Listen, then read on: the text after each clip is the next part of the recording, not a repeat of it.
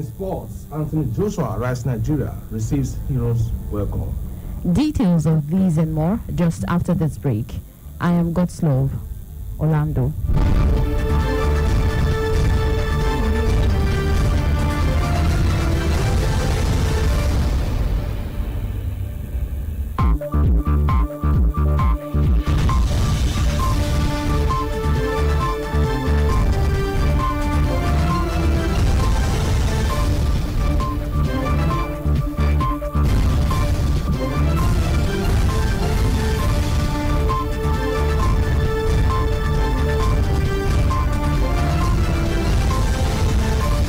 And now the news in details.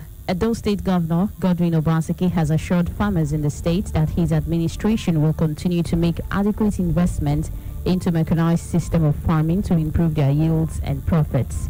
The governor was speaking while delivering some sets of mechanized farm implements procured by his administration under the Edo Agripreneur Program at Airport Road, Benin City on Wednesday.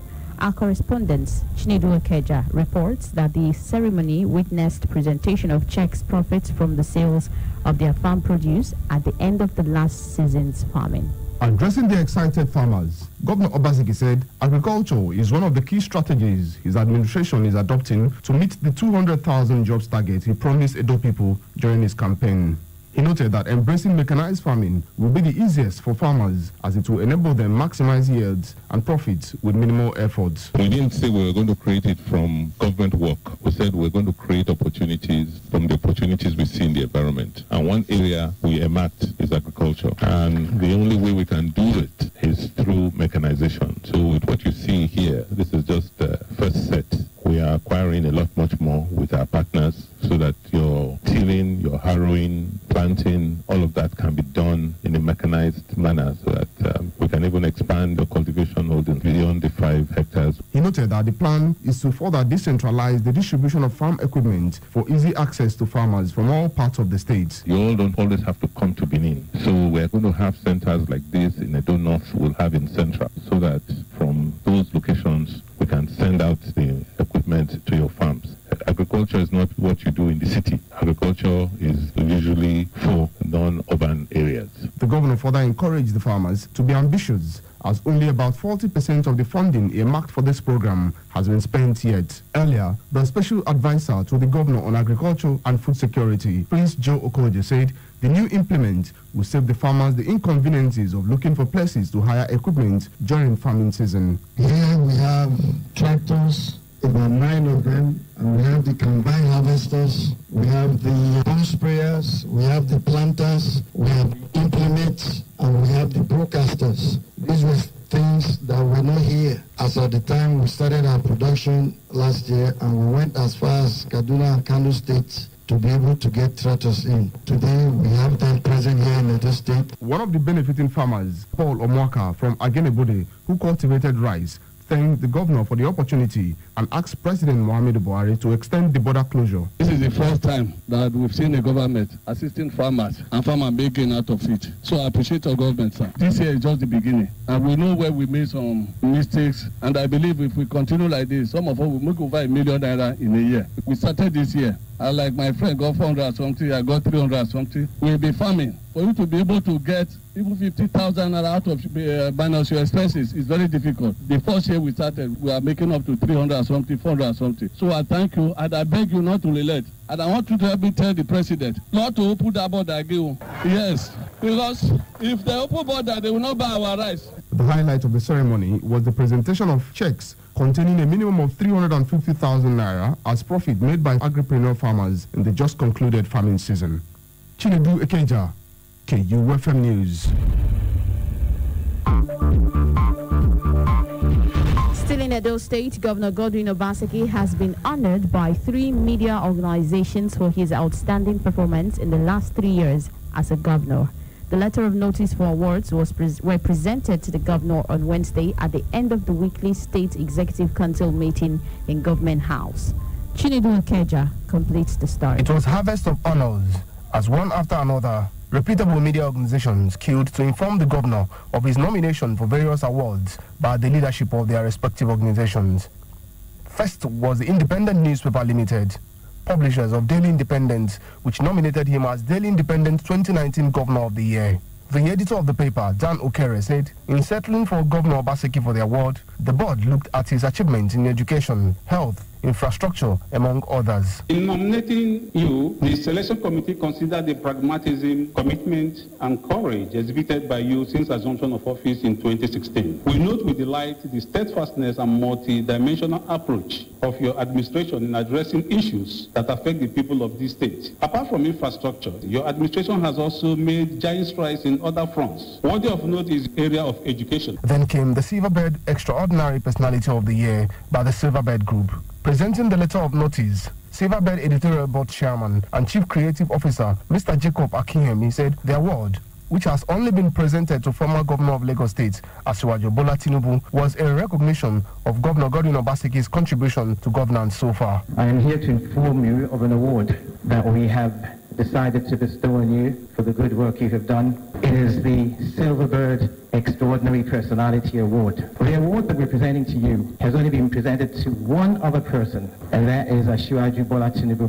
So I'm delighted to be here, Your Excellency. Then came yet another from Inside Direct newspaper. The publisher, Sam Ibiemi, said the organization deemed it fit to bestow the honor after a careful assessment of the governor's achievements in the last 3 years by members of the newspaper's board. Letter of confirmation to His Excellency as the best governor of the year 2019 by the board of Nigerian News Direct newspaper. So we consider His Excellency for this great award following the recommendation of our in-house committee looking at the assessment of all the governors in Nigeria in 2019. Acknowledging the honors, Governor Obaseki said the recognition will serve as moral booster for him to do more. He said he was doing what he was expected of and not expecting any recognition from anyone. Majority of the 4.5 going 5 million people in this state are not in government, and all they benefit from government is the ability of government to be able to provide an enabling environment for them to have their sustenance, to be able to move around, to be able to feel secure. That we will continue to do, and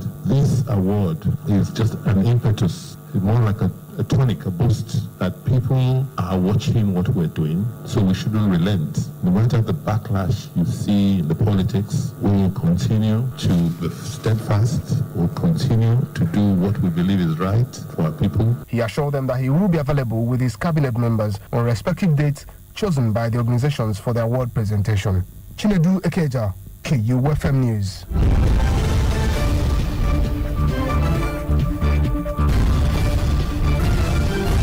And now to other stories where the Standards Organization of Nigeria, SAN, says as a government parastatal, it has the responsibility of ensuring that products are of high quality.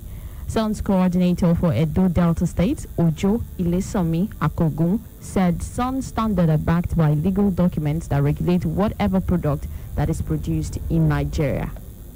There are 3 phases in production. Initial phase, which is the input state, specifies or tells you the materials that we are going to use for your production. Is the input state. Then the in-process state tells you how you now, the procedure involved in making that your product. If it is product, you add water. If it is product, you fry. If it is product, you crush. And then we now have the output. It's like the finished product. Now do your pin, your labeling, your storage, and then you're putting product into the market.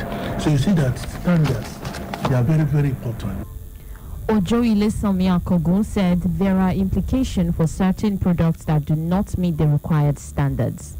Certainly, if I don't do enough drying with my oven, the biscuit will come out wet. It will not be crispy. When you crunch a biscuit in your mouth, you hear some sound. But if it is not dry enough, just like flaccid, you won't hear anything. So such biscuit, it has high amount of moisture there.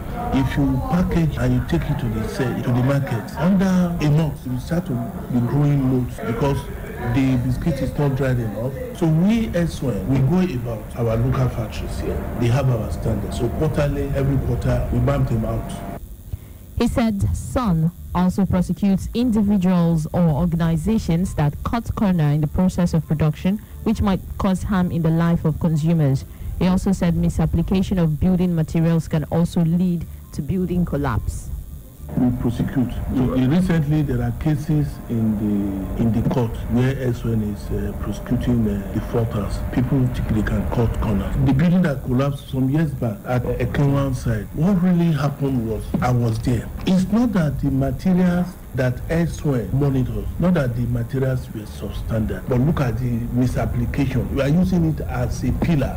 You can't use it as a pillar. Where there are 16 mm, where there are 12 mm, you are using 6 mm as a pillar that will carry load. SON's coordinator for Edo Delta State, Ojo Ilesami Akogo, said there is a consumer compliance advocacy for residents of Benin City who buy new products as far as they can provide their receipt to SON. I'm proud to say that all the consumer complaint cases that we have handled in this office, they were all successful. They will refund back either your money or your product with a new one. And then the one that is faulty will be impounded so it does not go into the circulation again. Recently, we have cases of a phone, a cylinder, name it, even this year. Last year, we have deep freezer, fans, name it. So anything.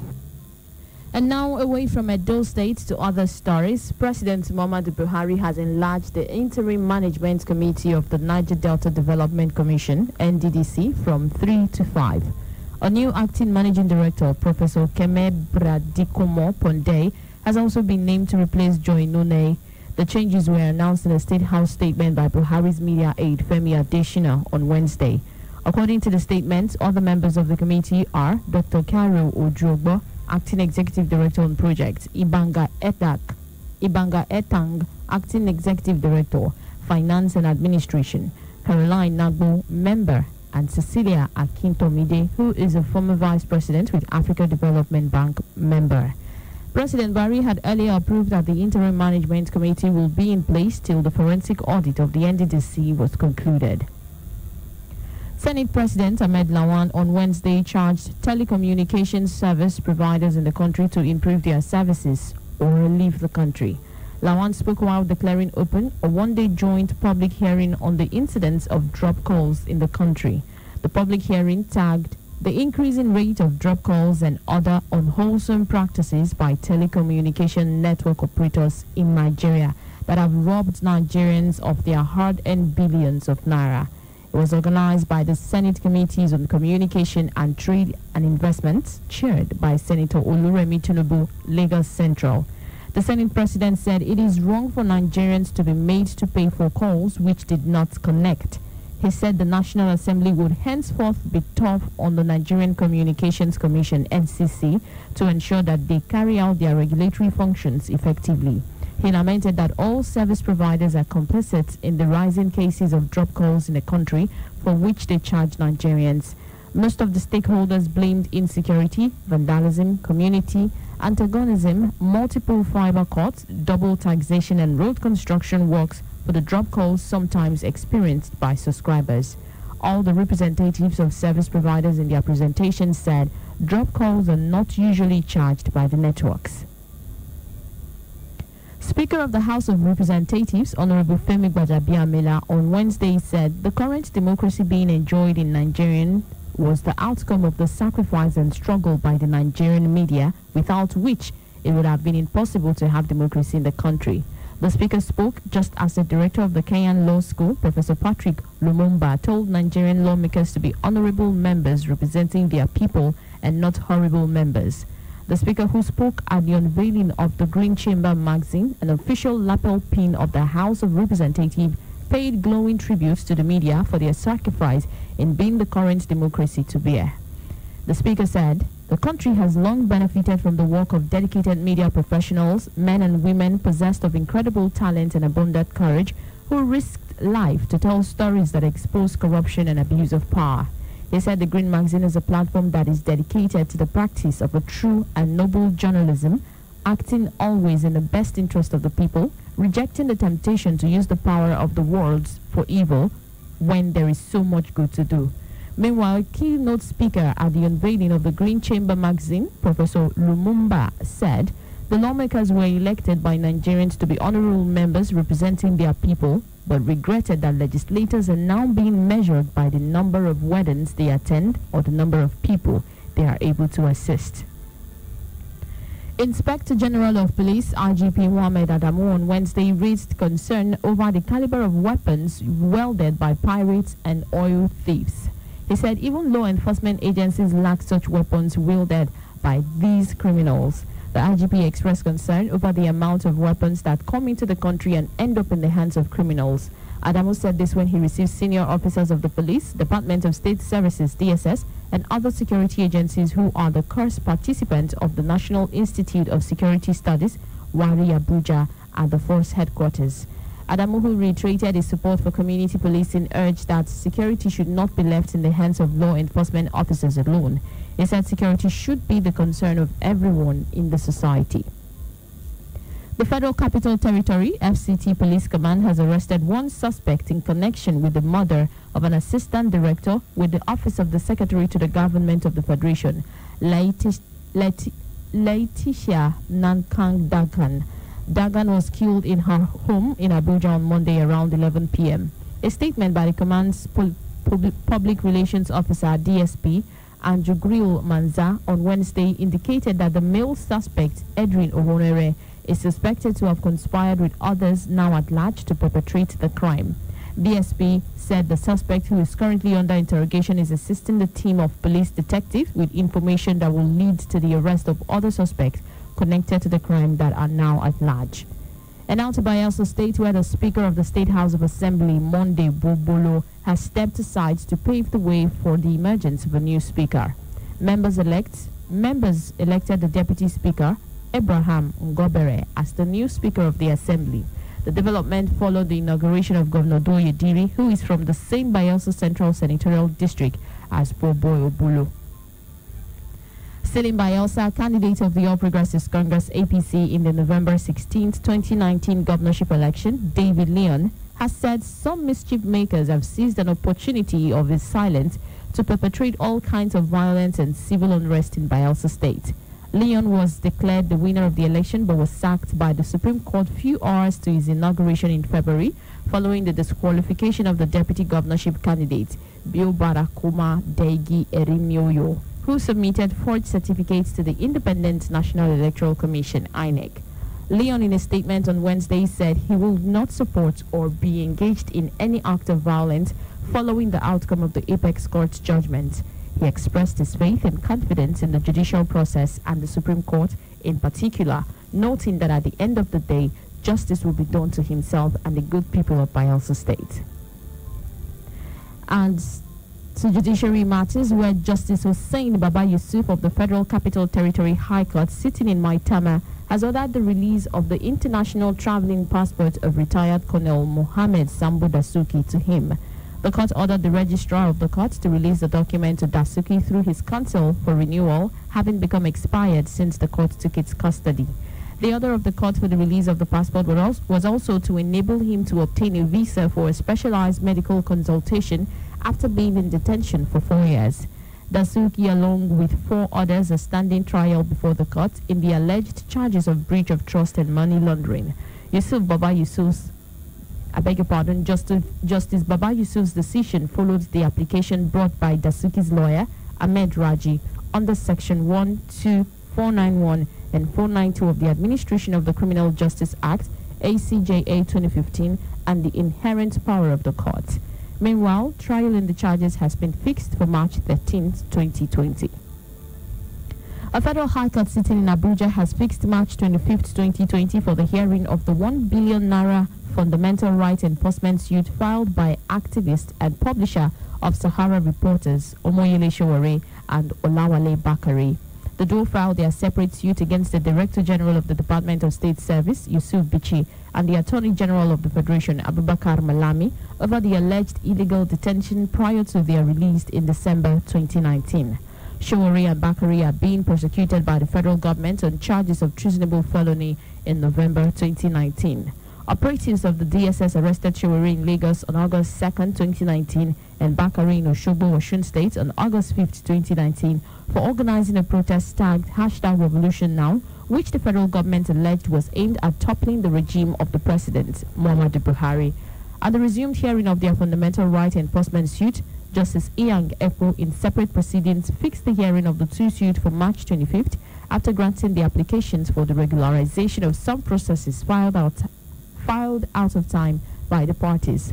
Shawari and Bakari, who were detained in the custody of the DSS from August to December 2019, are demanding 500 million naira damages each in their separate suits.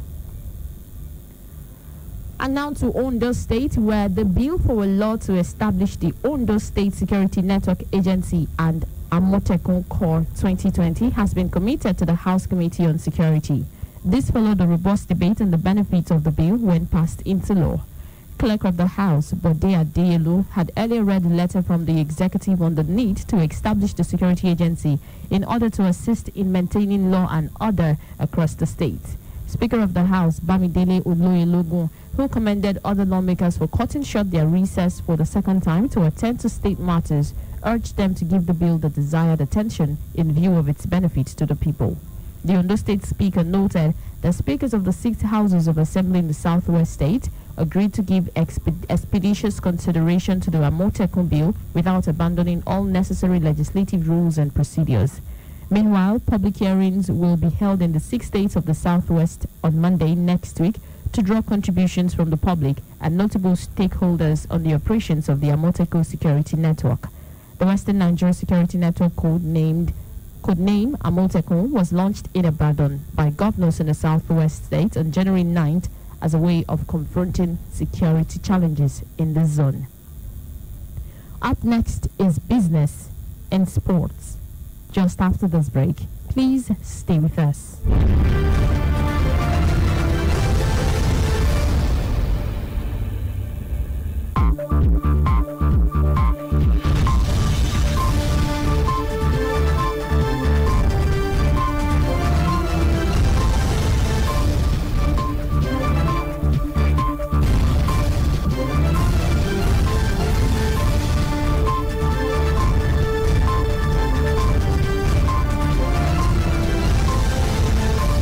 Thank you so much for staying with us. You're still listening to News Dawn on KU 92.7 FM Benin City. And now to our business desk where Charles Operuma waits. Good morning, Charles. Good morning, Orlando. On business this morning, Nigerian equities continued on the decline on Wednesday, but increased bargain hunting moderated the bearishness. Benchmark indices showed average marginal decline of 0.1%, equivalent to net capital depreciation of 13 billion naira. Aggregate market value of all quoted equities at the Nigerian Stock Exchange dropped from its opening value of 14.360 trillion naira to close at 14.347 trillion naira. The All Share Index, the ASI, the common value-based index that tracks all shares prices at the exchange, declined from 27,570.94 points to close at 27,547.56 points. With these, the average year-to-date return drops to 2.6%. Equities have lost 4.4% so far this year. Sectoral indices showed mixed performance. The NSE Banking Index dropped by 0.5%, while the NSE Consumer Goods Index dipped by 0.01%. Meanwhile, the NSE Insurance Index appreciated by 0.2%, while the NSE Industrial Goods Index and NSE Oil and Gas Index closed flat. There were 13 losers against 12 gainers. FBN Holdings, Kufm Nigeria, United Bank for Africa and Guarantee Trust Bank lost 15 kobo each to close at 5 naira 80 kobo, 4 naira 55 kobo, 7 naira 55 kobo, and 28 naira 85 kobo. Zenith Bank dropped by 10 kobo to close at 19 naira 50 kobo, while Africa Prudential lost 9 kobo to close at 4 naira 66 kobo per share. On the positive side, Stanbic IBTC Holdings led with a gain of 50 kobo to close at 38 naira 50 kobo. CNI Leasing followed with a gain of 40 kobo to close at 5 naira 80 kobo. UACN Property Development Company chalked up 9 kobo to close at 99 kobo, while United Capital added 5 kobo to close at 2 naira 93 kobo per share. Nigeria's federal, states, and local governments on Wednesday shared a total of 647.35 billion naira for the month of January as the Federation Account Allocation Committee FAC meeting ended in Lagos. Permanent Secretary, Federal Ministry of Finance, Budget and National Planning, Mahmoud Issa Dutse, made the announcement while briefing journalists after the meeting. He said the reduction in the allocation was due to what was provided by the Nigerian National Petroleum Corporation, NNPC, and the Federal Inland Revenue Service, FIRS, for the month. Issa Dutse said the FIRS had explained that the shortfall of revenue was due to reduction in economic activities, which usually occurs in January, adding that revenue generation would improve as the months go by. He said the 647.35 billion naira comprised statutory revenue, value-added tax, exchange gain, non-oil revenue, and excess bank charges recovered. The permanent secretary said as of February 19th, the balance in the excess crude account was $71.81 million. Issa said the gross statutory revenue for the month of January 2020 was 525.25 billion naira. This, he says, is lower than the 600.31 billion naira received in the previous month by 75.06 billion naira. And that's it on business. Over now to Rosa for some sports stories. Good morning, Rosa. Good morning, Charles. Two-time heavyweight boxing champion Anthony Joshua was given a hero's welcome in his hometown, Shagamu, on Wednesday after paying homage to the town's traditional rulers.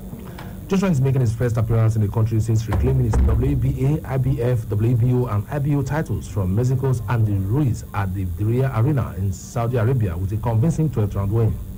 Hundreds of fans surrounded the boxer during his visit to the Alafin Elekpe Palace and the seat of the Alafin Akaribo of Remoland.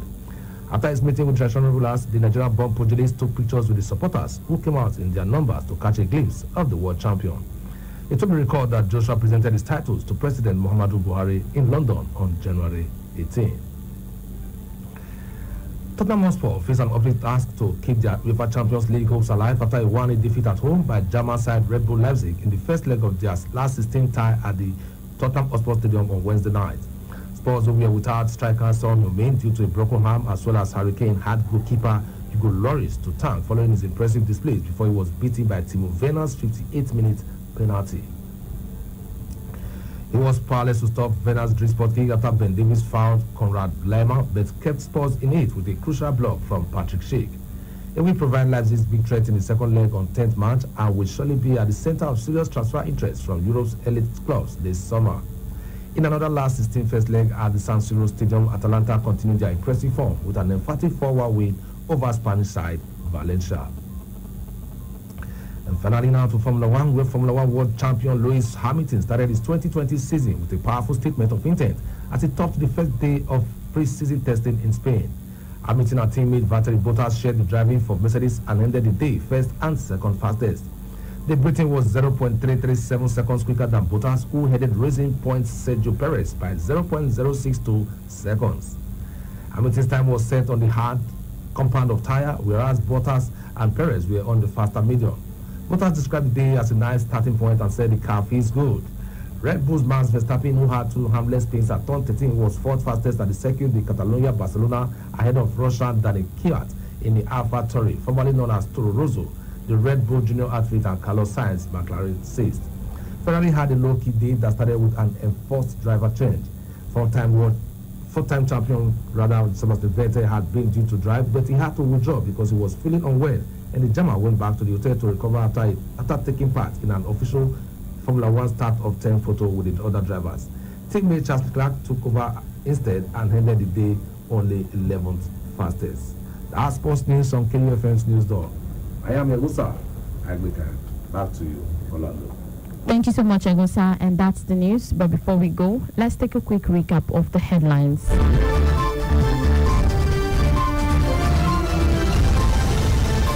Edo State government to invest in mechanized farming. Bayelsa State House of Assembly elect Abraham Ngobere as new speaker. And finally on News Dawn this morning, court orders release of Dasuki's international passports. Please do remember that the continued unity of Nigeria is a collective responsibility. Be sure to play your part. KUFM's news was produced by Lebedum Asagwaram. Do not forget, you can listen to us anywhere in the world, either by visiting our website at www.kufm.net, or you can download our KU mobile app from the Google Play Store. Remember, we're also live on YouTube at KUFM Nigeria. I am God's Love. Orlando saying thanks for listening and good morning.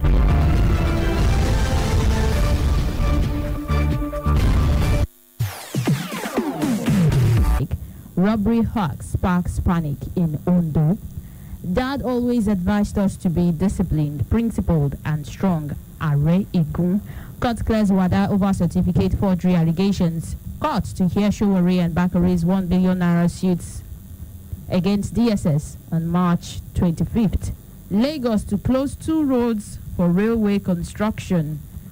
Is this going to be the traffic in Lagos is going to just increase? Anyways, let's move on. Nigeria security architecture ineffective, experts tell Senate. Abiodun Amosu clash over $250 million World Bank loan. Nwosu asks Ihedioha to withdraw Supreme Court case against Uzodinma. Buhari replace service chiefs now. Who is saying that? It's in the Punch newspaper. Governorship aspirants use Obaseki over ban on rallies. YPP tackles Cross River Assembly on Ayade's 35 billion naira loan request. Register new members now. Lagos APC urges local government areas. Ogun CJ pardons 21 inmates. Suspected Osun governorship poll riggers freed. One good thing about Buhari's regime. Check it out on Punch. FIRS targets 17% tax to GDP ratio by 2023. Flight diversion. NAMA says calibration ongoing on landing system. Buhari enlarges NDDC team, appoints Ponde. Nigeria to begin online ship registration. Amazon Energy, Nahok, NCDMB boost local content. Customs sees food items hidden in gas cylinders. Rights abuse. Lagos NBA attaches members to police stations. Sun opens talks with China on Nigerian standards. Appeal court nullifies ex-Ikoyi Club vice chair's expulsion. NCC, NIPOST verify mobile line owners' addresses. Why network difficulties will persist, says NCC. Check out this headline on the Punch newspaper and find out why we've always been having bad network.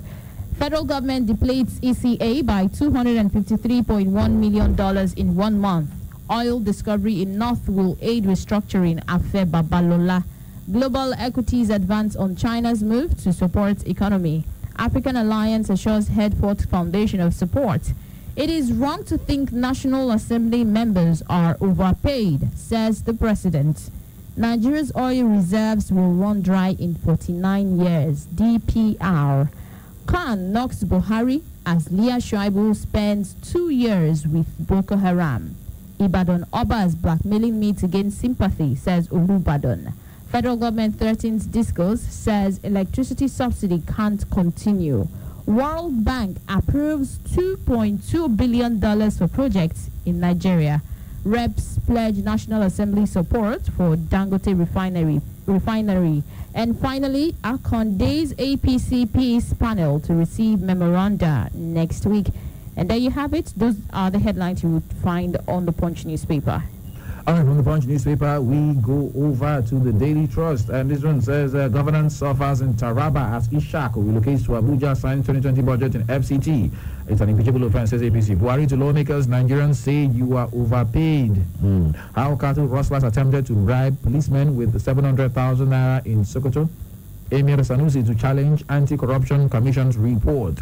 Moving on, World Bank approves $32.2 billion for 6 projects in Nigeria. Southern Kaduna and the tale of illegal artisans, miners. Monguno celebrating outstanding legislator at 54. Back to land and economic policy indoctrination. Symbols and pride of Azari. Court grants 800,000 naira bail to landlady over forceful injection of tenants. Ekiti government to translate laws into Yoruba language. That's an interesting one. Another constitution review jamboree. CBN 6 land for dairy production investment. Lawmaker empowers constituents. And this one says, use Abacha loot to tackle insecurity. Federal government told. I saw my arrest coming, says Agba Jalingo. Okay. I want the media to ask the governor to tell Nigerians what thing is that I asked for. Agba Jalingo speaking there. Boko Haram, Borno declares Monday for fasting prayers. State House Director was killed after raising alarm. FG to discos allow other investors if he can't deliver electricity to Nigerians. Many kidnapped as bandits raid communities. This one says, quickly, Supreme Court, Kwankwaso asks PDP NWC to seek review of Kanu verdict. All right, that's it from the Daily Trust newspaper this morning. All right, this is where we're going to end today's edition of the KU Newspaper Review. We are having a short interview very soon. Join us again tomorrow. We have guests here on the program. I have with me in the studio Ambassador Adekunle Badmus. Good morning. Excellent morning to you, the great people of Edo State. You're welcome. So, where are you from, and what is the message you bring to us this morning? Yes, like I said, I'm greeting everyone, parent, guardian, student, everyone in Edo State. I bring good tidings from Turkey on the bilateral agreement between the Nigerian government and the Turkish government, which enables the Nigerian student to partake in an exam called YOS, YOS. This YOS exam is not a fail or pass exam. It's an exam to assess students to be able to place them into an appropriate program. Based on your score, you'll be placed in a program that will suit you. It's to test their intelligence quotient. We did it last year, and a lot of people from here traveled to Turkey, and they are currently studying. Now, it's another edition. Come April 13th, there will be another YOS exam, but there will be an information seminar this Saturday just for 100 people. We're looking at parent, guidance, students to come between 9 to 12, and we're looking at agents, tutorial center owners, school owners to come between 2 and 5. We want to give everyone... Is it between 9 and 12, like p.m. to 12 midnight, or... No. I mean 9 in the morning, 9 a.m. to 12 p.m. in the afternoon. Okay. That is for parents, students, and guidance. And for agents that want to partner with us on these, they can come between 2 p.m. to 5 p.m. in the evening. And guess what? This year there is a lot of good news, because there is going to be the government university coordinating the April exam is giving 5 Nigerians free tuition waiver.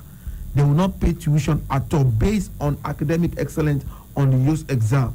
Okay. And there will be full-blown scholarship by September announced by Goodness Learning Center.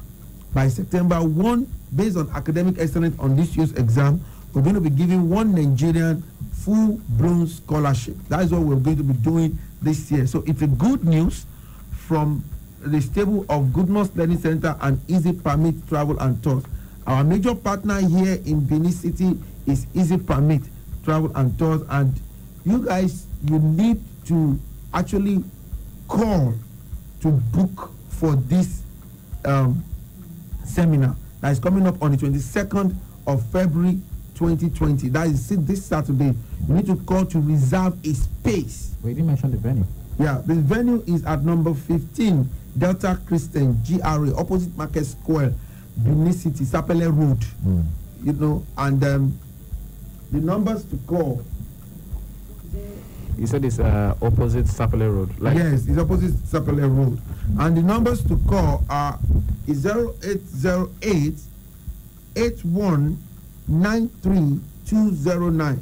You need to call to reserve your space. Let them give you number when you're calling. Let them tell them that I want to reserve my slot. If you're an agent, reserve your slot for afternoon. If you're a parent or guardian or student, you need to reserve your slot. 0808 819 3209 or 0903 000 9171. You need to start calling, and you need to start. So who's eligible to attend this? I mean, is there like an age limit or a class limit? Is it secondary? Okay. Is it university? From secondary school leavers up to PhD level, there's opportunity for them to get minimum of 90% off the tuition. From secondary school leavers? Yes. Up to people who want to do PhD?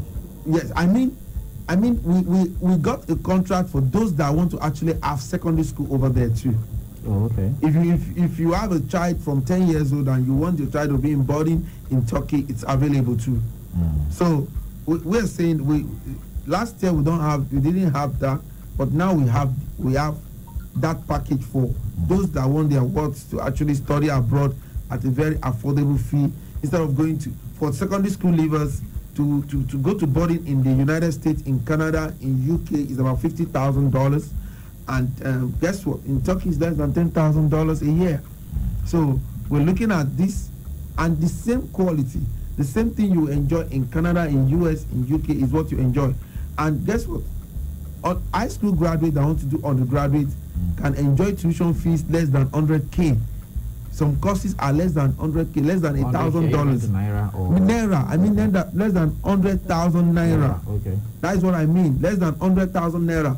So what I'm trying to say here is that you get quality at very pocket-friendly fees. That is what the Turkish government is offering, thanks to the Turkish government. So if you're listening to me or you're watching me live, you have to share this video. You have to share it with your friend that in Edo State, good news to the people of Edo State. We've been doing this for the past 3 years. Over 500 African students has gone through us already. We have all the testimony. You can go to Goodman Study Abroad on Facebook and you will see everything. And as we're talking on the radio, you were equally live on Goodman Study Abroad. So we want every one of you to come and get the information for free. We don't normally do that. The seminar is free. It's free. It's free. You're not paying. So share this video. Try as much as possible to make sure that if you have people in Edo State, in Benin City, or its environs, in Delta State, they can come and get this information. If you're a school owner, this is the good news for your student. The student will have opportunity to study in Turkey, and they might even get involved in what we call Erasmus program, to equally go to other European countries for one-time studies. So the details of all of this you're saying will be made known at the seminar point. You know, once again, tell us the venue. The venue is at number 15, Delta Christian, GRA Street, opposite Market Square, Sapele Road. And the numbers to call to reserve your space, when you're calling this number, you said, book me. Then you call is 0808 819 3209. 0808 819 3209. Or you call 0903 000 9171. 0903 000 9171. So I tell people, information is a bridge between where you are and where you ought to be. Developed nation, they did not just develop like that. Developed mind constitute a developed nation. We believe in quality education, and that is why we've discovered Turkey, and we've discovered it as a hub for quality but affordable education. So if someone wants to make an inquiry, check you guys out, do you guys have a website or something where? Of course, we have website www.goodmans.org, and they can go to the Facebook page too to check most of the things we've been doing. But we are live here with Easy Permit Travel Services, and they can come to the address I've just mentioned. The number again is 0808 819 3209, or the call is 0903 000 9171. All right, thank you very much, Ambassador, for coming on the program this morning. Thank you. I wish you all the best. All right, this is where we'll end this. Of course, we're going to end this interview this morning. Coming up at 8 a.m. is a sports fiesta. My name is Charles Operum. Go.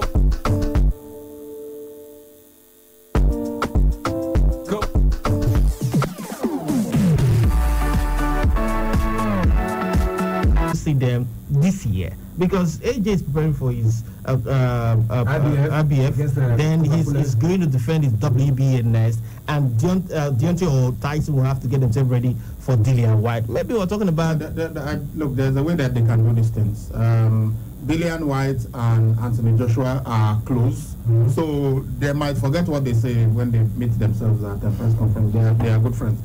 We might have a situation where he could decide. They might just decide something, and especially if it is Tyson Fury that wins, I think we may have Anthony Joshua versus Tyson Fury next. Then there will be an agreement that whoever wins will now face Dillian White. I think they can come to that compromise. Well, I can't wait to see that big fight in UK between the two Brits. Well, Joshua is a Nigerian-born British boxer. Well, he's even registered to collect his national ID card. Yeah. So for those who are saying he wants nothing to do with Nigeria, I think he's telling you, I am a true son of the soil. So when he prostrated before the president of the country, he was merely behaving like a well-brought-up Yoruba boy, which he is. The way he respects his parents, the way they told him, they taught him how to respect elders. And the guy is all. Have you seen him whenever he's in Nigeria? He is always smiling. He's always happy. There's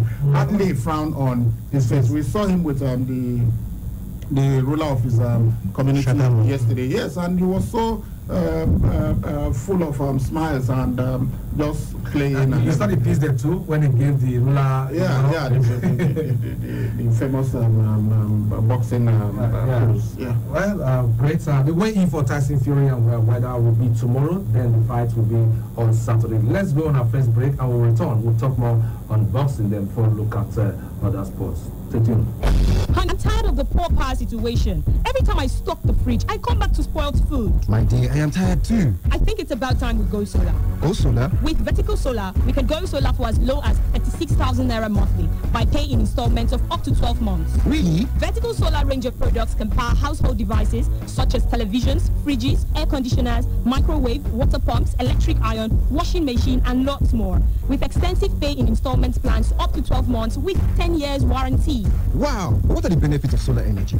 We are talking uninterrupted power supply, no monthly electricity bill, zero noise and smoke emission, and reduced generator maintenance cost. Where is Vertical Solar located? Number 28, Country Home Motel Road, off Ajib Junction, Sapler Road, Benin City. You can call them on 0816-170-1105 or 0703-623-4843. You can also send them an email on info@verticalsolar.com.ng. Vertical Solar, your lifetime power partners. Benin City. Get ready for open heavens and an outpour of God's divine blessings, healings, deliverance, breakthrough, and miracles because it's Freedom 2020. Theme, Dominion, from Sunday the 1st to Sunday the 8th of March. Time is 4 p.m. daily and 8 a.m. on Sunday, the 8th of March. Chief host, Bishop Dr. Abraham and Reverend Mrs. Florence Chibundu. Guest speaker, Papa Ayo Orisa Jaffo, Reverend Dr. Umao Pai, Bishop Dr. Ima Isong, Apostle Team, Basha, Ministering in Songs, Ada, Minister Ipomosa, Nice Cross, Obi, and Worship Incorporated. Special features, Business Summit, Ministers Conference, Singles Prophetic Release, Free Medical Services, Festival of Deliverance. Venue, the headquarters of Voice of Freedom Ministries Incorporated, number 21 at Desua Grammar School Road, GRA, Benin City, Edo State, Nigeria. Free transportation is available. Please call 0805-850-3780. Freedom 2020. It's your set time to gain freedom again. Don't miss out. Another gift. This young guy, Sha. That's why I see him. Just like that. Yup. And you know ask. Nope. My sister. Gifts mean more when unexpected. That's why Airtel is giving you up to 100 million naira weekly in the Airtel Thanks Cash Token promo. To stand a chance to win, dial *479# now. Terms and conditions apply. Boyfriend, does your boyfriend not have friends like him? Airtel, the smartphone network. Do you desire to acquire land to build a house? Then come to the Prince Builders and Construction Limited, a registered real estate company specializing in building of lands and homes in Nigeria. We manage, develop, and sell real estate. Duplexes, bungalows, and blocks of flats are also available for sale. At the Prince Builders Estate on Sapler Road and Airport Road, Benin City, you can buy a plot of land for only 500,000 naira. You will also get a free plot of land if you buy 10 plots. There are also estates in other cities like Warri and Port Harcourt. Our payment plan is flexible as you can pay in installments. Hurry now and secure your homes in estates with regular power supply, security, other social amenities, a serene atmosphere, and free of community issues. The Prince Builders is at number 488 Road, GRA, Benin City. Please call us on 070-530-48692. You can also visit our website at www.theprincebuilders.com or contact us on Facebook, Instagram, and Snapchat at The Prince Builders. The Prince Builders, giving solutions while building relationships.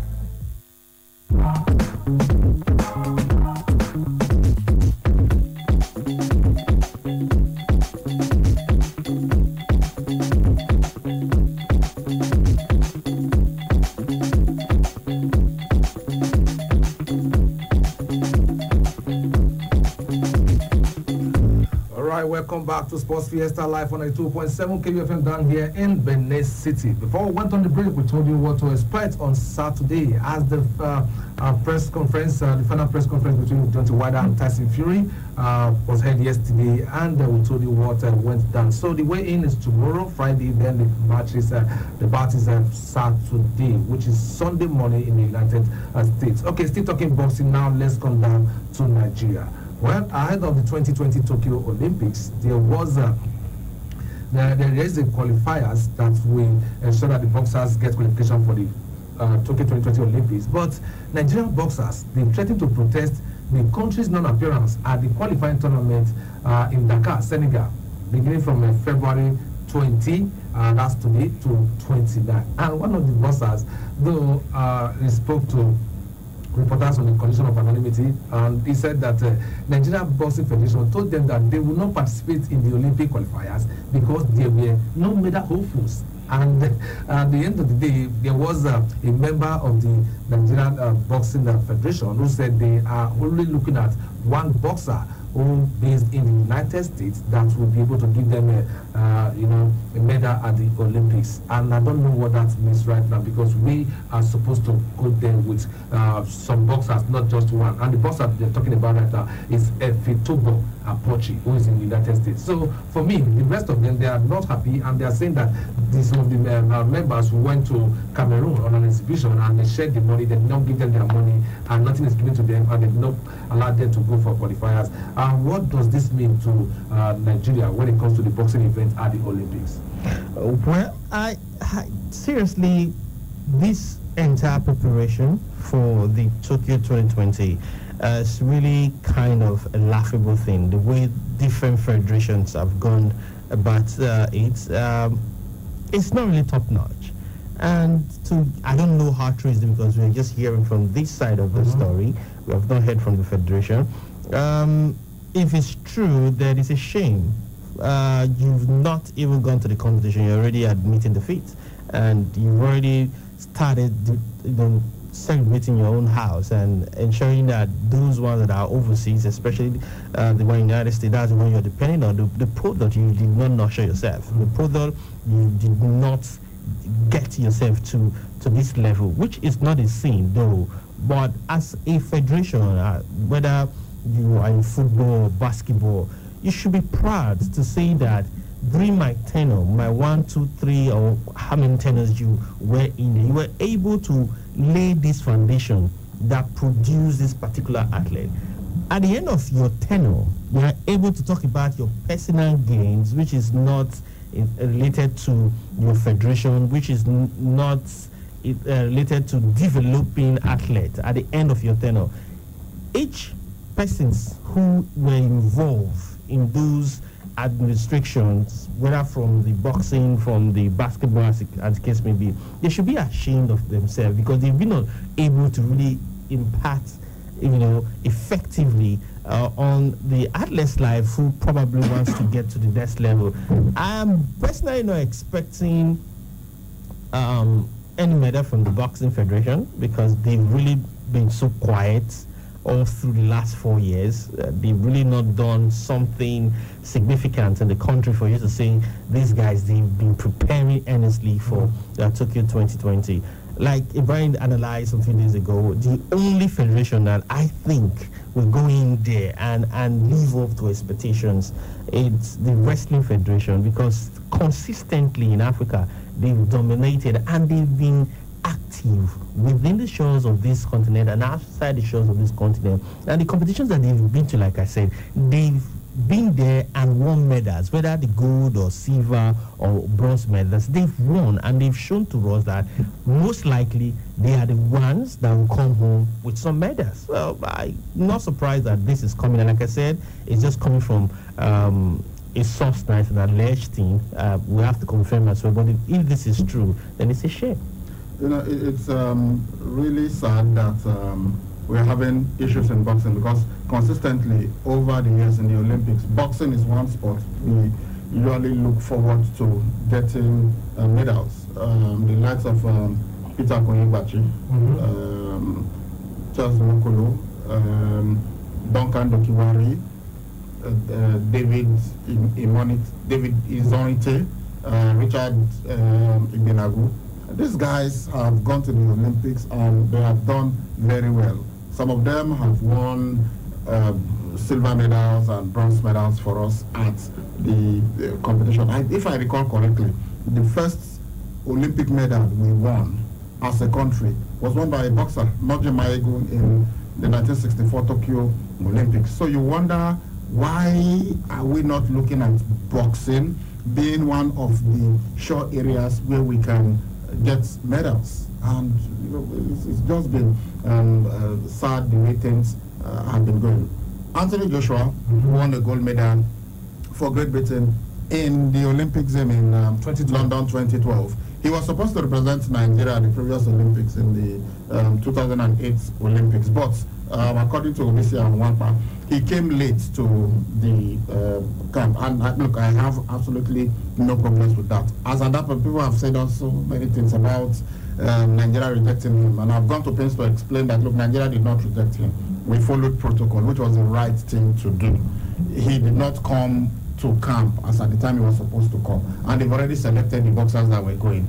Would you do, if it were your brother, would you say they should drop him just because somebody came from Europe? If he had come on time, had gone to camp with them, had qualified and everything, and they did not take him, yeah, that's when you say Nigeria rejected him. Why now do we want to embrace it? Look, if Nigeria had treated Anthony Joshua badly in the past, I don't think he will be embracing Nigeria so much the way he's doing. So this is something that people should understand. But even at that point, the boxers that they selected, it wasn't like they went on to win anything at the Olympic Games. It doesn't matter, but I believe that the right thing was done at that time. Some ministers of sports have come and they've said, look, we do not have to be going on a jamboree. There are some competitions that we are not good at. There is no point even participating. But that is against the spirit of the Olympics. Baron de Coubertin, who founded the modern Olympics, said, look, it is not winning that matters, it is participation. Because it's, and not everybody can be a winner. There are only 3 places for winners. That is silver, bronze, and the gold. And Nigeria taught the world something about the Olympics and, you know, winning. In Barcelona 1992, our 4x100 meters women's team, anchored by Mary Oyali, they won the bronze medal. They celebrated as if it was the gold that they won. And today it is one of the highlight reel of the Olympics. The IOC, they usually play that. At the Olympics, you do not have to win gold to be a winner. And everybody is saying, yes, for finishing third, I mean, you look at the competition that you are facing. The United States is there, you know how good they are. So if you come third, it's great. If you even participate at the Olympics at all, the fact that you are an Olympian, it's winning. So I will encourage them, even if you feel you don't have hope of winning a medal in that competition, but at least try, give them the opportunity to qualify. If they qualify, take them to the Olympics. It's not everybody that can. So many backstories at the Olympics. It's not about the gold medalists. It's about those who were the first to participate in their country. The Saudi girl that was at the 2016 Olympics, the whole world is talking about her. Her first match in judo, technical superiority, she was beaten 10-0.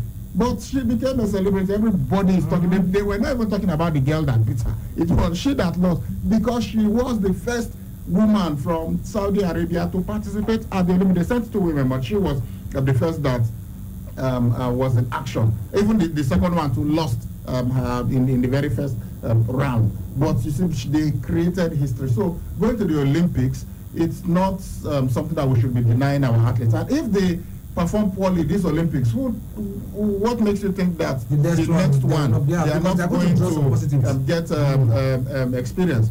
You know, the first time Usain Bolt participated at the Olympics, it was at the 2004 Olympics. Who knew him then? He was in that squad for Jamaica at the 2004 Olympics.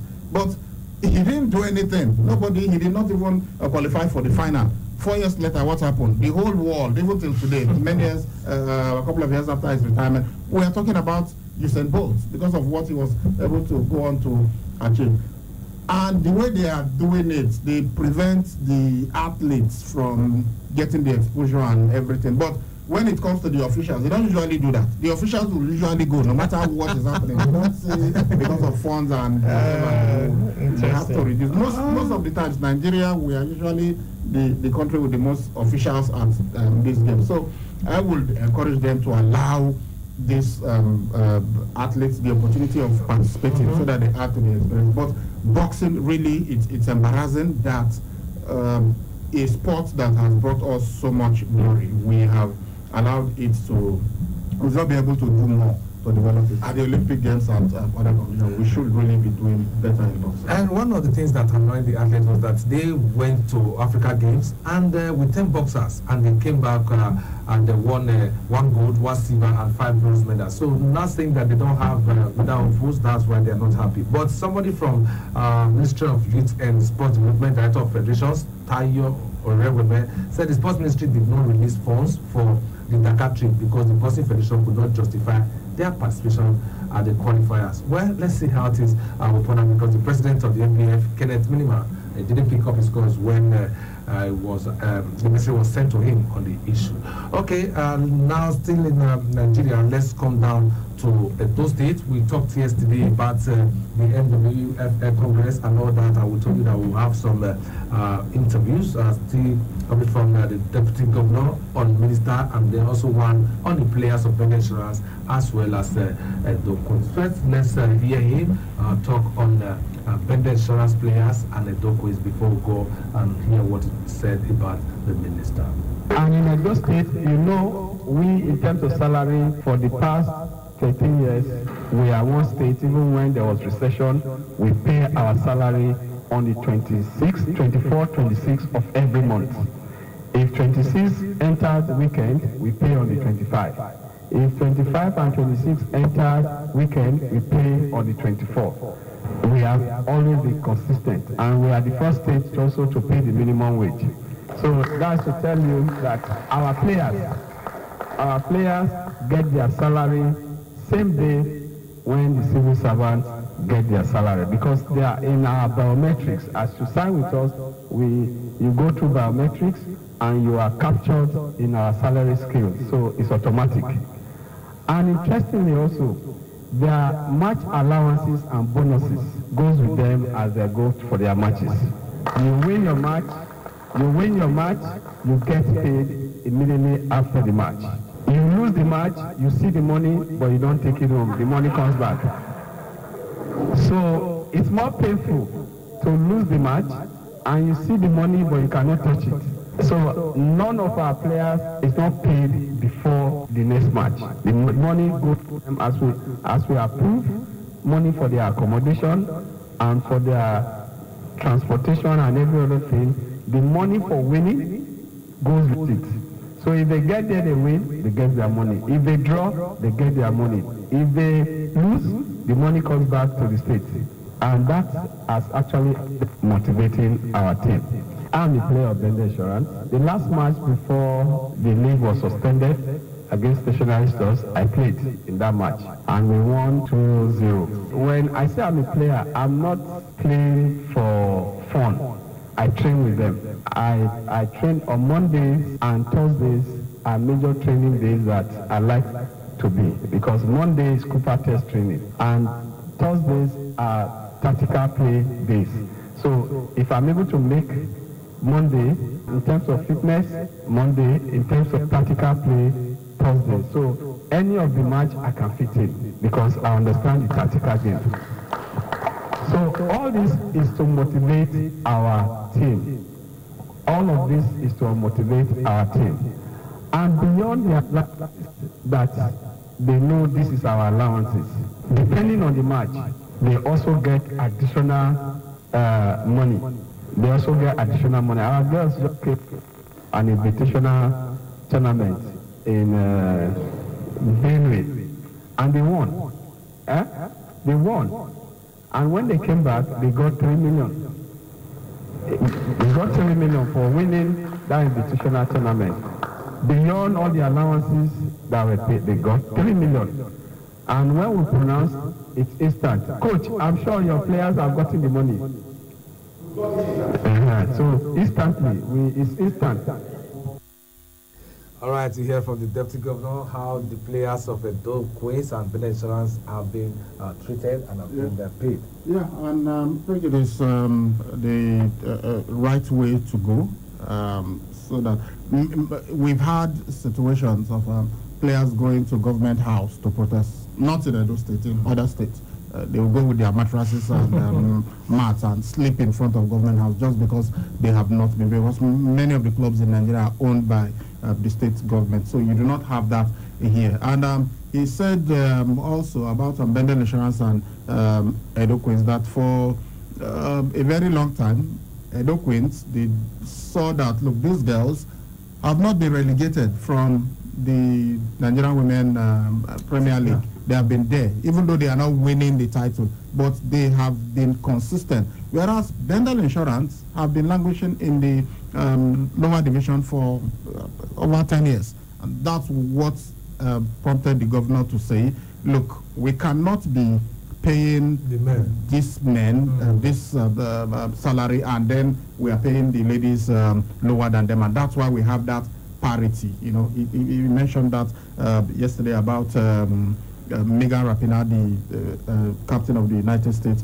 women's national team, and how he's so impressed with how she always comes out to talk about gender equality in terms of payment of footballers and how they are battling in the United States of America, which is really good. You cannot fault that reasoning. If Edo Queens are performing better than Bendel Insurance, there's no justification for Bendel Insurance to be getting more than Edo Queens when they are owned by the same institution. Yeah, that's the Edo State government. And the way they structured it, about what I see, you heard what he said. It's not the salary. That one is different too.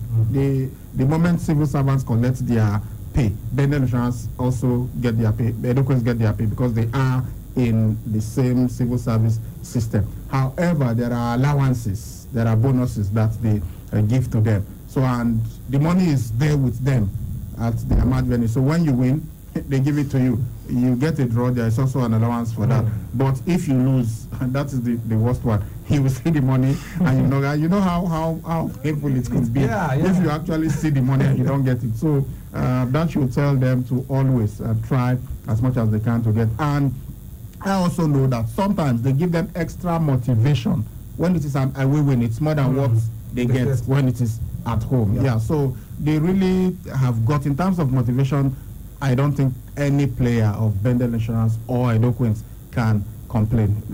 Right now, they are the envy of some of the other clubs that we have across the country, because they are looking at what's happening in Edo State. You heard Aisha Falede speak about this. You heard the representative of the NFF president speak about this, how impressed they are with what is happening right here. So the players have got to now make their employers happy. They've got to make their fans happy. Right now, we have a brand new refurbished stadium that they would be playing in. For Bendel Insurance, I think the deputy governor said they must qualify for the Nigerian professional football before they will use that. But for Edo Queens, I hope they will allow them to use it because they are in the elite division in the Nigerian Women leagues. But they also have got to talk to Edo Queens. It's not enough to just be there for a long time. The people that are winning, the Rivers Angels and the other teams that are dominating the Nigerian Women Premier League, they are players like them too. So they should strive to make the Super 4 and also win it. All right, so you also have this to say on the minister. We have a brand new minister, and each time I listen and I talk with the minister, I see a young man that have the zeal to make a change. I need all of us to cooperate with the minister. He's one young man that is full of ideas. Just imagine the fund that he just created and started. You can imagine what that is doing already, the changes he's giving to athletes. If we collaborate with his policies and also add to our policies to what he's doing, I'm sure we'll be able to take sport to the next level. For us, if we do collaborate with all the bodies to make this thing happen, because we don't have a choice in not creating environment for young ones to be gainfully employed. Until we do that, no matter the number of service chief that you change, it will not change the problem. What will change the problem is when these young men are engaged, when they have the opportunity to express themselves. That is the only way that the issue of insecurity will be a thing of the past. Change the security chief 100 times, situation will remain same if the other one does not change.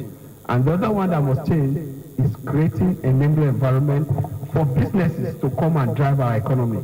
And when they drive it, they become the catalyst that will drive our economy, then we are sure.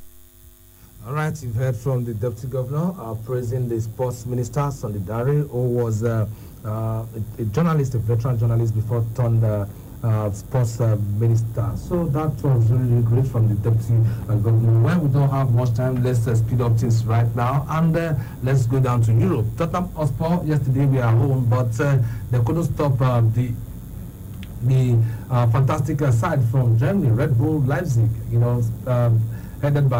led by Timo Werner, rather, and he was the one that got that penalty. A fantastic striker, but it was from the penalty spot. But you have to give thanks to Hugo Lloris. It would have been worse than that because he was the man of the match, and you know what that means when a goalkeeper is man of the match. So that match yesterday ended 1-0 in favor of Red Bull Leipzig. Then the other game, Atalanta, where they continued their impressive form as they beat Valencia 4-1.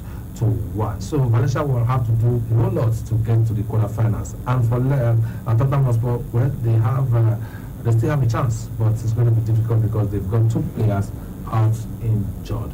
Okay, from there now we'll talk about the Europa League, Thursday football, and Ole Gunnar Solskjaer said that he is going to unleash Odoni Gallo against Club Brugge, who was parading 2 Nigerian players, Emmanuel Dennis and David Okereke. We'll see how that will pan out later this evening. Some of the fixtures are CF Cluj will take on Sevilla. Like I told you, Club Brugge will take on Manchester United. Eintracht Frankfurt versus Red Bull Salzburg. FC Copenhagen will play host to Celtic. Itafi will be at home to Ajax. Ludogorets will face Inter Milan. Shakhtar Donetsk will do battle with Benfica. Sporting Lisbon will be at home to Istanbul Basaksehir. AZ Alkmaar will play host to Linz ASK of Austria. Apoel Nicosia versus Basel. Bayer Leverkusen will take on FC Porto. Olympiacos versus Arsenal. Rangers will host Sporting Braga. AS Roma will entertain Cardiff. Wolfsburg will face Malmo, while Wolverhampton Wanderers will welcome Espanyol. These are what to expect in the UEFA Europa League last 32 first leg. Okay, and for Manchester City, after the ban, they played their first game yesterday after the ban, and they won 2-0 over West Ham United. Rodri and Kevin De Bruyne getting on the goals. Yeah, as expected, West Ham United do not eat this season. They haven't been eat for a very long time. They've always managed one way or the other to stay in the Premier League, but this time it's going to be difficult. Their next game is against the league leaders, current champions elect already. I don't know how they're going to get to play against Liverpool at Anfield on Monday night next week. So it's definitely going to be some kind of difficult run of fixtures for them. For Manchester City, they had to just win it. They've had a very difficult week. First, they were banned from Europa competition entirely for the next 2 seasons. Yet to be appealed. They've already appealed. We hear the final decision, and the talk of the players leaving, some staying, that loyalty and all that. Pep Guardiola is going to leave. Pep Guardiola is not going to leave and all that. They just had to come at the Etihad Stadium yesterday and show to the fans that they are committed. And you heard what Pep said after the game. He told the world that he's going to be here next season. He's going to be here for a very long time, even after his contract. The only way you won't see me here is when the club decides to sack me. And when a club is in this kind of crisis and the manager is full of commitment like this, and he's not just keeping it to himself privately, he's saying that publicly, I think they have no choice than to stick with the manager, and he's arguably one of the best. You take Pep Guardiola away, who else are you going to get that can be able to come in and bring his own philosophy? Remember, when Arsene Wenger came to England, the English kind of football was quite different, and he brought his own philosophy and people adopted it. Same way Pep Guardiola came to England and brought his own idea. When was the last time before Pep Guardiola you saw a team playing from the defense line. The goalkeepers now no longer shoot and they pass the ball to their defense and do all those things. He brought those philosophies to England, and teams are adopting it, and we are seeing beautiful football. And you see Liverpool. I think it's a bit of an exaggeration. He brought all that to England. They've been playing that before he came to England. But not the way they do it now. But when was the last time those goalkeepers play from the back? Every manager that comes wants to bring something new to his club, but to say he impacted the entire league, I mean, it's a bit of an exaggeration. Antonio Conte, are we saying Sir Alex Ferguson did not have a brand of football that was beautiful to watch? Sir Alex Ferguson left the English Premier League before Pep Guardiola arrived. Ferguson left in, I think, 2013. Pep Guardiola arrived in 2016, 2017. So, and for me, the greatest team that we've seen in the English Premier League for many years has been Manchester United. They've won the title 13 times. That's since the EPL started, to prove that. I don't think, even this great Liverpool team, I don't think they will beat that Manchester United team of 1999. The team that treble. Yes, won the treble. I don't think they were much better than the Arsenal Invincible of 2004. Yeah, so I think many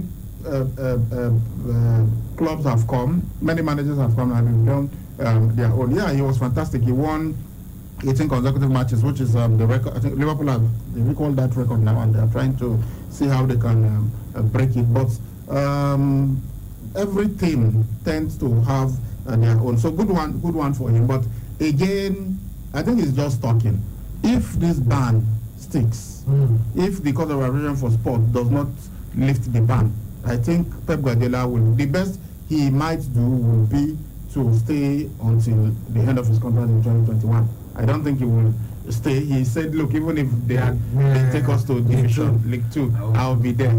That's not true. He will not stay. Many of the players will not even stay. So it will be interesting to see what happens. If they don't lift the ban and players start leaving, I think Pep Guardiola too will leave. Okay, yesterday there were 2 matches in the Nigeria Professional Football League, because we have to talk about that. Enyimba International, they won their 5th match in a row. That was yesterday's win, 2-0 over their opponents, talking about Kwara United, and that has taken them to the 5th spot. So 5 matches in a row, and they are 5th on the table with 30 points. So let's see if they can continue this, and who says they cannot be crowned champions at the end of the day. So it's going to be something we have to watch out for. The Rangers also played, but they won their game also, 1-0, defeating Kano Pillars. So they've now left the relegation zone. 16th on the table, which is really good for them. And they've also still got outstanding matches. Yeah, a couple of matches to play. 3 outstanding games on the teams that are above them. So they might just be finishing much higher than they are right now. But for Enyimba, they can actually go on to win the league. Coach Fatai Osho has just been able to steady the ship, and he has changed things. Maybe if he had been with them from the beginning of the season, perhaps they would be doing much better. Maybe they would not even have dropped from the Champions League to the Confederation Cup, but now that they're in the Confederation Cup, maybe they should be thinking of going all the way to win it. All right, let's give you the fixtures of the NBA matches to look out for. Early hours of tomorrow, Milwaukee Bucks versus Detroit Pistons, Miami Heat will take on Atlanta Hawks, Charlotte Hornets versus Chicago Bulls, Brooklyn Nets will meet Philadelphia 76ers, Memphis Grizzlies will take on Sacramento Kings, while Houston Rockets will face Golden State Warriors. Let's take a pause from us and hear what the fans are saying before we blow the final whistle on the show this morning. Just a few messages. Hi guys, the Americans attempt to control football because this all started from American sport. I hope Americans never get the chance. I don't think it's right to say America that you're trying to control the football. The reason why they have all these challenges in their sports is because they want justice. They do not want human error to be what will be the major deciding factor in a game between 2 sides. Football, the history of football is replete with some mistakes that were made in the past. The West German team of 1966 feel they ought to have won that World Cup if the second goal scored by Jeff Hurst had not been allowed, which made it 3-2, that they were still reeling from that shock that goal was given before England scored again through the same Jeff Hurst to make it 4-2 in their favor. Nigeria, of course, we know how many times we have felt undone by some dubious officiating. Many clubs will tell you, if there had been goal line technology, if there had been VAR and some other stuff at this period, then we are beginning to even have some reviews, and they are going back in the English Premier League to say this club might not have even won the league if VAR had been in existence at this time, because there were some offside, clear and obvious errors were made, which the referees did not see. That's why VAR came. Good day, sportsmen. We don't enjoy football match again due to VAR. Not all slack offside should be. Check Peter Onigwa. Well, Arsene Wenger, who now works for FIFA, he spoke yesterday and he said, look, they are going to, we might be seeing some changes, in which case we'll not be saying somebody's nose was offside. And so I think what they will do is to try and make sure that it's a clear and obvious offside, not those millimeters that you have to be drawing lines and telling us this person is offside by a tiny fraction. Penek once said Olise was Africa's Guardiola. Now Yobo is the best choice. We will see. That being born equal is not right. Old donuts. Those are the messages that we have now. All right, before we take the final whistle, let's quickly tell you that Formula One, they had their pre-testing yesterday in Catalonia, Barcelona in Spain, where Mercedes drivers Lewis Hamilton and Valtteri Bottas came out first and second. They just unveiled their cars and they are ready for the Formula One this season. So let's see how things will pan out. And for Valtteri, Sebastian Vettel, he was supposed to drive, but he was feeling unwell and he went back to the hotel. So it was Charles Leclerc who now drove for Ferrari, and he finished 11th at the end of the day. So that is what happened yesterday in the world of Formula One. That is the much we can take on the show this morning. But before we go, let's take our final whistle on the show this morning.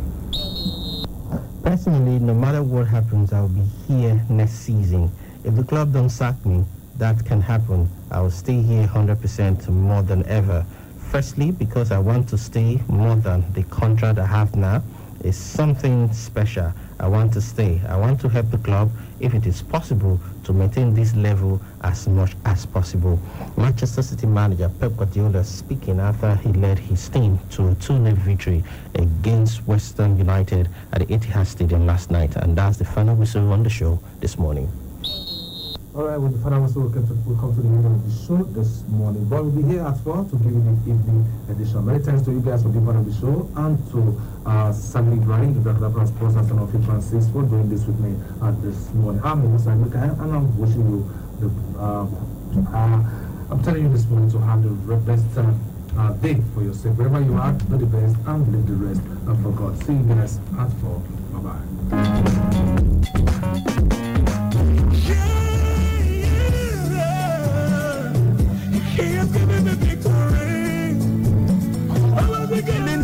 Benin City, something big they happen for we state on the 21st of February 2020 from 6 o'clock for evening till morning.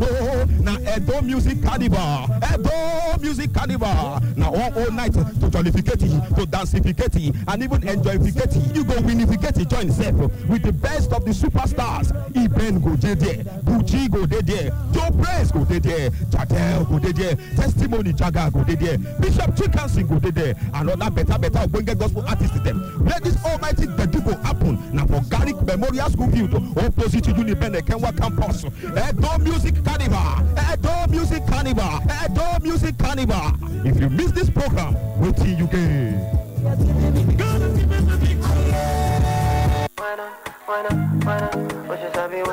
Amazing! A place where you can relax and have your comforts like a king and a queen is beckoning on you. The Lionel Hotel and Suites Limited is here in Edo State, Benin City. Come and have a taste of luxury.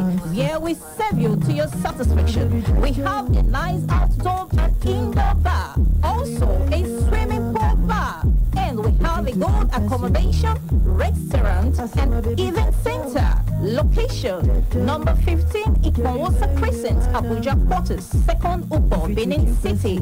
Telephone number, +234 811 3131 548 or +234 816 450 8836.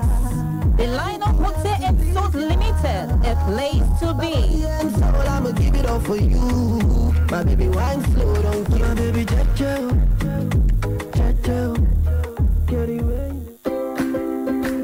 Trying to get or receive information through all corners of the globe requires unprecedented internet service. At Wireless NG, we provide fast, reliable, and affordable unlimited broadband internet service to homes and businesses. Service is currently available across Lagos and Benin. Visit us today at Wireless NG, 5 Ramaya, Ikenede Street off PZ Sapler Road, Benin City, or our marketing office, 70 Olowo Complex, Airport Road, Benin City, or call 0807-887-9960 or 0703-672-9147. Wireless NG, erasing internet boundaries.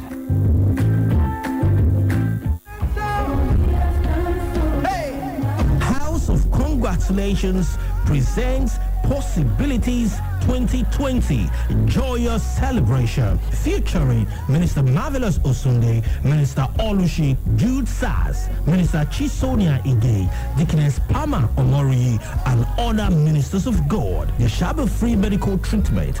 Date 1st March 2020. Time 12 noon. Venue number 31 Biniauchi Road, Green Park, opposite College Road, Adubawa Quarters, Benin City, Edo State. You are the next to testify. Convener, House of Congratulations Fellowship. For reservation, please call 0807-603-5515 or 0813-460-5888 or 0807-159-1357.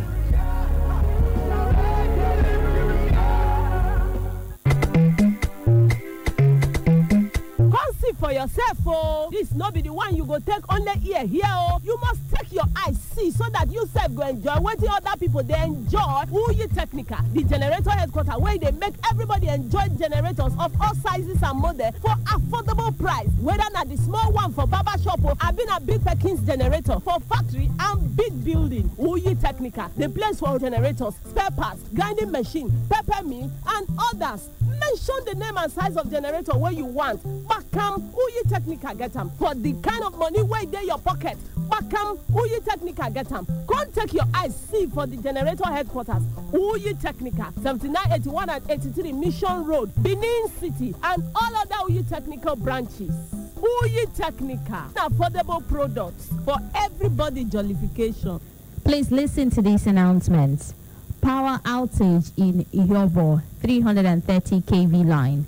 The management of BEDC Electricity PLC wishes to inform its esteemed customers that the power outage being experienced in the past 3 days in the following locations: BDPA, Poga, Sonifum, Bosa, Army Signal, Benin Agbo Road, Iobe, Depot, Auchi Road, Big Joe, Temboga, Opaga, Enyai, Aurora and its environs, Iguabazoa, Udo, Okomu, New Road, Ego, Ova and its environs, Iovo Community and its environs, Egba, Idogbo, Ohoro, MBH, Dedicated, Opalawani, Costain, Ute and its environs, Okada Town, Igbinedion University and its environs, Oluku, Uniben, UBTH, Ugbawo, Oluku, Ekiadolo, Igosa, Oselu,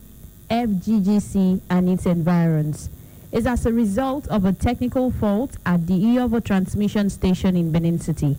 We appeal for your patience and kind understanding of our customers in these areas as the technical crew from TCN and BDC are working hard to restore power supply as soon as possible.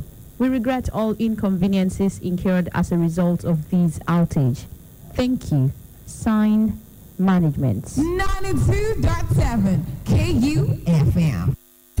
From Benin City to the world.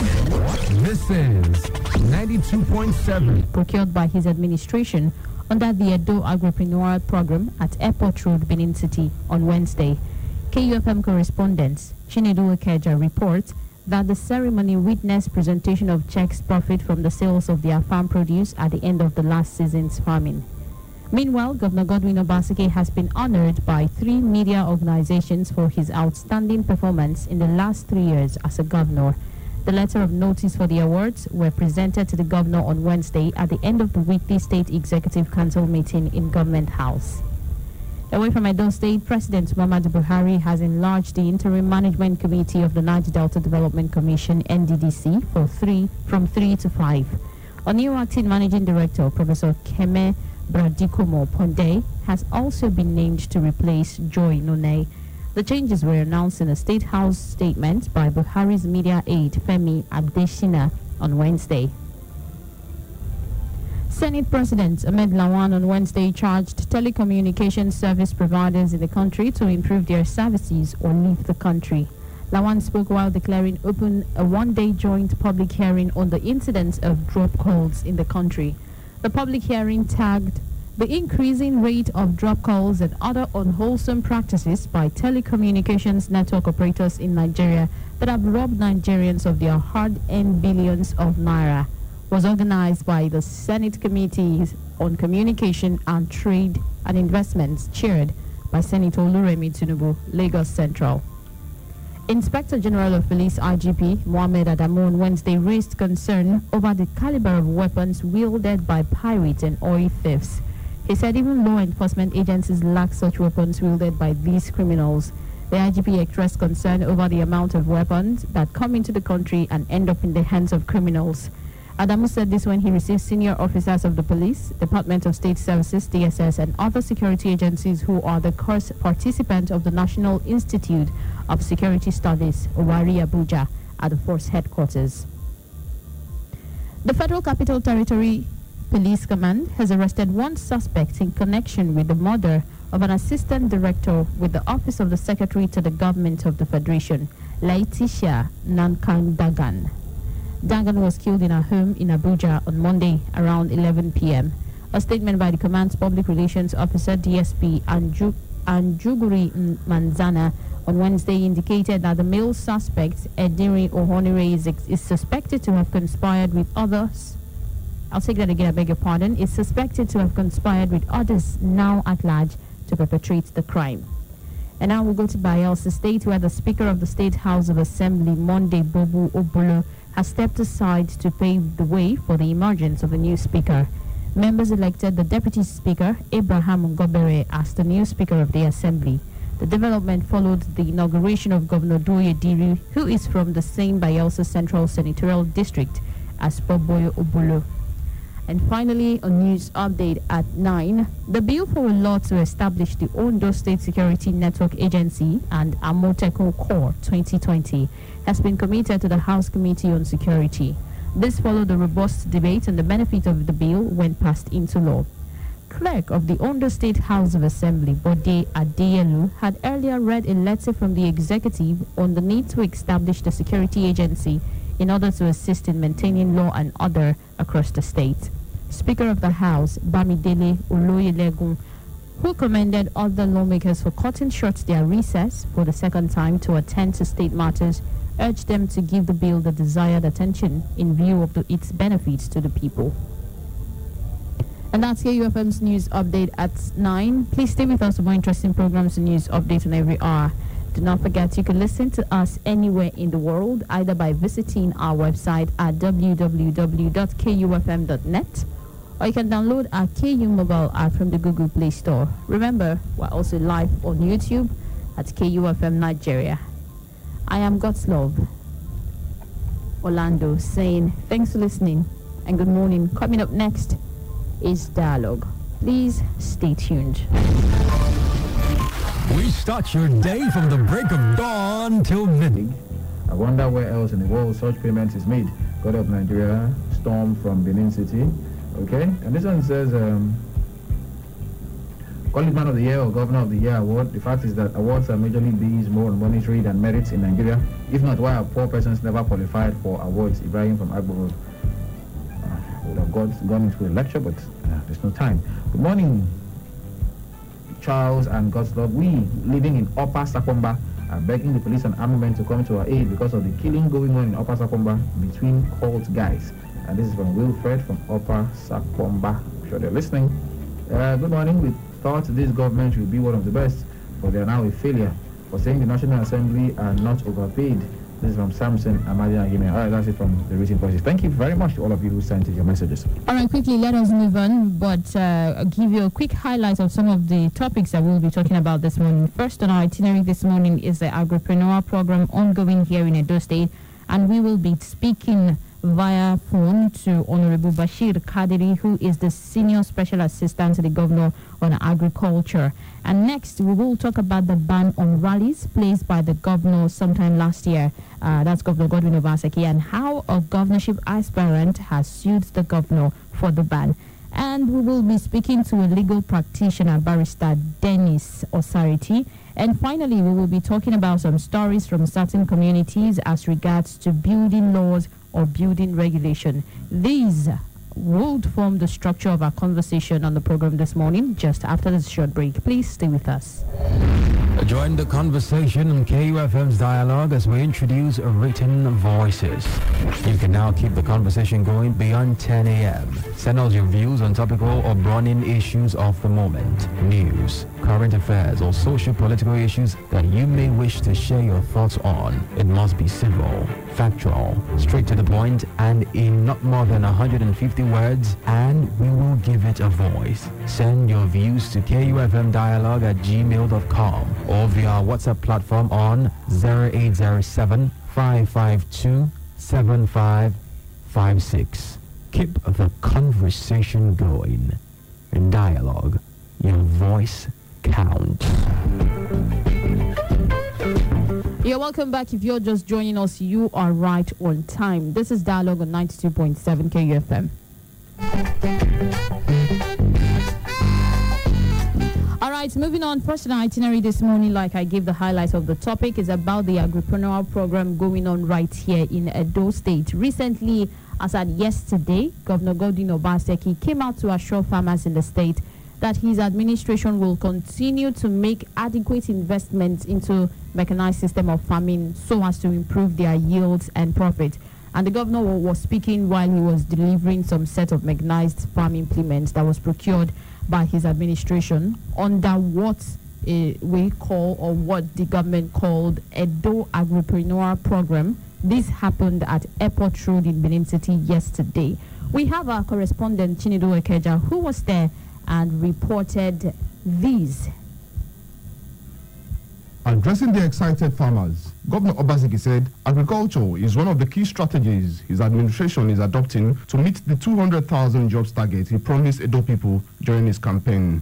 He noted that embracing mechanized farming will be the easiest for farmers as it will enable them maximize yields and profits with minimal effort. We didn't say we were going to create it from government work. We said we're going to create opportunities from the opportunities we see in the environment. And one area we enact is agriculture. And the only way we can do it is through mechanization. So with what you see here, this is just the first set. We are acquiring a lot much more with our partners so that your tilling, your harrowing, planting, all of that can be done in a mechanized manner so that we can even expand the cultivation holdings beyond the 5 hectares. He noted that the plan is to further decentralize the distribution of farm equipment for easy access to farmers from all parts of the state. You all don't always have to come to Benin. So we're going to have centers like this in Edo North, we'll have in Central, so that from those locations we can send out the equipment to your farms. Agriculture is not what you do in the city. Agriculture is usually for non-urban areas. The governor further encouraged the farmers to be ambitious, as only about 40% of the funding earmarked for this program has been spent yet. Earlier, the special advisor to the governor on agriculture and food security, Prince Joe Okoje, said the new implement will save the farmers the inconveniences of looking for places to hire equipment during farming season. Here we have tractors, about 9 of them, and we have the combine harvesters, we have the bomb sprayers, we have the planters, we have implements, and we have the broadcasters. These were things that were not here as at the time we started our production last year, and we went as far as Kaduna and Kano states to be able to get tractors in. Today, we have them present here in the state. One of the benefiting farmers, Paul Omwaka from Agenebode, who cultivated rice, thanked the governor for the opportunity and asked President Muhammadu Buhari to extend the border closure. This is the first time that we've seen a government assisting farmers and farmers making out of it. So I appreciate our government, sir. This year is just the beginning. And we know where we made some mistakes. And I believe if we continue like this, some of us will make over ₦1 million in a year. We started this year. And like my friend got 400 something, I got 300 something. We'll be farming. For you to be able to get even 50,000 out of minus your expenses is very difficult. The first year we started, we are making up to 300 something, 400 something. So I thank you, and I beg you not to relent. And I want you to help me tell the president not to open that border again. Yes, because if they open border, they will not buy our rice. The highlight of the ceremony was the presentation of checks containing a minimum of 350,000 naira as profit made by agripreneur farmers in the just concluded farming season. Chinedu Ekeja, KUFM News.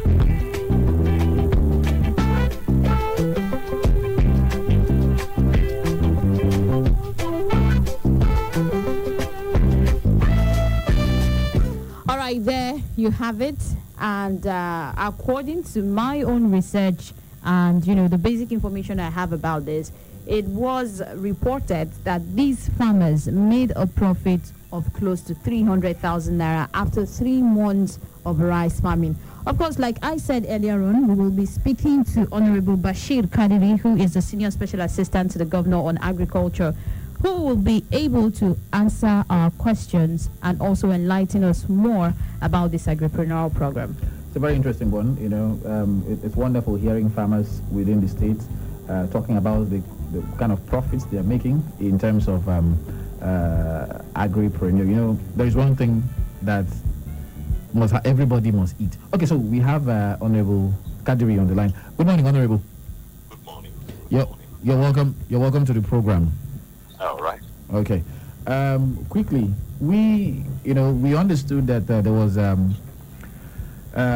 should I call it a ceremony sort of yesterday as regards the agripreneur program, and a lot of farmers were happy. Can you put us through, what exactly went down behind the scenes yesterday?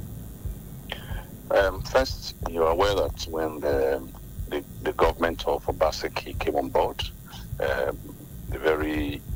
was very proactive to suggest that the only way we can go about agriculture is to have it as an agri-business. And that was how the name agripreneur was introduced to the state. Now, that name agripreneur was to say that we want to create entrepreneurs from agriculture so that we can draw on an agriculture that is sustainable, futuristic, and business-oriented. Now, the practical thing here is that yesterday was symbolic for us to showcase so that others who are watching should also find into the program. Now, checks were given out yesterday to some of the rice farmers who participated in our agripreneur project. Now, what happened is that the land space cleared, the seedlings, the inputs were provided, and the farmers managed the proceed. And when it was due for harvest, it was harvested, and the profit from that harvest was what they gave them yesterday, after we have removed what we call our own production costs. Oh, okay. Okay. Production cost. All right. From my research, before this government, there has been something like this, but it wasn't as profitable as it is now. Please, could you put us through the process, the beginning and the end of this particular program? Yeah, naturally, what you do in agriculture it's not just about the land, but it's about the quality of seed you are planting. Okay. Now, the quality of seed you are planting informs your return, your harvest. You can plant a particular species of crop that has to do with low harvest. Now, if you go and research and find the one that have a higher yield, for instance, I give you an example. this rice we're talking about today, where some people got 500,000 rice. Now, what happened is that we have what we call the Faro 44. Okay. Now, that is a high yielding rice, where other rice will be yielding about 1.5, 1.8, tons per hectare. This one yield about 4 to 6 tons per hectare. Okay. Okay. So if you plant this one, just compare the gap between the 1.5, 1.8 tons and, of course, the 4 to 6 tons. That's a big margin. Am I correct? Yes, definitely. Now, taking that into consideration, there's no way you will not make returns that is reasonable enough to make you remain in agriculture. So this particular one, rice, of course, about 3 months gestation period. By the 4th month, you're already harvesting. Okay, which means that you can go into that 2 or 3 times in a year. Okay. So this one, the government says, look, we have to run this program to get a result and make it a success story for entrepreneurs. Okay. Because we want to open the doors that people should go into agriculture. And you know that going to agriculture, people want to ask you, what's my returns on agriculture? That's not the way I want to go. But with this development, a lot of people will want to go there. So what we did was to ensure that they planted this improved seed that can give them up to between 4 and 6 tons, which of course inform the returns. There are a few things they need to do.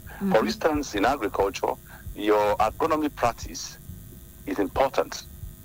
If a man is doing agriculture, why we have our own challenge in our own traditional ways that we do not look at agronomy concept. What we simply do, we've been doing it this way over the years, let's continue to do that same thing over the years. But in this particular one, we said, no, let us try and do it the way it should be done, by way of running to the dynamics of developing agriculture. So what we now had in the experience was to say, okay, let's take this people through this process. Okay, you give them the seeds, improve seeds, you do the plowing, do the harrowing, the fertilizers are produced, are provided. And then you ensure that these people follow this practice. Because why you have some challenge in some cases is that some people see fertilizer as mystically not proper to use in agriculture. So they will take the one you give to them to go and sell. But in this one, they were monitored from the beginning to the end. So what we are doing now is that whatever gaps existed in this last one, we want to see how we can improve them in the next phase. All right. I understand that there are some monetary processes in these programs. For example, from my research, I understand that these farmers have bank accounts with CBN, but they are not allowed to access it. Please, could you break it down? Now the point is that they have no bank account with CBN. What they have bank accounts, their bank accounts are in the different banks. Now the procedure is this: is that we have what we call the lien. Now the facility will be sent to the farmer directly. Yes, CBN fund, but CBN does not give money to individuals. It has to go through a commercial bank. So the bank you operate with, your BVN and your particulars is submitted to the committee in Government House that will work along with NISA. NISA is the risk managers of agriculture in Nigeria under the CBN arrangement. Okay. Now they take 75% of the risk, while you manage 25% of the risk.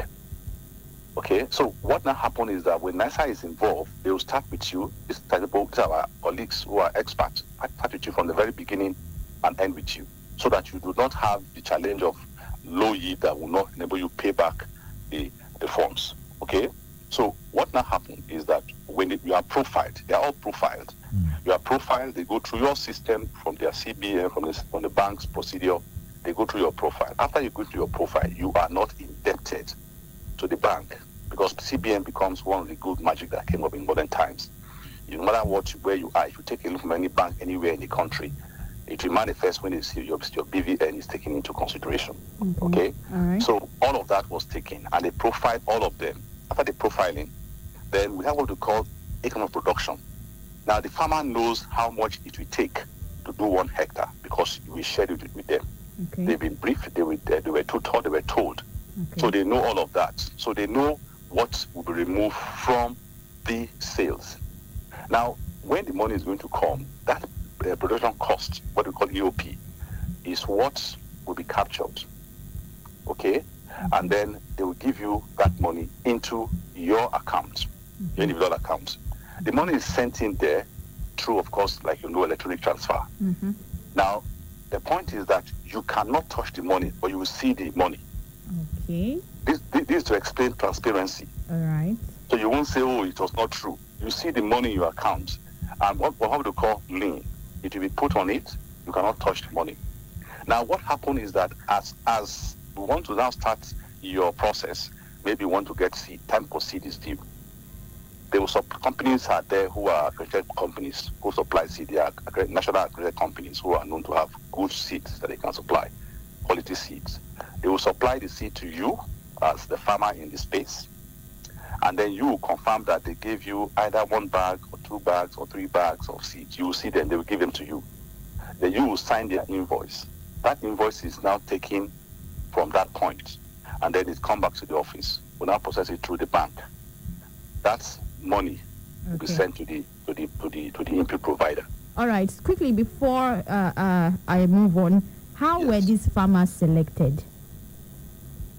Naturally, if you recall, sometime in the past, at the early part of this administration, we did invite people to apply to participate in the space. Okay, a lot of people showed interest. They were profiled. The selection is that you are participating in the farm project, or you like to participate in the farm project. Now there'll be evidence. You know, if you don't do this profiling properly, you may have people who are charlatans, who are not farmers, who don't be farming, but because they hear that there's loan, they want to go and play in the space. Is that right? Yeah. So we now said we must get to the farmers themselves. So we went to that Agedibo there and few other areas to do exactly the profiling. Okay. So, and from that point, because if NISA is going to participate with you, NISA will say, let me see the lands you want to cultivate. Right. That's for NISA. Okay. So we had all of this profiling, went around the communities, discussed with them, had the farmers group and all of that. And from there, we profiled those we are playing along with now. All right. Okay, so Honorable Kadiri, now finally, yes. Someone who's listening to you right now is interested in taking part. The person has heard that, oh, my fellow farmers is real. I thought it was a government scam. I thought it was propaganda. I want to join now. How does the person join? Now, what he would do straight away is that he will have to approach the current head of this team is the essay to the governor on agriculture. Okay, special advisor to the governor on agriculture is the one heading the CATS committee, Prince Joe Koji. All right. Okay. Now he can indicate his interest by writing and said, I want to participate in this program. Write it to the essay to the governor by those in agriculture and sustainability. When that thing gets to him, he'll be invited for a discussion. Okay, and then we'll also now progressively go and also look at the background check. Because we'll do a background check so that we don't have challenges of people playing the ostrich. Okay, yeah. So we'll do a back check, and now after that, the person is good to go. All right. Quickly before we leave, yes. If there is like a disaster or maybe damage from herders or a natural disaster, who's going to pay the cost? Now, in this project, once you are key into this project, there's what we call the insurance element. Okay. Is that right? There's insurance element. And there's also the NISA element. That's how we're working with the NISA, the CBN risk managers. Now, the word risk managers means that these people also participate in the risk when there are risk. And that's why there's a close monitoring so that the risk will not be mitigated. Now, if it becomes a natural disaster, those insurance companies that are involved will pay as agreed on the documentation of the insurance. So that's how you discover that in that arrangement, that's what we call the 2% insurance element. Okay? Because we realize that many people do not take insurance very seriously. They see it as, I don't need it. But when it happens, you now begin to run into problem. We had an experience when floods ran some of the place we did some a few years ago. And of course, the insurance came and they paid. Okay, all right. Thank you very much, Honorable Bashir Kadiri. Comrade Bashir. Is it comrade or honorable that's your title, please? Well, if you call comrade, fine. You call me comrade Bashir, fine. I'm a Talakawa, so. Okay. Thank you very much. Thank you for the program. You're welcome. Okay. Welcome. All right. That was Comrade Bashir Kadiri, and he took time to break it down. You know, farmers in Edo are smiling. Those that joined the agripreneur program, one of them was screaming, "Please, Governor, tell President Buhari, let them not open that border or else." You just begin to wonder, like, okay, is that what's going on? All right, thank you very much. And I'm sure if you're listening and you're interested, you are a farmer, you want to key into this program, you've heard him, he has explained it. So what are you waiting for? Get started already. All right, moving on to the next story is the ban of rallies that was placed in Edo State here by the Governor Godwin Obaseki. A governorship aspirant here in Edo State on the platform of the People's Democratic Party, his name is Emenkwade, has gone before the Federal High Court in Abuja to challenge Governor Godwin Obaseki's directive of banning political rallies here in the state. Ada is a lawyer, and he is urging the court to declare that the ban placed on political rallies by Obaseki was unlawful. And he went on to say that Governor Godwin Obaseki is violating Section 40 of the 1999 Constitution, as well as Article 11 of the African Charter on Human and People's Rights. And he is urging the court to perpetually restrain the governor and the Inspector General of Police, who has joined as a second respondent, from maintaining and backing on restricting all persons or anybody from freely associating with others for lawful purposes. We'll be speaking to a legal practitioner who will be telling us more from the legal aspect of this story. We are having Barrister Dennis Osariti joining us right here on the program. Yes, while we wait for Barrister Osariti to join us, it's interesting to note that this ban came into effect late last year. December 13th. Yeah, exactly. Exactly. And okay, so before I program, I think we have Barrister Osariti on the line, and he's going to be talking to us this morning. Good morning, Barrister Osariti. Good morning. Good morning, Mr. Charles. Thanks for having me. All right, thank you very much. Okay, so a lawyer has taken the government of Edo State, or the governor of Edo State, to court. It's asking the court to declare the ban on political rallies illegal, and is asking for a perpetual injunction. Now, first off, does the governor not have the power to say, you know what, for now, large gatherings are banned in the state? Of course, because considering the security situation in the country, any governor who is worth his name, who is worth his salt, is constitutionally mandated to first and foremost ensure the safety and preservation of the life and properties of citizens of his state. So if the governor in his wisdom finds that because of the political turmoil and wrangling within, for example, the APC, is becoming a threat to the safety, to the peace, to the sanctity and development of the state, he has every responsibility to ensure that he takes proactive measures. But then, where does, because we have, I know everybody has the right to associate, right? Very well, sir. Good. So exactly. Now, if as you say, the governor has the authority to do all of this, under what section of the law is it, guaranteed? And then how, does this mandate work so it does not infringe of the rights of Nigerians? Certainly, of course, like we have rightly said, every citizen has the right to freely associate and even, the right to peaceful assembly. And I'm not sure that right has been in any way derogated from. What we are saying is that the watchword is that such assembly, such gathering, whether political or otherwise, must be peaceful.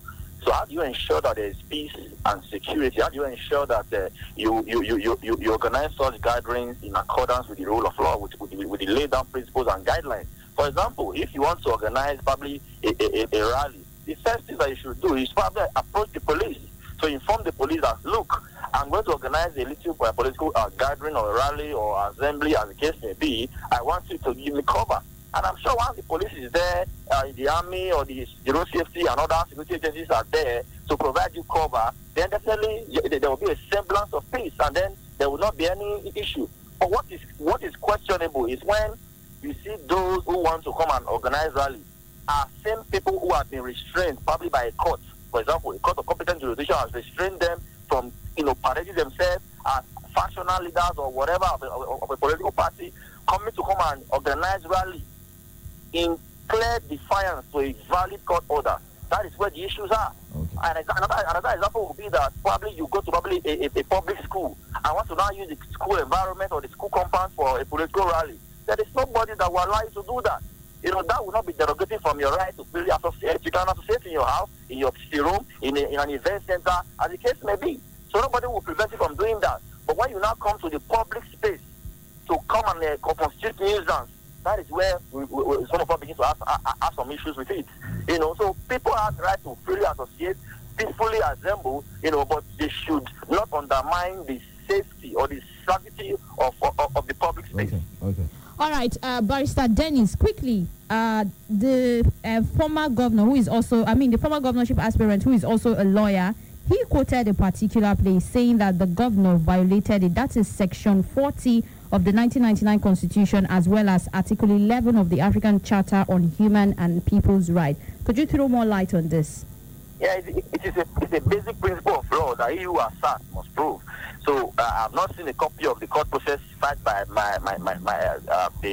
person, the name you mentioned. I can't recall the name now. You know, who claims to be an aspirant in a political party. He must prove to the court that he has his right. He has the right to whatever he's claiming, and that right has been violated. It doesn't just lie in your mouth for you to just say your right has been violated. You must now lead evidence to show that how and when was your right violated. You know, but from the information that we have right now, we all know what led to that proclamation, that ban, you know, on activity. It was because of the violence, you know, that was visited on the state by a certain group of miscreants. You know, so that is what led to that issue. Not that it was deliberately made to derogate from the rights of citizens. No, not at all. There were some, you know, there was intelligence report that the persons have concluded plans to visit violence and cause mayhem in the state, and it was a proactive measure that, you know, all such political gatherings were placed on a temporary hold.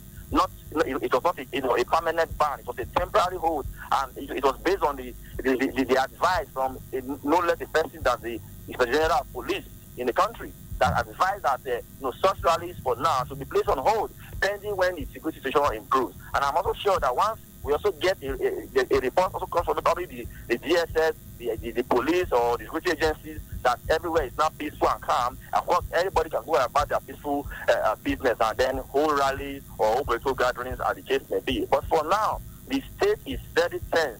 It is not in our best interest to continue to have this rally and counter rally and all that to cause mayhem. We all know what happened on Airport Road. So for us who live on Airport Road couldn't even go home when this whole rally and the camping and all that was pervading the air. So for us, I think what is more important to us is that people are allowed to peacefully go about their lawful and legitimate businesses. You know, this is not a time for politics. It's not a time to cause chaos and all that in the states. You know, as long as you go about your peaceful duties, peaceful business, and peaceful, lawful, lawful gatherings, nobody will have any issues to do with you. Okay, let me quote you. Let me quote you now. Before I started asking you a question, you said nobody is stopping anybody from associating. You can hold whatever meetings you want to hold in your room, your parlors, and event center, but not in public schools and public properties. Now, are you not saying the ban is more like, allowing you to do things privately in event center, but not using public properties or public spaces? For those of us who have the interest of the public at heart, we have observed, in recent past, and even, for example, you cannot, as of today, you cannot even hold a social event, maybe like a party or whatever, in a primary school field in Edo State, public primary school in Edo State. That policy has been there. It is not today. You are consigned to hold your events in an event center, and you pay a token and all that to hold your parties or social gathering. So the same thing also applies to political gathering. There is something special about politicians. Politicians must learn to obey simple rules and regulations. If you want to hold a political rally, nobody stops you from renting an event center. There are a lot of them in Benin.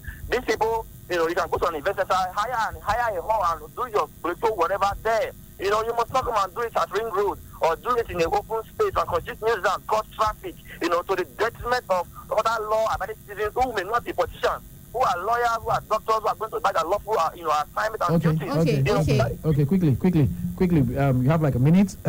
We understand that 2007 there was a court case, one at the Court of Appeal by Femi Falana defending General Muhammadu Buhari, Chuba Okadibo, and a couple of others, where the court made it explicitly clear that for anybody to hold a rally in the country, you don't need police permits, you don't need anybody's permission. All you need is just to inform the place that you want to conduct a rally, and you are allowed to do that. But everything you've said now would appear as if you are going against that court's order or that court's judgment.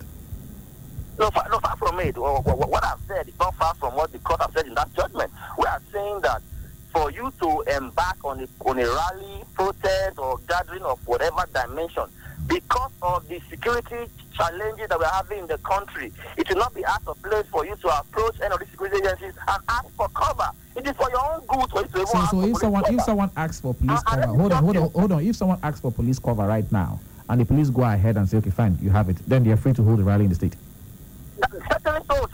Okay. But I can tell you for free that if the police also have intelligence reports that political gathering would, necessitate violence and bring about chaos, the police will prevent you from going ahead with such a rally, because that is the law. The right to associate or freely assemble is not absolute. This right can be derogated from.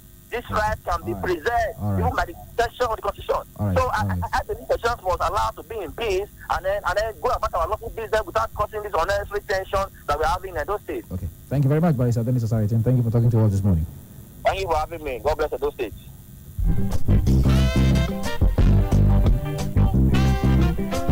All right, there you have it. A robust conversation with our guests this morning. From the legal part of it was Barrister Dennis Osariti speaking about the ban and the fact that a governorship aspirant from PDP sued the governor concerning the ban. And also we spoke to Comrade Bashir Kadiri, a senior special assistant to the governor on agriculture concerning the agripreneur program.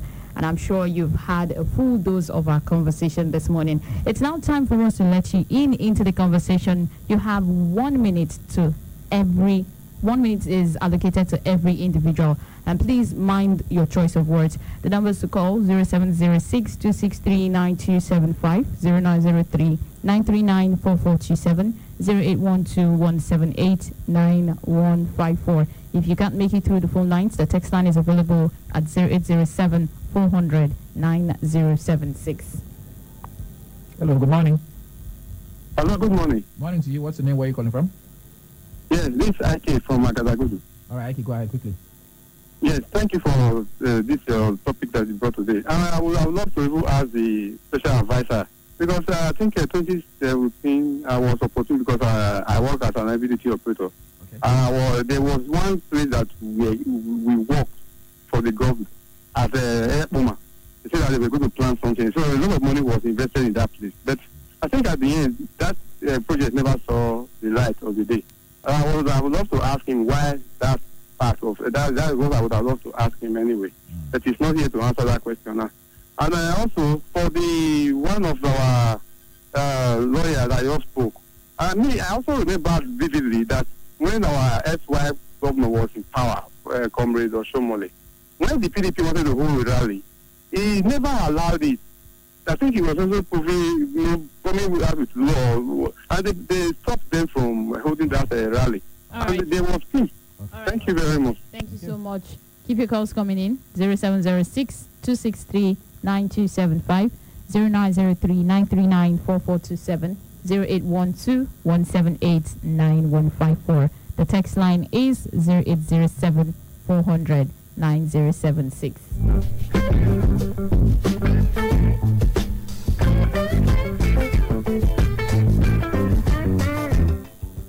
Okay, of course. I just wish I was aware, of what the IK said. They said there was a project, an agricultural project in 2017, and eventually, in his words, it did not see the light of day. Well, we'll try to find out what happened. We'll try to speak to Comrade Kadiri later to find out. It didn't really occur to me then. Okay, but we'll definitely try to find out what actually happened, if he's actually being, if it's actually correct, But okay, let's get back to the phone line now. Hello, good morning. Hello, good morning. All right, do well to call us back, please. I don't know if there's a network problem. I think or something. We've been having a very bad network since early morning. Please send us a text message if you can't reach us via the phone lines. The text line is 0807 400 9076. That is the text line. But in absence of any other calls, I think this is where we're going to call it a wrap on the show. Tomorrow, okay, let's squeeze in one call. Hello, good morning. Good morning, how are you? Fine, thank you. Please turn down the volume on your radio. Yes, that. Tell us your name and where you're calling from, please, quickly. Okay, I'm Dikosin. You're who? I am Dikosin. From where? Calling from Ekpoma. All right, Dikosin from Ekpoma. Go ahead, quickly. Yeah, this agricultural loan they are talking about. At the time they came to Ekpoma here and said that people should apply for those who want to take loan. In fact, they passed the forms to. We collected the form with 1,000 something. The form was said they are going to pass the form to the government, collected from the churches, collected 1,000 something from people, and at the time they said they were coming to check the farm, check the land to know where each person wants to farm. In fact, they have selected group of people. All those were just to guide the state, to guide the people in the state that they are going to give loan out. They have selected people whom they are giving this loan to, people that may not even be farmers. Those of us that are farmers in Ekuma here, we will never hear anything after collecting that 1,000. All right, your complaint has been noted. I guarantee you that he's listening, and he will definitely respond in due time, okay? All right, thank you very much. Sorry, this is where we'll have to end this program, but I assure you, your complaint has been... Will definitely be passed down to the Senior Special Assistant to the Governor on Agriculture. All right, this is where we wrap up the show today.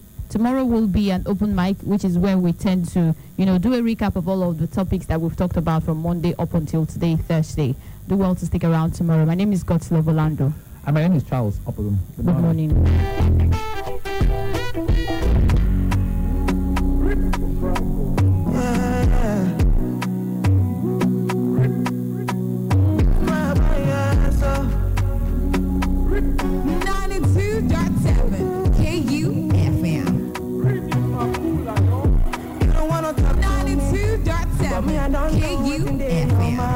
You want a piece of me, but you want a piece of me. I know they do like this, so calm down, make you take your time. 92.7 KUFM. From Benin City to the world. This is 92.7 KUFM News. Welcome to KUFM's News Update at 10. I am Godslove Orlando.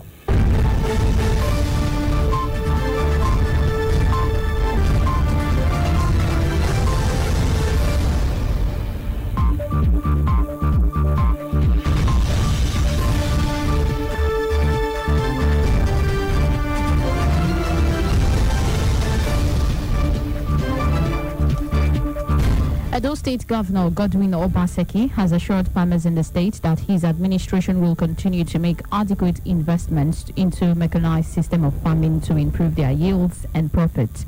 The governor was speaking while delivering some sets of mechanized farm implements procured by his administration under the Edo Agripreneur Program at Airport Road, Benin City on Wednesday. KUFM's correspondent Chinedu Ekeja reports that the ceremony witnessed presentation of checks profit from the sales of their farm produce at the end of the last season's farming. Meanwhile, Governor Godwin Obaseki has been honored by 3 media organizations for his outstanding performance in the last 3 years as a governor. The letter of notice for the awards were presented to the governor on Wednesday at the end of the weekly State Executive Council meeting in Government House. Away from Edo State, elsewhere where the President, Muhammadu Buhari, has enlarged the Interim Management Committee of the Niger Delta Development Commission, NDDC, from 3 to 5. A new acting managing director, Professor Keme Bradikomo Ponde, has been named to replace Joy Nune. The changes were announced in a State House statement by Buhari's media aide, Femi Adesina, on Wednesday. Senate President Ahmed Lawan on Wednesday charged telecommunications service providers in the country to improve their services or leave the country. Lawan spoke while declaring open a one-day joint public hearing on the incidence of drop calls in the country. The public hearing tagged the increasing rate of drop calls and other unwholesome practices by telecommunications network operators in Nigeria that had robbed Nigerians of their hard-earned billions of naira. It was organized by the Senate Committees on Communication and Trade and Investments, chaired by Senator Oluremi Tinubu, Lagos Central. Inspector General of Police RGP Mohammed Adamu on Wednesday raised concern over the caliber of weapons wielded by pirates and oil thieves. He said even law enforcement agencies lack such weapons wielded by these criminals. The RGP expressed concern over the amount of weapons that come into the country and end up in the hands of criminals. Adamu said this when he received senior officers of the police, Department of State Services, DSS, and other security agencies who are the course participants of the National Institute of Security Studies, Wari Abuja, at the force headquarters. The Federal Capital Territory FCT Police Command has arrested one suspect in connection with the murder of an assistant director of the Office of the Secretary to the Government of the Federation, Letitia Nangang Dagan. Dagan was killed in her home in Abuja on Monday around 11 p.m. A statement by the Command's Public Relations Officer DSP Anjuri Manza on Wednesday indicated that the male suspect, Edwin Onere, is suspected to have conspired with others now at large to perpetrate the crime. I will move over to Bayelsa State, where the Speaker of the State House of Assembly where the Speaker of the State House of Assembly Monday, Bubu Oblo, has stepped aside to pave the way for the emergence of a new speaker. Members elected the Deputy Speaker, Abraham Ngobere, as the new Speaker of the Assembly. The development followed the inauguration of Governor Doye Diri, who is from the same Bayelsa Central Senatorial District as Bobo Blue. And finally, a news update at 10. The bill for a law to establish the Ondo State Security Network Agency and Amoteco Car 2020 has been committed to the House Committee on Security. These follow the robust debates on the benefit of the bill when passed into law. Clerk of the Ondo State House of Assembly, Bode Adeyolu, had earlier read a letter from the executive on the need to establish the security agency in order to assist in maintaining law and order across the state. Speaker of the House, Bamidele Olayelogun, who commended other lawmakers for cutting short their recess for the second time to attend to state matters, urged them to give the bill the desired attention in view of its benefits to the people. And that's KUFM's news update at 10. Please stay with us for more interesting programs and news updates on every hour. Do not forget you can listen to us anywhere in the world, either by visiting our website at www.kufm.net, or you can download our KU mobile app from the Google Play Store.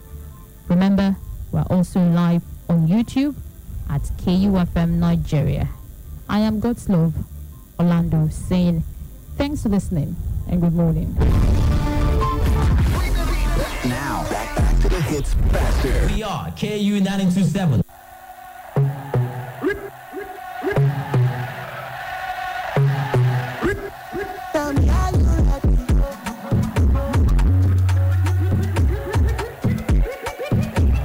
Cannot cook is different.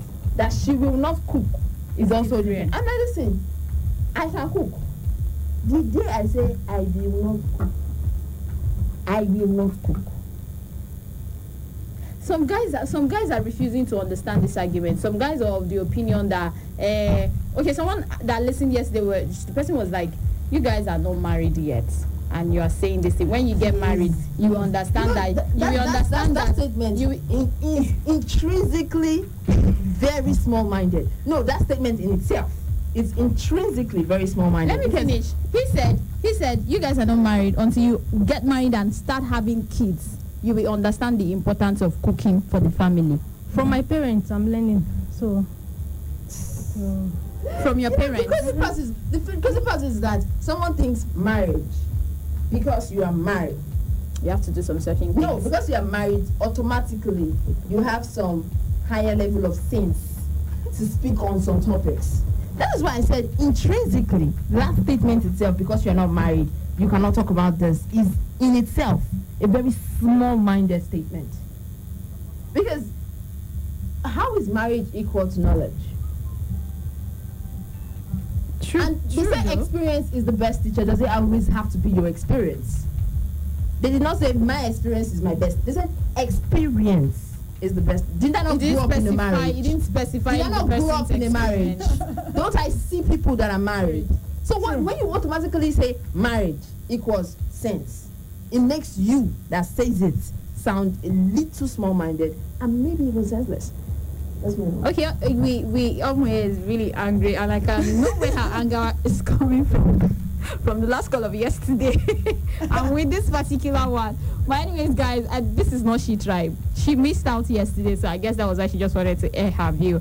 Let's do this again tomorrow. This is where I wrap up the KU Breakfast Show, handing over to the Midday Queen to take us over on a wonderful Thursday afternoon. I'll catch you later tomorrow. I have Owambe to attend. Today? Yeah, sure. There's part I have burnt fatty rice with firewood. Oh my God, that bright. Can I come? Yes, you can come. Yeah, definitely. What do you think about that? No, I wanted to know if you would be free. I realized that, when do Orlando don't job day. Evening. My dress is ready. Evenings, that's when traditional marriage is always at its peak. Traditional marriage. Yes, it's a traditional marriage. So it's going to be my first Benin traditional marriage that I'll be attending. So I'm so excited about it. I can't wait. Are so lovely.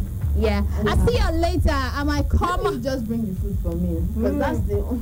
I might come to work tomorrow with hangover of food, not drinks. See you later. Thank you so much for sticking around on the K Breakfast Show. Keep sticking around for the midday show. All the programs on KU 92.7 are now open for sponsorship and advert placements.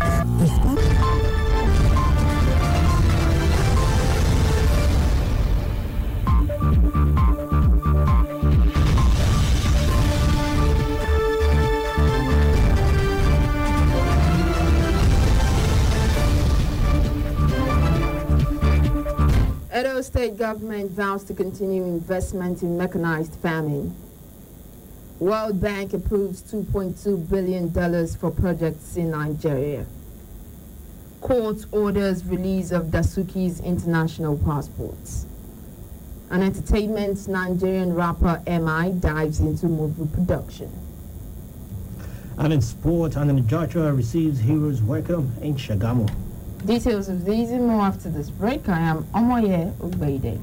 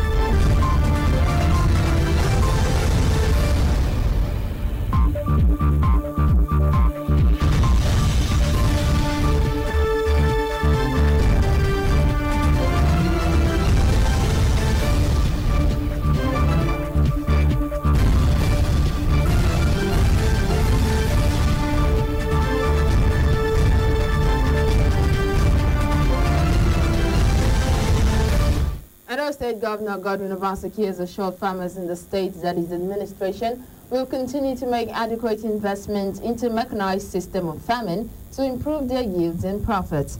The governor was speaking while delivering some set of mechanized farm implements procured by his administration under the Edo Agripreneur Program at Airport Road, Benin City on Wednesday.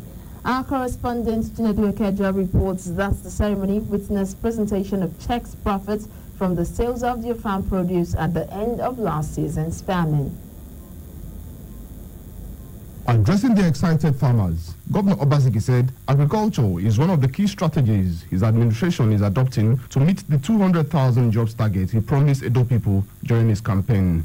He noted that embracing mechanized farming will be the easiest for farmers as it will enable them maximize yields and profits with minimal effort. We didn't say we were going to create it from government work. We said we're going to create opportunities from the opportunities we see in the environment. And one area we enact is agriculture. And the only way we can do it is through mechanization. So with what you see here, this is just the first set. We are acquiring a lot much more with our partners, so that your tilling, your harrowing, planting, all of that can be done in a mechanized manner so that we can even expand the cultivation holdings beyond the 5 hectares. He noted that the plan is to further decentralize the distribution of farm equipment for easy access to farmers from all parts of the state. You all don't always have to come to Benin. So we're going to have centers like this in Edo North, we'll have in Central, so that from those locations we can send out the equipment to your farms.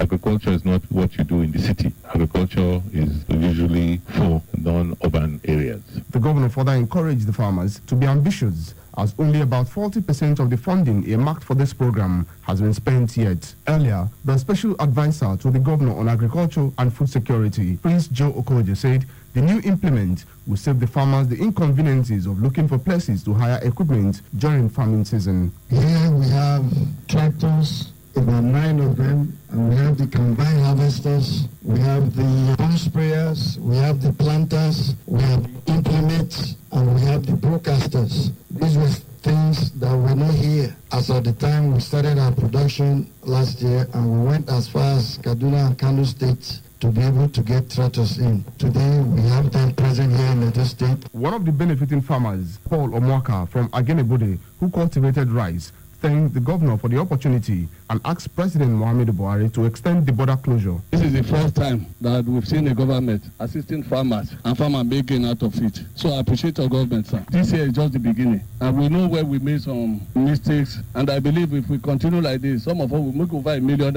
in a year. We started this year. And like my friend got 400 something, I got 300 something. We'll be farming. For you to be able to get even 50,000 out of minus your expenses is very difficult. The first year we started, we are making up to 300 something, 400 something. So I thank you, and I beg you not to relent. And I want you to help me tell the president not to open that border again. Yes, because if they open border, they will not buy our rice. The highlight of the ceremony was the presentation of checks containing a minimum of 350,000 naira as profit made by agripreneur farmers in the just concluded farming season.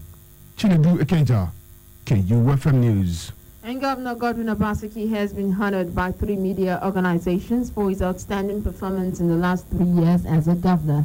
The letter of notice for the awards were presented to the governor on Wednesday at the end of the weekly State Executive Council meeting in Government House.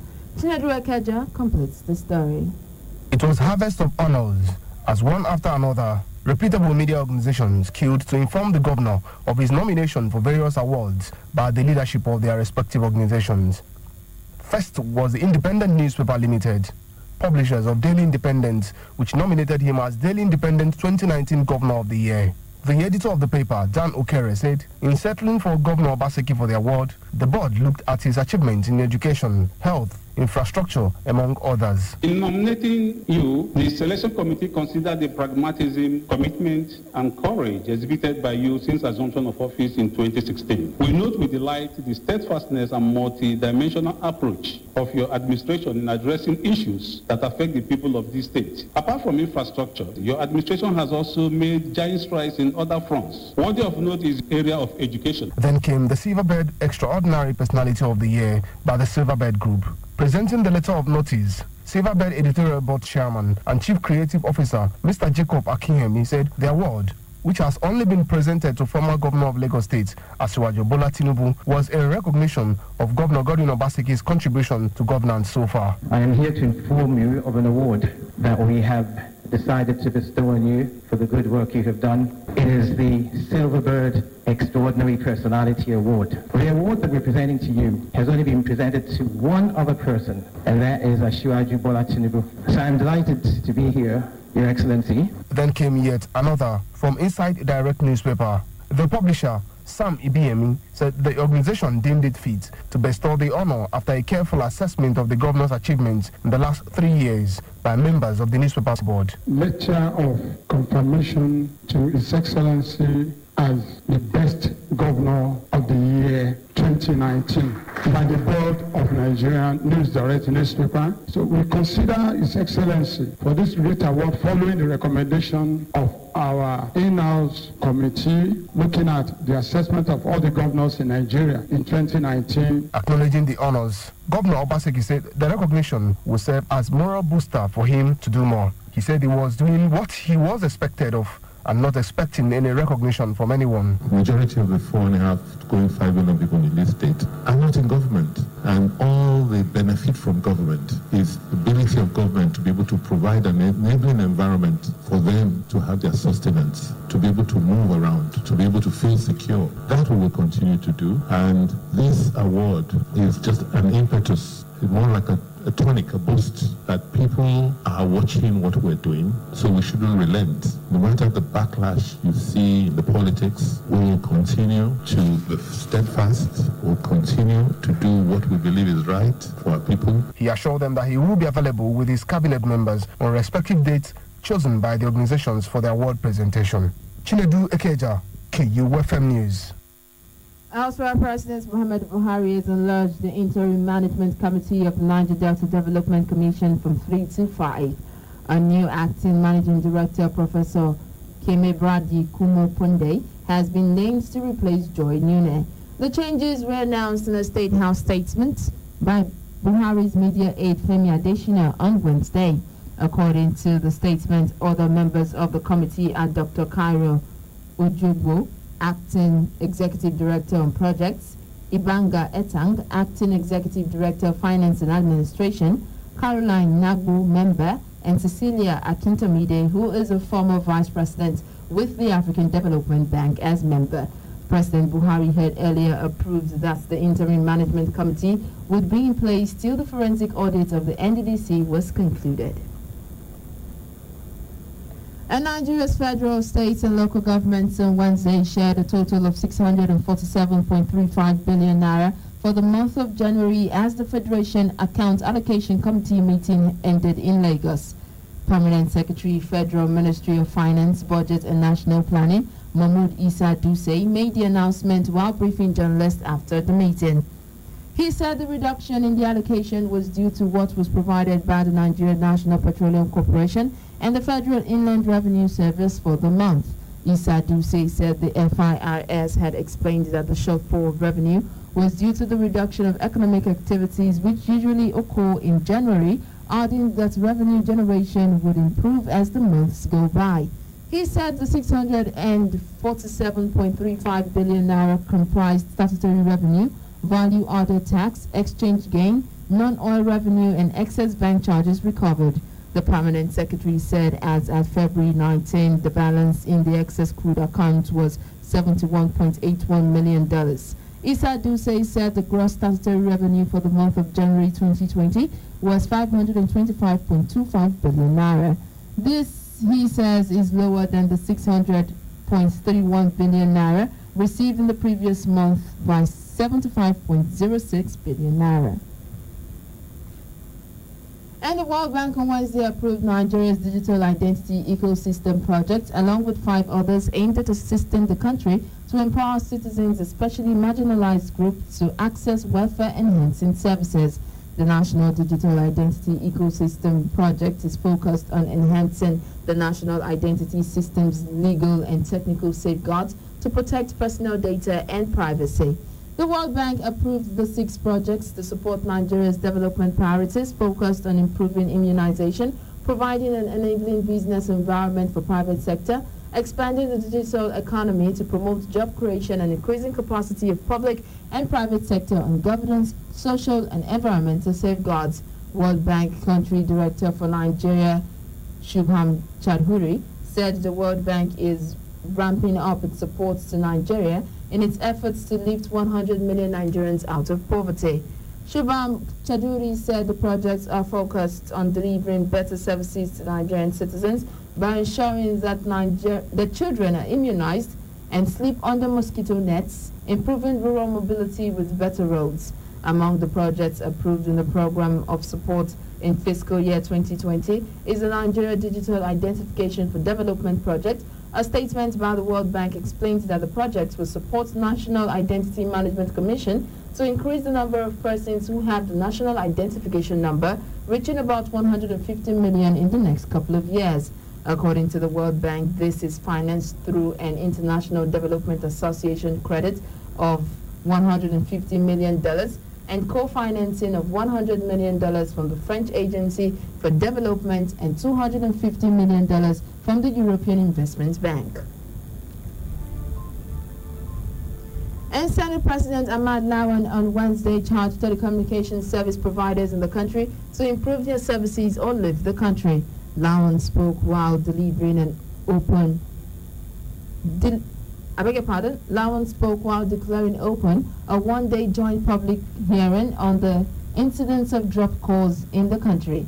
The public hearing tagged the increasing rates of dropped calls and other unwholesome practices by telecommunications network operators in Nigeria that have robbed Nigerians of their hard-earned billions of naira was organized by the Senate Committee on Communication and Trade and Investment chaired by Senator Oluremi Tinubu, Lagos Central. The Senate President said it is wrong for Nigerians to be made to pay for calls which did not connect. He said the National Assembly would henceforth be tough on Nigerian Communications Commission to ensure that they carry out their regulatory functions effectively. He lamented that all service providers are complicit in the rising cases of dropped calls in the country, for which they charge Nigerians. Most of the stakeholders blamed insecurity, vandalism, community antagonism, multiple fiber cuts, double taxation, and road construction works for the drop calls sometimes experienced by subscribers. All the representatives of service providers in their presentation said dropped calls are not usually charged by the networks.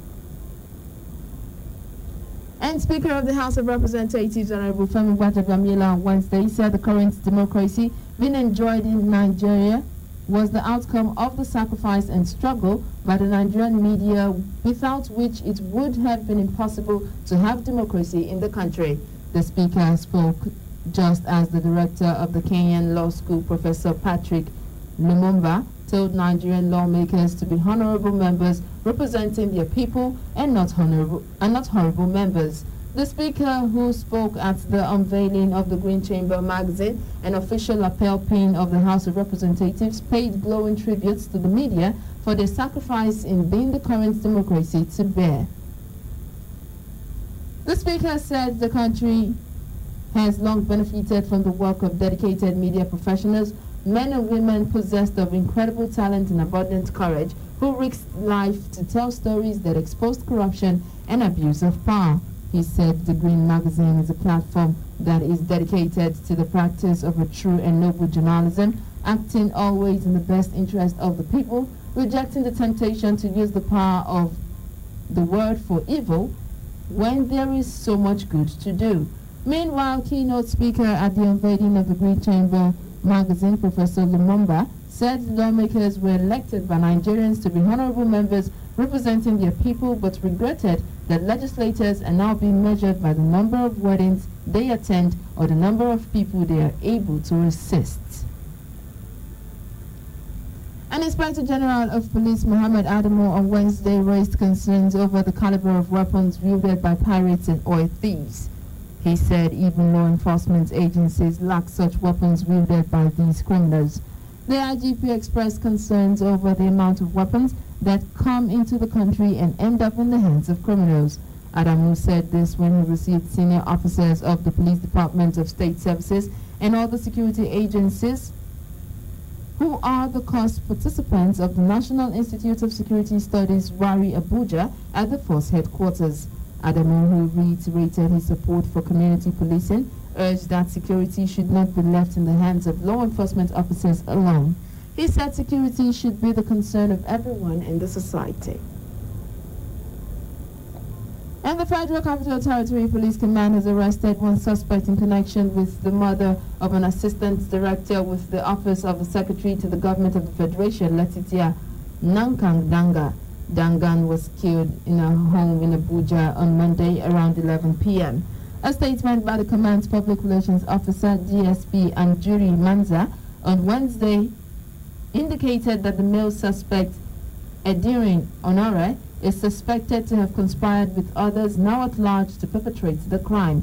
DSP Anjuri Manza said the suspect, who is currently under interrogation, is assisting the team of police detectives with information that will lead to the arrest of all the suspects connected to the crime that are now at large.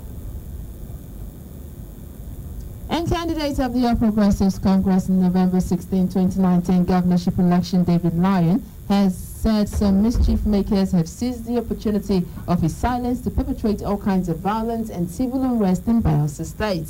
Lion was declared the winner of the election but was sacked by the Supreme Court few hours to his inauguration in February following the disqualification of the deputy governorship candidate Biobarakuma Degi Eremeyo, who submitted forged certificates to the Independent National Electoral Commission. Lion, in a statement on Wednesday, said he would not support or be engaged in any act of violence following the outcome of the Apex Court's judgment.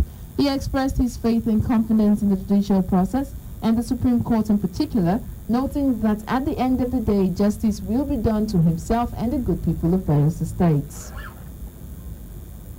And Justice Hussaini Baba Yusuf of the Federal Capital Territory High Court sitting in Maitama has ordered the release of the international traveling passport of retired Colonel Muhammad Sambo Dasuki to him.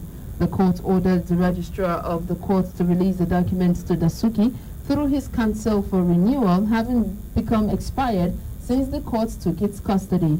The order of the court for the release of the passport was also to enable him obtain a visa for a specialized medical consultation after being in detention for 4 years. Dasuki, along with 4 others, are standing trial before the courts in the alleged cases of breach of trust and money laundering. Justice Baba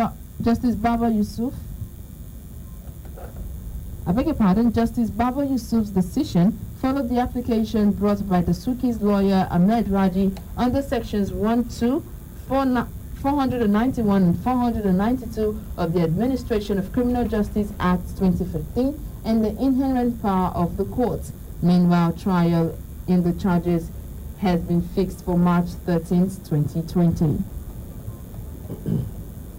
Up next is entertainment and sports right after this break. Just stay with us.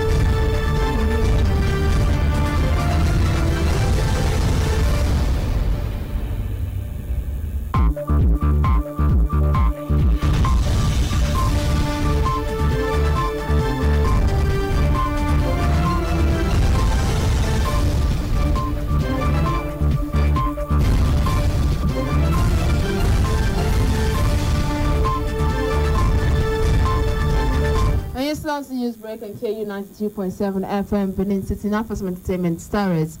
Popular sensational rapper Emma Baga has made his producing debut in the forthcoming Bollywood-Nollywood collaboration, a romantic comedy titled Namaste Wahala. The rapper shared the poster for the movie on Wednesday via social media, where he disclosed he was one of the associate producers. He further thanked Richard Mofedamijo, the lead actress, Inidima Okoje, and others for working with him to create the project, which is expected to be released in April. Namaste Wahala, which also features Bollywood film and TV actor Rosnan Mumtaz, is a directorial debut of Indian Lagos-based businesswoman Hamisa Ahuja. Hamisa announced back in January via Instagram that she would be delving into filmmaking while opening up about the upcoming feature film. She revealed that it was going to explore cultural experiences between India and Nigeria. And Hollywood stars Jenna Lee Dewan and Steve Michael Kaza are now engaged as they expect the birth of their first baby together. Both actors shared the news on their Instagram accounts. Kaza confirmed the development with a longer romantic note where he expressed his undying love for Dewan. The 44-year-old actor won the 2012 Tony Awards for Best Performance by a leading actor in the musical titled Once. 39-year-old Dewan, who already has a 6-year-old daughter with former husband Channing Tatum, started her career as a backup dancer for Janet Jackson and later worked with artists including Pink, Missy Elliott, and Christina Aguilera. She is known for her role as Nora Clark in the 2006 film Step Up. And that's it from entertainment. For some sports stories, Francis is standing by. Good morning, Princess. Good morning, Amoye. Two-time heavyweight boxing champion Anthony Joshua was given a hero's welcome in his hometown, Shagamun, on Wednesday after paying homage to the town's traditional rulers. Joshua is making his first appearance in the country since reclaiming his WBA, IBF, WBO, and IBO titles from Mexico's Andy Ruiz Jr. in Saudi Arabia with a convincing 12-round win. Hundreds of fans surrounded the boxer during his visit to the Alafin Elepe Palace and the seat of the Alafin Akaribu of Rebel Land. After his meeting with the traditional rulers, the Nigerian-born boxer took pictures with supporters who came out in their numbers to catch a glimpse of the world champion. It will be recalled that Joshua presented his titles to President Muhammadu Buhari in London on January 18. Elsewhere, after losing his first two league games as the head coach of Aimba International, Fatai Osho has masterminded an impressive change in fortune for the People's Elephant, and his side have now embarked on a good run of 4 games winning streak. Osho, known as the Sugar Boy exponent, has not only instilled the free-flowing attacking style in his team, he has also ensured the reigning champions now have renewed hopes of landing a silverware this season. Osho's troops are classed Abia Warriors in the Abia Derby on Monday morning 4-1, which was their 5th win in a row in all competitions, before defeating visiting Kwara United 2-0 at the Aba Township Stadium yesterday evening to move up to the 5th position on the table. Elsewhere, Rangers International left the relegation zone after a hard-fought 1-8 victory over Kano Pillars to move up to 16th position on the table. And finally, in sport, Roger Federer will miss this year's French Open after having a knee surgery. The 38-year-old had arthroscopic surgery on his right knee, which had been bothering him for a little while in Switzerland on Wednesday. Federer, a 20-time Grand Slam champion who won his only title at Roland Garros in 2009, said doctors were very confident of a full recovery. In addition to the French Open, which takes place from 24th May to 7th June 2020, Federer will also miss the tournaments at Dubai, India Wells, Bogota, and Miami, respectively. And that's it from sport. I'm Sanofi Francis. Back to you, Omoye. And that's the news, but before we go, a quick recap of the headlines.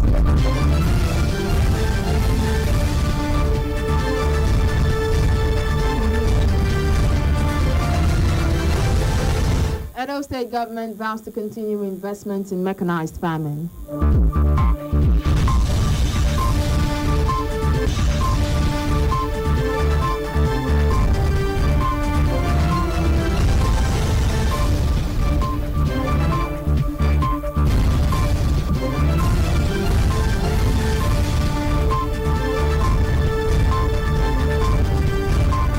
The Ethiopian government has received an 18th century crown that had been stolen, then hidden in a flat in the Netherlands for 21 years.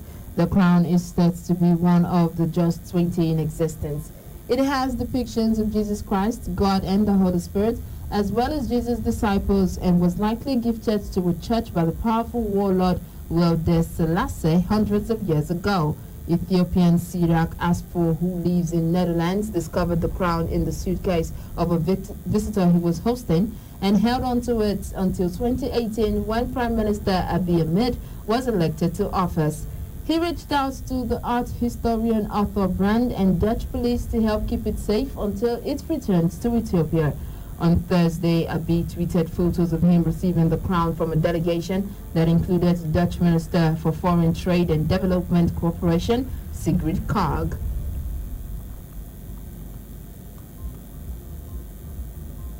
The United Nations International Organization for Migration has called on the European Union to better ensure the safety of migrants fleeing Libya.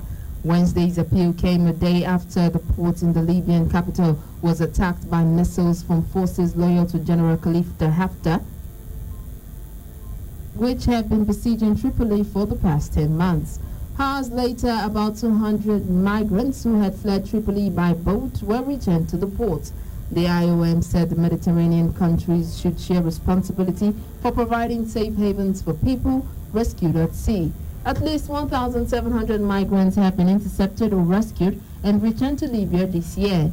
UN officials are hoping that talks between the two main warring sides in Libya can still resume after the internationally recognized government withdrew from them on Tuesday.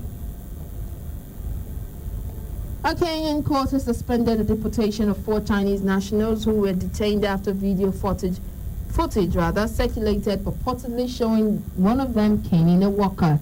Interior Minister signed the deportation order last week after a court had allowed the police to detain the 4 individuals for another 15 days.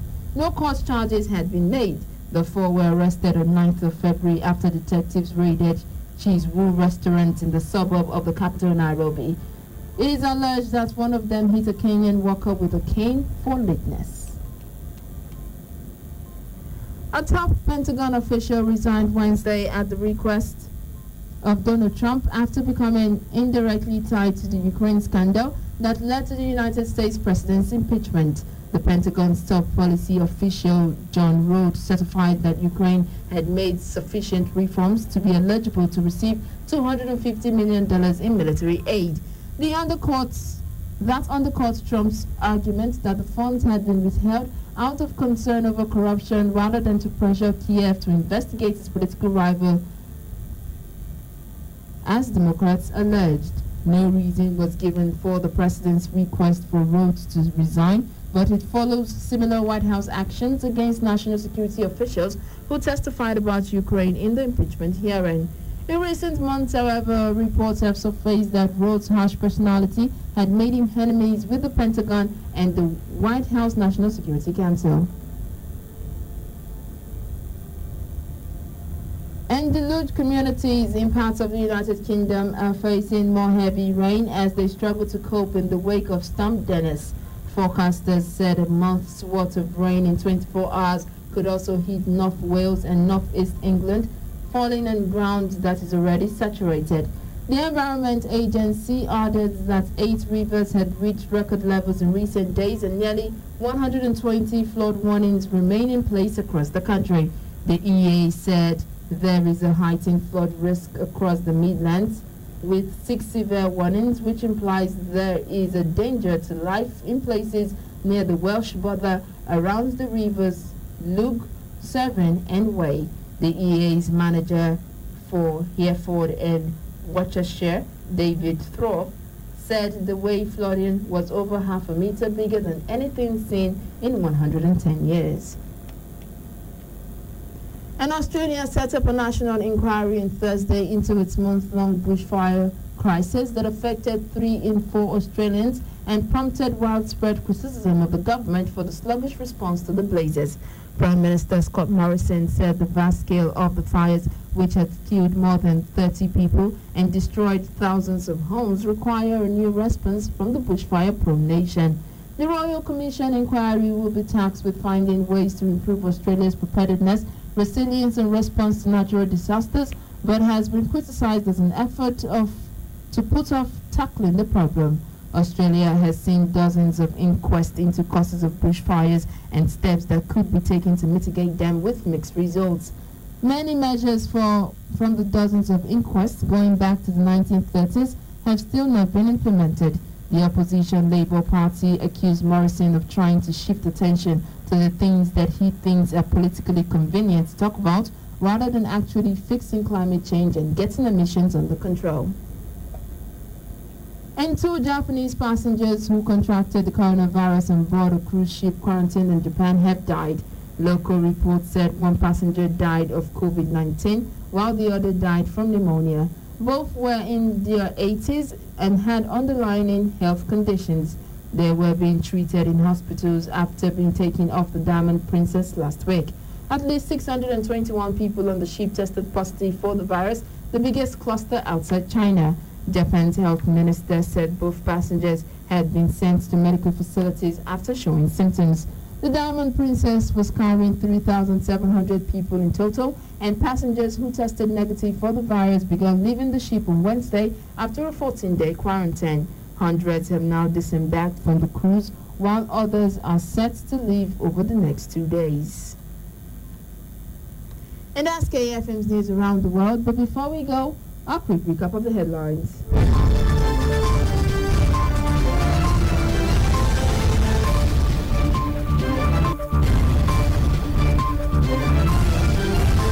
Stolen 18th century crown returns to Ethiopia. Top Pentagon official resigns at President Trump's request. Australia launches national inquiry into bushfires. Do remember that the continued unity of Nigeria is a collective responsibility. Be sure to play your part. QFM's News Around the World was produced by Victoria Zomo. You can listen to us online at www.kufm.net or download KUFM app on your Google Play Store. I am Omoyo Ogbede saying thanks for listening. Good afternoon.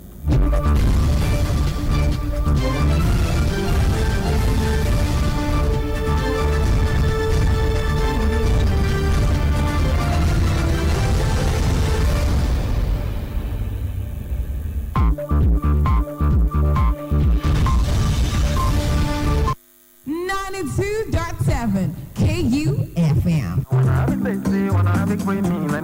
The issue of community, we concern community, we concern road, we concern anything we got to do with community. So we're going to talk about some community matter for the few minutes we'll get.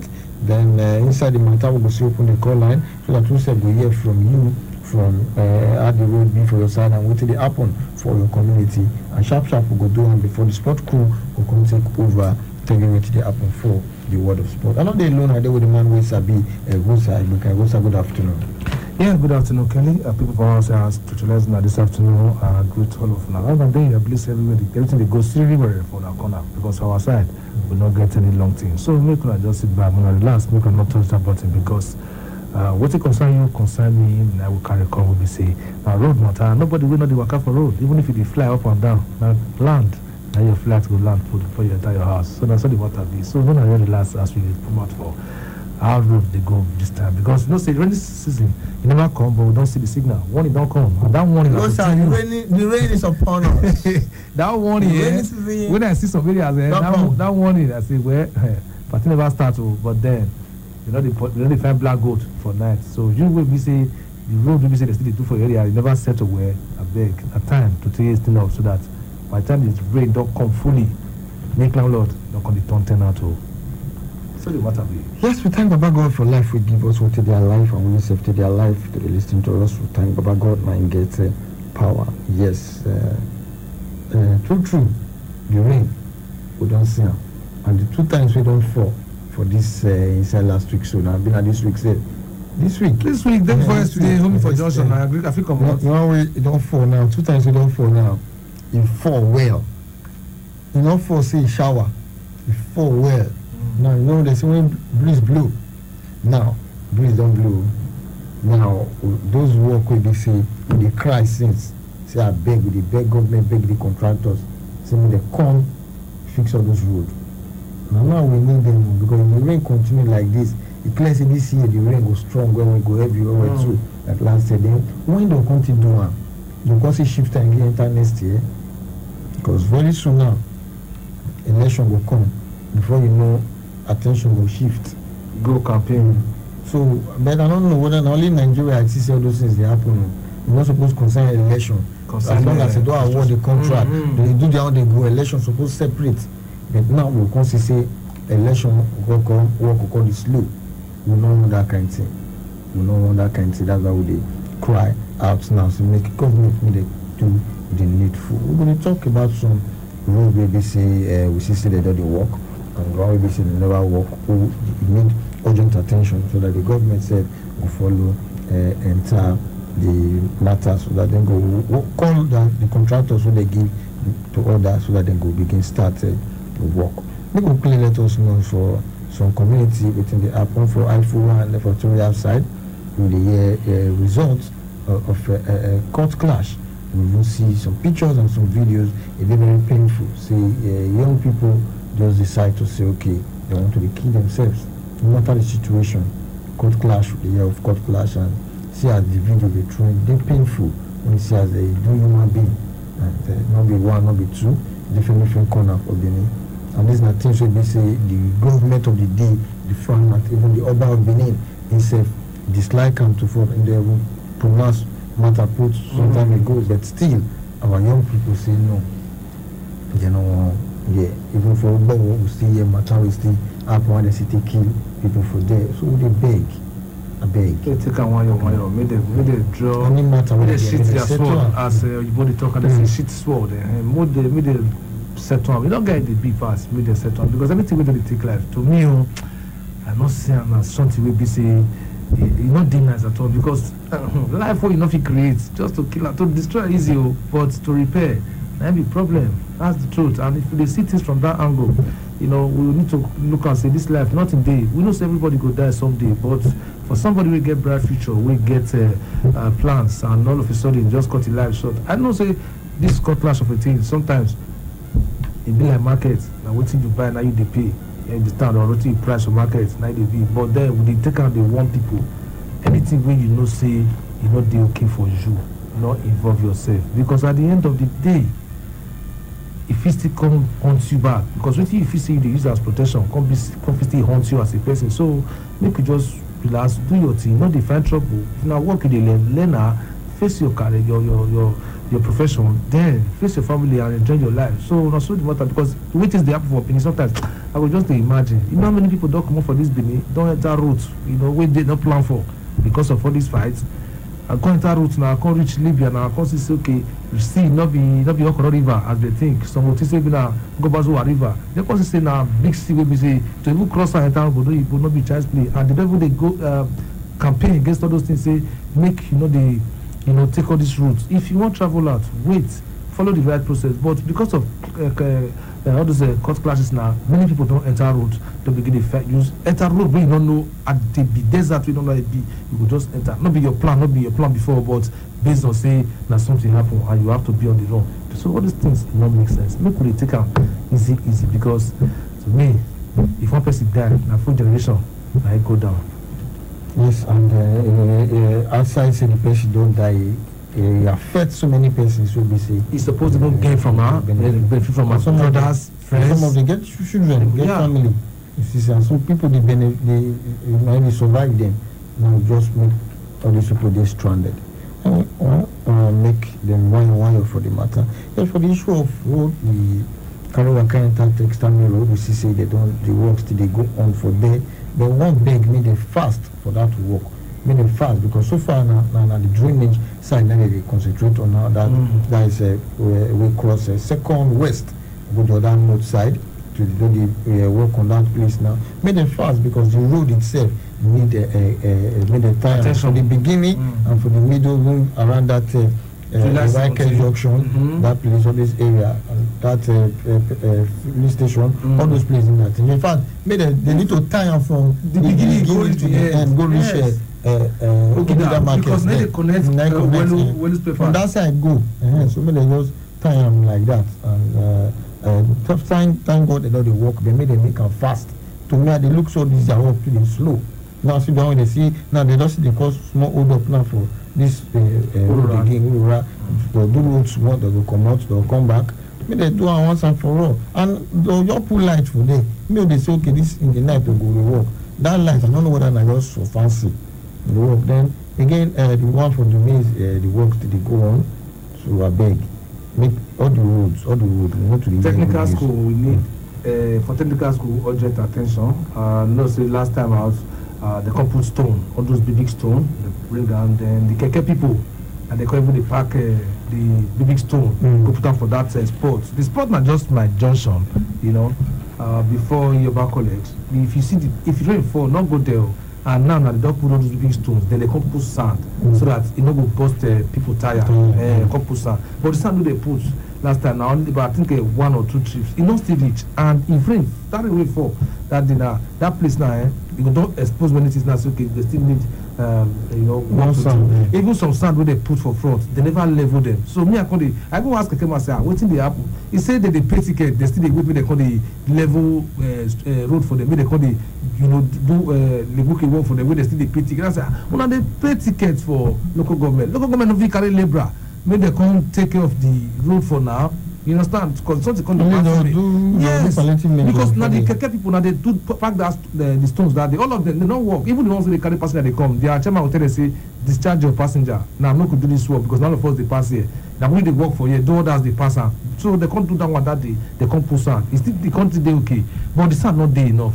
And as rain fall that day now, you will see I say water will begin the people has somehow because gutter not the technical road. So like I don't understand how that place won't be for now. And the sports festival it don't do very close, and they will use Benin Technical College, as one of the venues. Even Yoruba College, if you use them for the festival, now get them on the pass, they go take up for this event. Now what they talk like be that. So may local government, may they do their best, may they measure say technical road, they do the one they think then government assist them, may they do and make it still come out for ground. Because the more they take, the more people the area they suffer, and the more the budget they high. So once and for all, make them do and make it come up for ground. And other areas will be say still need attention. Remember, I said last year we talked about Aniboro axis. That axis for Aniboro with other areas we connect.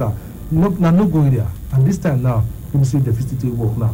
They need to go work because if they don't work now, the same story, the same cry we go cry last year. Say government to call airports, so landlords don't turn to tenant to all our mattress, everything on top of water. It goes still they play back again. So when they do the same thing, they repeat the same thing, I want to move forward like that. You will get as it be. Yes, for the one we say concern of we would also say don't do. The we can see government talking about government, Godwin Obaseki. Instead go inspect the newly constructed road within a road bar Obazagbon, or those the side. Big man community, all of them they were two for all the local government and go check them yesterday, and he really like the work we do. You say yes, this now good road. See the way they take do the material, everything.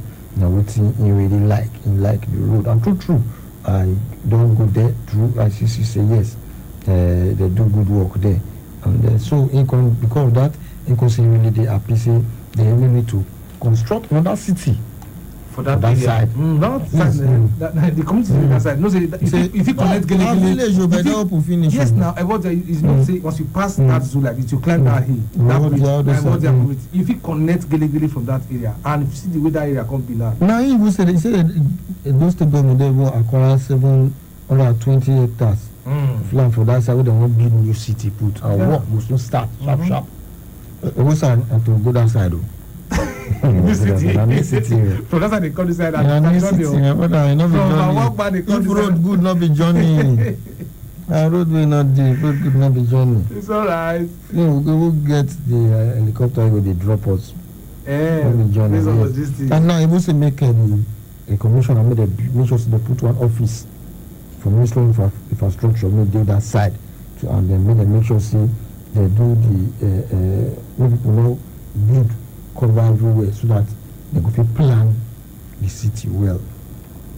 Well, as that one be now when you say they don't buy hectares of land, if they want structure on that city for that side now, based on saying that government, they know what they could do to avoid all those issues we say we don't get for for different parts of the town. We concern erosion problem here and there. What you talk and say is the commission of nation say they establish the right of way so that for the area, because say future may not get problem for future. Say when they want to expand road, they say to you so you come out now government land road you know. Say may they do it now. Now not supposed to do it now. So they may not cause problem later. May they do it now so that it go feel expand the road and easy flow of traffic. So now they need to plan it now. Say they acquire the land, they need to work will soon start. We say that one a good one. That's why so we don't fail that talk many times. Say if they want to solve this problem of traffic for this town, open all the bypass, open all those places. If they open that place now, those are road by area now, those are Bazabo, Pro, as government are talking about there, call this bypass, open now. Go local bypass, open now. Go Sapler Road, go Agbo Road, go open now. When we say open now, me say build houses, markets, hospital, everything we go make people build house we go cheap. People go park for tap only. You know this, you know. All this is very, you know, make the road. It go fine. See Abuja and the planner now. It's everywhere. Water safe. People go just they go be like the road in one kind of city. They'll be like saying a banana island, you know that kind of stuff. That kind of matter. So all in a way to the we name our own cashew island or mango island, depends on how they think structural. But then I think now better thing now the governor they suggest so they get on that city farm. But if they get them around all the bypass, it would the hold up where they start down we can reduce. And besides all the roads they they link different angles. We say the government go fit do at least make them try. At least sometimes they ask it, especially the one we say they we connect from Okun go reach Siloko. They ask the senator who they represent that constituency. I be the speaker. The member, house member. Represent as a house of rep. The member who they represent that area. What be the? You know they stay in Abuja. If they stay Abuja, so if they stay Abuja, people who they represent, you know go draw government attention come that road because what's an Abuja they stay. Everybody will relate to them. What they say Abuja. Abuja they stay. Okay. People will vote for them, but they here. Now Abuja they stay. Who vote for the day Abuja? Now only here they day. I don't know. That don't reach. We say before you go say you want even go vote for person. Say you go first of all look how you don't take day. What you even view what you go fit do enter the office before you go say because sometimes you just be like say once election come like this, I just to go cajole people, just go sweet, you know, pistock them as in use sweet man talk to them. Then after everything you go just abandon them. They don't really do like that. If they do that road now, no many people benefit from that road. You know the kind of business we will come that road because now road now they bring business. So if where road not there, who want invest, who want build house? Some areas they now will say road not good. People get site, they will say until that place open. Wait till one open now. Not be when better road they will come begin come. Nobody go make any development in there. But that side now they just leave her. If you drive that area now, you say go come up for a slow road. Who they come from Lagos, where they go that area. No need to go past 5 junction. No need to go past Ring Road. What you want to go to for that side? As you reach to local, you just connect them straight off, just drive us straight through. IDP come now they talk so that road now pass IDP. Just go come up for slow road. They not go use the Abuja connection. Take go to that road. All the go to they do for some areas where we say they do road. All those long roads that they do. Not be person they draw come. People know they represent the people in that community for that constituency. They don't get a senator who they represent that. They don't get a house member. All of the day Abuja. But people vote for now. They didn't say here. After that, if time reach for vote now the election, now still go beg them again. Go beg them. They make them put now for office again. They money they pack money. They make them inside swimming pool. Anytime we take for me, they swimmer. You know concern that. My brother, not so that they do things. If country want move forward, more tell us ourselves the truth. They need to still give back to the people. Best way put it for office. Give them what they will need. If you do road for them now, at least that one will just ease many things. But go past that area now if you for you will see problems there. And if they do those kind of things, establishment will still those areas. So we say companies where they will get money, then this is assist. Okay, we put this monetary support this one. They will fit it up to say okay. Because now customers still there all these places. You understand? If not that kind of one, at least some companies go yes, okay, we could put some amount join the military down. But when you not see person we call startup and a person they represented that area, then now you say make it be 4 years will just come, 4 years will just go, will just be like freestyle. Then another 4 years will just come again. Now the same story, the same place now everything. We're also talking about some companies. True. We get many companies they say yes. They fit still assist. Yes, on their own they fit assist government. Without any person tell you. Yes. You get one hotel when I see from one place. The street not too long ago. Was the major wedding of the hotel. For the road, the tidy road. They're not tidy road. Now the road maga one kind. Now see what this hotel, you don't say if you do a customer knock because customer feel they discouraged, you don't come to look and see road as it be. What they make you to go so okay, maybe you just do one before government will answer you, maybe do anyway. People as I say people go pray for you, it go bring more customer coming. Because some people go one call look and say this place get and beg no I'm not go get issue. You just leave her like that. You call the complaint saying customer no come. Where you fit do. So many of us get with you fit do small thing before government to come. But no everybody go they say. You see this bypass now. This bypass now we connect to local. businesses to enter. If you drive Yes, on now, you see because petrol station, you see before you know walk. to the happen now, shopping mall fit come, big supermarket fit come, different businesses go just come, go reach your local. It don't they did Yes, now as they go now, everything people dey build because the road dey okay. Now all these things now don't they dey now and so the land will dey cost. You understand? So all these things now will come make development dey come. Do road for us, government, with the beg una. Now rain don't start. What's the way forward? Contractors, what's the way forward? Because to me, I feel say the government get right. Now you they give contract, get right to say, after one and one start, or this will not to delay. Because I don't really know why how these things still happen for this part of the world, where this control day. I don't know how it dey happen. But give us a contract because it's drag and. We don't fit do another 1 week, 2 weeks, or one do one for 1 year, one do one for 2 years. Why? It don't make one sense. So make them do the needful. Carry the contractor, make them work. Now rain don't come. Now before you know again, this year we just still cancel. Because the rain not the fall, many things they hide. When rain come again, this year we cancel again. All right, now so the matter big because if you look around, it did very, very painful. See, people will be say, you know, on the lead or on the present or on the serve anyhow you want to talk out. At least not be everything person they talk before you also pay. You want to go listen to them. At least they know the tell blind man say rain dey fall. Where rain fall for only hear for your head. You go to say rain dey fall. Make I take a fine place, make I rest. You know, make I hard food. But this one will do now. You go see sometimes you go shout. If sometimes they go complain, call cameras, call people, make they come. At the end of the day, the road go still dey where it dey.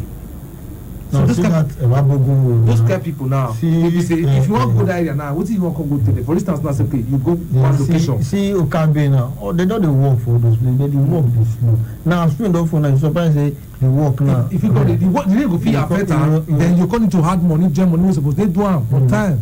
You understand? So, because I don't say you do work. Instead when you maybe budget you just fix am for say 3-4 months this work will finish. By the time you don't reach that period you not finish and rain come you can't begin to wash wetin you don use money to do before. That means na another money you come take dey do am. You see am say the taxpayers money you see am say the one wey suppose go on that area e go dey dey one place and you see some road wey dey do sometimes especially all those one wey be say this Niger Delta NDDC roads. Sometimes I don't know how they tell you award those contracts, but sometimes you just see the kind of road they do. You dey imagine say now German floor for building. The way it could just be now building German floor, even building German floor safe for building. It is solid, it is strong. But the way you just say drawing, you go just after maybe 2-3 months, you go just if you look road there, you go just laugh. So me they not going to see they don't see us as laughing stock. They don't to laugh us. Time don't know we see say at least if you do road, even if there are 2-3 roads. Now you do for 4 years, make it this solid. Make them know okay. Now this one we just do for 4 years. Then the next 4 years, if now this one you want your face, just face out. You know, not to say road become many. Then the ones we not good, we not last 3 months, 4 months. Now you go many pass inside. Come on, that was not to waste money. Not to waste money. These are true. I don't really know why Nigeria. Not be this our state. Nigeria, so many states who don't go. See, who know what it did.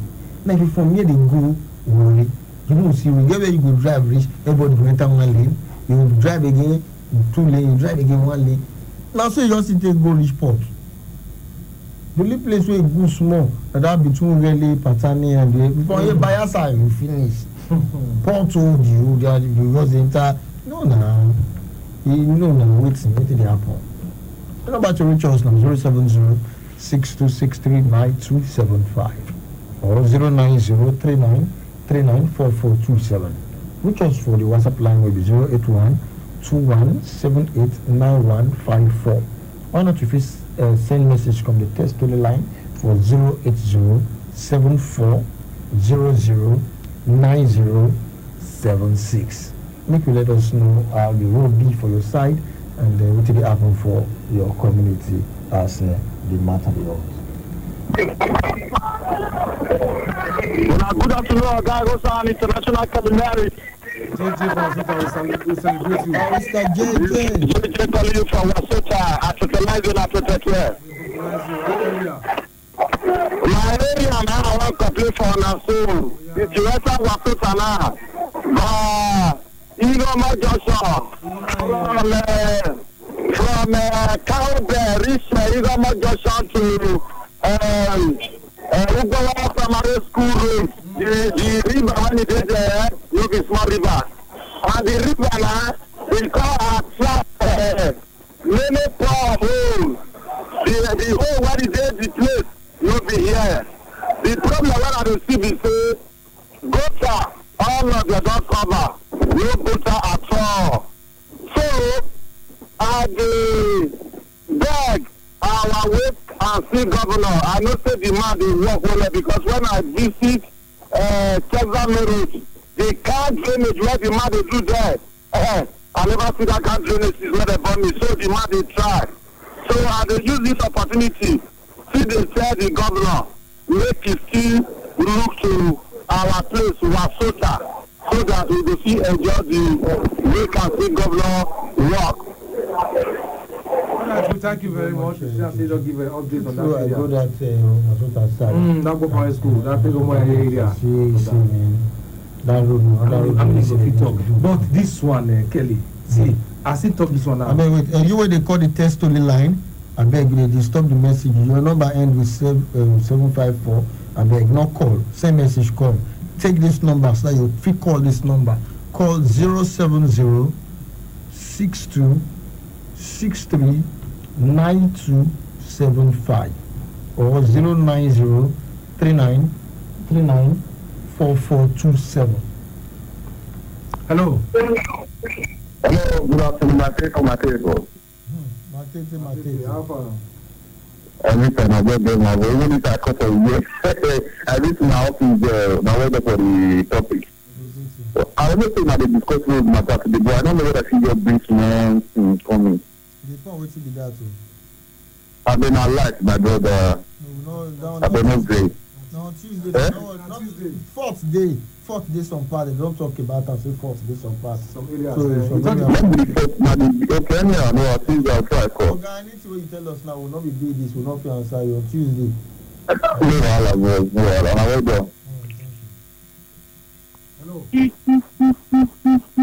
Hello. Good afternoon. I greet you. We greet you too. I beg, I feel talk with you my mind because many things you. What will be your name and where they call us from? My name is the call for call my village. You say you want to talk with you my village. What did they happen for your village? If not, you know. Everything they happen to say, side go that side now, they don't they burn houses. People they take over another people community that they cross from older people to Baoka. With your panel talk, that they do, they don't they burn houses, they burn cars, they keep people for that side now. Okay, calm down. For which side? For Bubaka. Yeah, Bubaka is a very big local government. I'll call my village. Around which area? Around the Opage area. Opage, you fit pass through wherever certain meters you. Okay, for airport road side. You fit pass airport road side, enter. You fit pass Chapel road enter. To the clear the happen now, so you talk to you now. Me government try make them say people go that side now because people don't there now. The houses they burn now, cars, everything, the activities people don't take over. They say that food and investment now they bring home. Volume of your radio. Hello. Before we reduce the volume of your radio because we need to ask you some questions, but we go try reach the police them so that then will carry. And I believe police division, you know, they around them. See, they'll first take care of them. If you not reach, the fee come made from. And once you see as you say call also, make yourself stay try reach police. So they come, but we on our own go call police so that they will quickly carry this thing so that make them know what they cause the fight and make the resolve them. But then we're not going to say make because they don't do road now. Don't do road now, make a cause fight. No, not good now.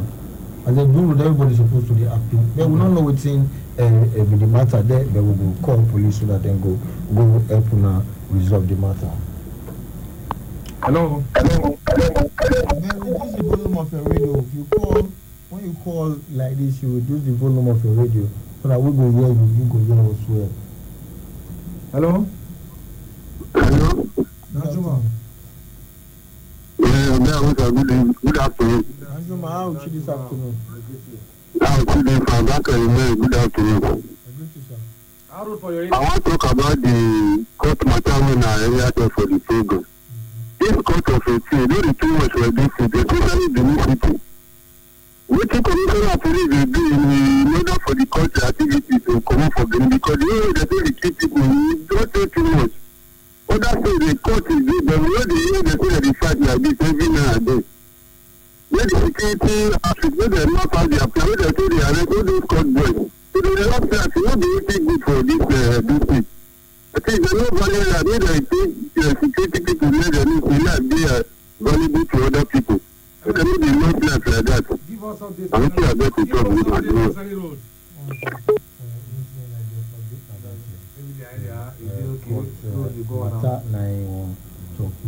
The commissioner of police, they know they sleep. Last week we carry Waka meet them, and some of the things we still talk no record. Some of the things still join this court matter. Then tell us the day of the matter. So make we relax, then they sleep.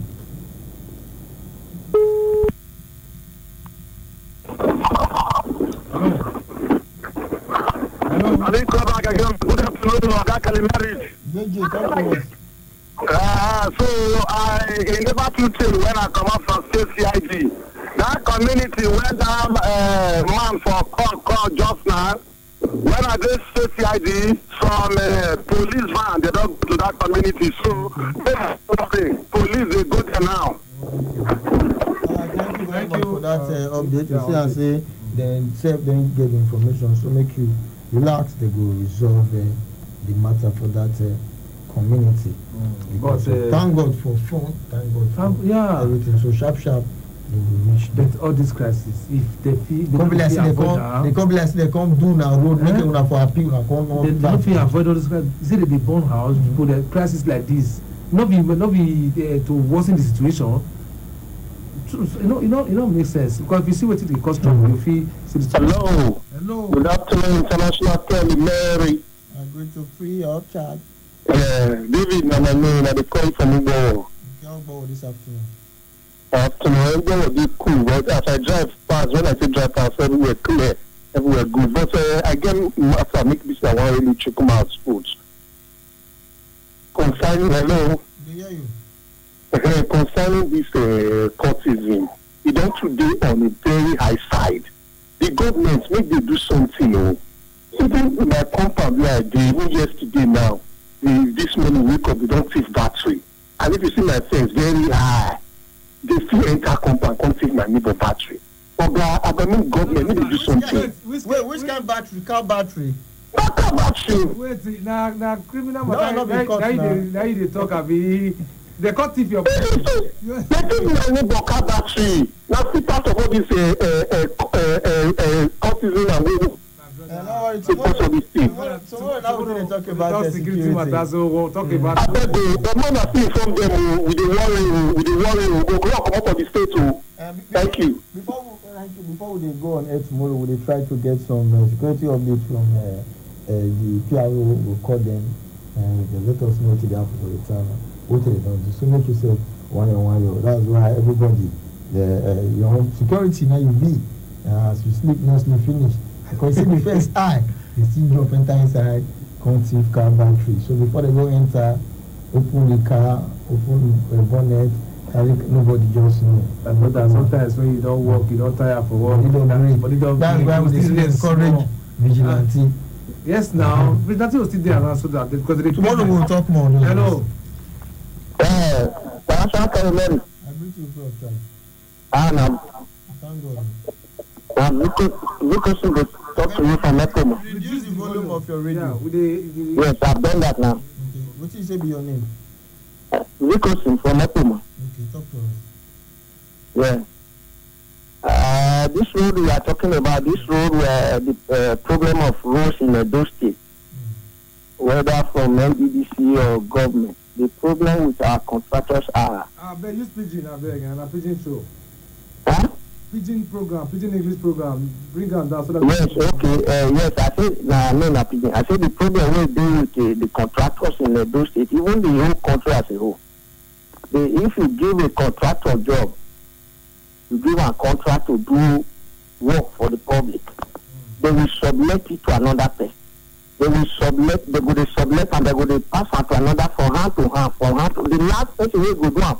You know, we see money to execute the contract. That's why they abandon the contract. That's why they leave the contract. It go there, they will take 3 years, 4 years. Hello. They will take for. Wait, now make it talk to you now. When will they communicate now? When you talk, you see, let us talk. Rather, we quite need it. Yeah. Now you just talk. Now make I hear you. You just talk something now. You say if government give a contract to a particular company, it will go down to see. How you take see this thing? We deal with fact here. We deal with fact here. How you take see this thing? The first way they hand over to I tell you, you get the proof, you get evidence to show it, to back up what you just talk. Now so the system be for Nigeria. You don't need evidence. That's why they abandon the road. They don't like to. The original person they give the contract, when they give it. See, when you talk, you know, we just talk, say now, say it be for Nigeria. Now, so this country, now, so we take all of us say do away, they want this poor so. No, get your evidence. If you on your own now, as you take make this clean now, you see say yes, you don't know say you get right to go meet, to go stop that or go say no, because now our money they tell they do this thing, not you they get it. Okay. So, so when you they talk something, make sure say you get your facts. You get your evidence. Let me tell you another thing. Do you know if a contractor, they give a contractor work? Are you telling me the money they give contractor to do the work now they execute the contract? The people who give that contract out, they must take their share from inside. Okay. You know what is happen for Nigeria, and I don't want to hear this. Okay, we will talk with food here. You want me to go to government company and start asking for evidence, or go to NDGC or go to Niger Delta and start to ask of evidence before you know what is going on? Why they not tie the roads?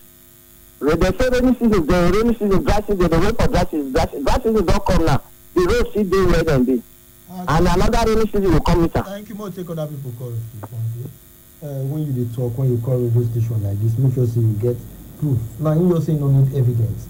You know, it makes sense like that. Now, for example, now they tell you say, wait, for example, they tell you say your pikin. You know, say yeah, you know you can bring your pikin up. They can't tell you say your pikin just thief for outside. You don't condemn and say no, this my pikin na thief. You don't beat am. When you know say yes, I will take train your pikin for house. No, you don't even ask say no. I take happen. You know, when you see something like this, say you just assume. You go get the evidence, get the parts. Okay, see who they give contract. He give this other person. He give this other person. You get it. Then when you talk like this, we say we listen to me. So okay, yes, talk. Come look here. Even if they do road safe, they do road. If you do, now taxpayers' money. If you still ask, when this road, when they go complete, and they go say, you know, if you notice, when they go complete, if you ask the contractor, anytime they do road, if you go anywhere they do road, they will put signboard. They'll say project, state government, contractor, they'll write the company name, everything. They'll put everything. Then you don't know, say if not being the government give, government they pass the road, they go see and signboard there anywhere they do road. Then they put signboard like this one they do road, they put signboard, put the company name where they do them. Any company they do they put their name there. Put everything there. Then government where they pass or commissioner represent all of them. They not say okay, not be this company will give this work. Not be a Rosa company will give. How come na name record dey here? Don't they ask someone not they talk with you will not they show off. Hello. This is the volume of your radio. This is your radio. Thank you very much. I'm still reading that. I listen to your program. Hello, sir. Good afternoon. Yes. Reduce the volume of your radio or off your radio. Come on for where your radio. Come on for your radio. They echo. I don't come up for where it is. I don't know where the echo. Okay, better now. Tell us your name and where you call us from. Your name and where you call us from. Okay, I will call back. All right. When you call, you make sure say you know they were being noisy, and your radio as you call, you will just turn on off safe if possible, or low and lower so that we can not disturb the conversation. Hello? Hello, good afternoon. No, this is one of Feed Marshal. Okay, Feed Marshal, talk to us. Yeah, I just did a big just now, and they ain't the red. After that, the guy who was my phone going to shoot me. Again, metallic filter camera. Hello, wait, I'm not shop after the talking. Wait, hello, you come again. Yeah, we're just for where? A baby for up to the near Kenwa Road. Okay, what's happening? I just go school normally now. So the guy is my friends, just stopping family. I was wondering what will happen. So far, the guy that was like shitting. So when I check out, see boys, they are coming. So when they are placed along the road, they enter shop that they did the first one, so one thing road for God.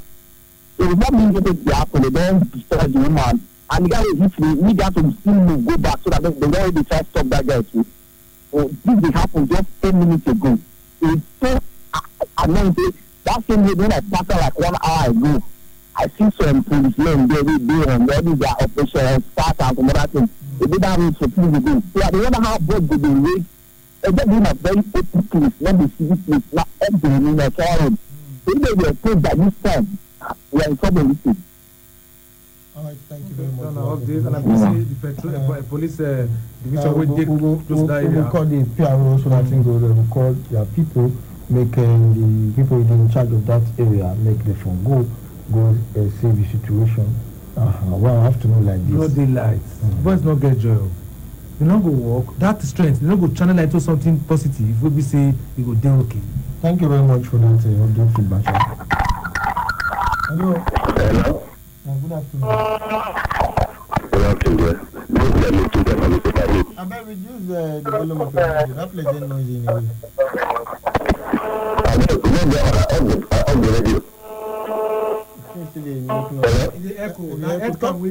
Talk to us, sharp.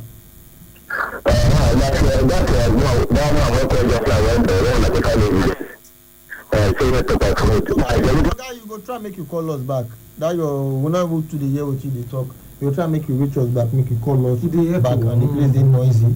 No, some people they call it. They want to hear us. They want to hear them say that they talk for radio, say that live. But it not make sense. As we call radio live, just come out there so that you will hear yourself from the thing you talk from the phone. You will hear yourself from the phone.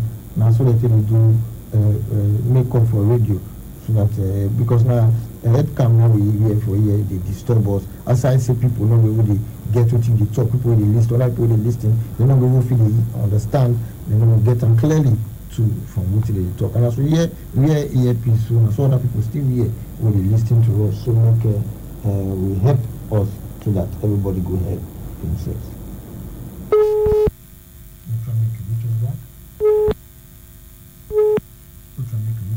The number now 07062639275 or 09039394427 or 08121789154 or send message on the text to the line for 08074009076. Hello.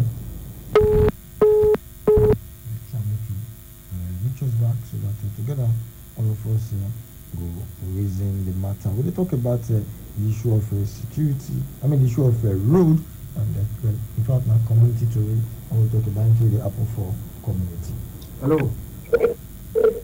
Hello. Good afternoon. Hello. Good afternoon. Okay, good afternoon, sir. Your name and where they call us? Hello. Good afternoon. Your name and where they call us? Okay, my name is Translate. They call from Opera. Okay, the question I want to ask is the people when there's this road construction when they go on for this upper repair house.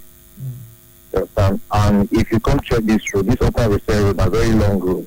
It starts from a high point, then go end for River Basin. So I ask because now on that contractor day for the repair side for already local government. The other contractor day for this both sides. So now leaving behind a point between the moat at the resource side for already way end and other place where what they call the first power line. So I want to ask the people in that area, then not be part of the hotel. Okay, because when they go on, like just do one side, they construct on one side, they construct on the other side, then they need to understand you, they reconstruct from the beginning, then the end, they leave the middle. Yes, that's right. Okay. We will find out why it be like the two one making us find out who is responsible. Okay, because I just said that the federal government, because of this Omina River basis for this, that's why they construct this other part. You understand? So we don't really know who they construct the other side. Okay, so you understand? Okay, but the people under the middle now, every floor they worry them for that place. You understand? Thank you very much for that information. I want to come back from this market. We will talk more and we'll see you soon. Trying to get or receive information through all corners of the globe requires unprecedented internet service. At Wireless NG, we provide fast, reliable, and affordable unlimited broadband internet service to homes and businesses. Service is currently available across Lagos and Benin. Visit us today at Wireless NG, 5 Ramaya, Ikenede Street off PZ Sapler Road, Benin City, or our marketing office, 70 Olowo Complex, Airport Road, Benin City, or call 0807-887-9960 or 0703-672-9147. Wireless NG, erasing internet boundaries.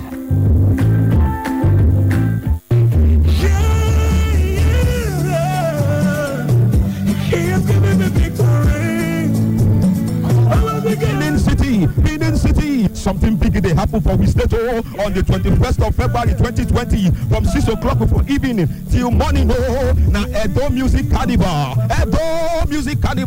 now all night to jollificate, to danceificate, and even enjoyficate. You go winificate, join yourself with the best of the superstars. Iben go there, Buji go there, Joe Praise go there, Jadel go there, Testimony Jaga go there, Bishop Chickenson go there, and other better when get gospel artists them. Let this almighty go happen now for Garrick Memorial School Field opposite to Uniben Kenwa campus. Edo Music Carnival, Edo Music Carnival, Edo Music Carnival. If you miss this program, wait till you get.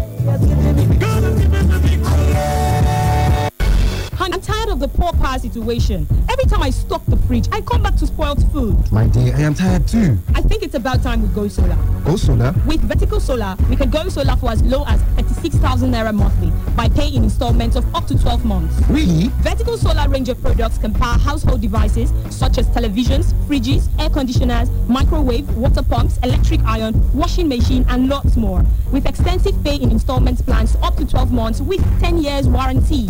Wow! What are the benefits of solar energy?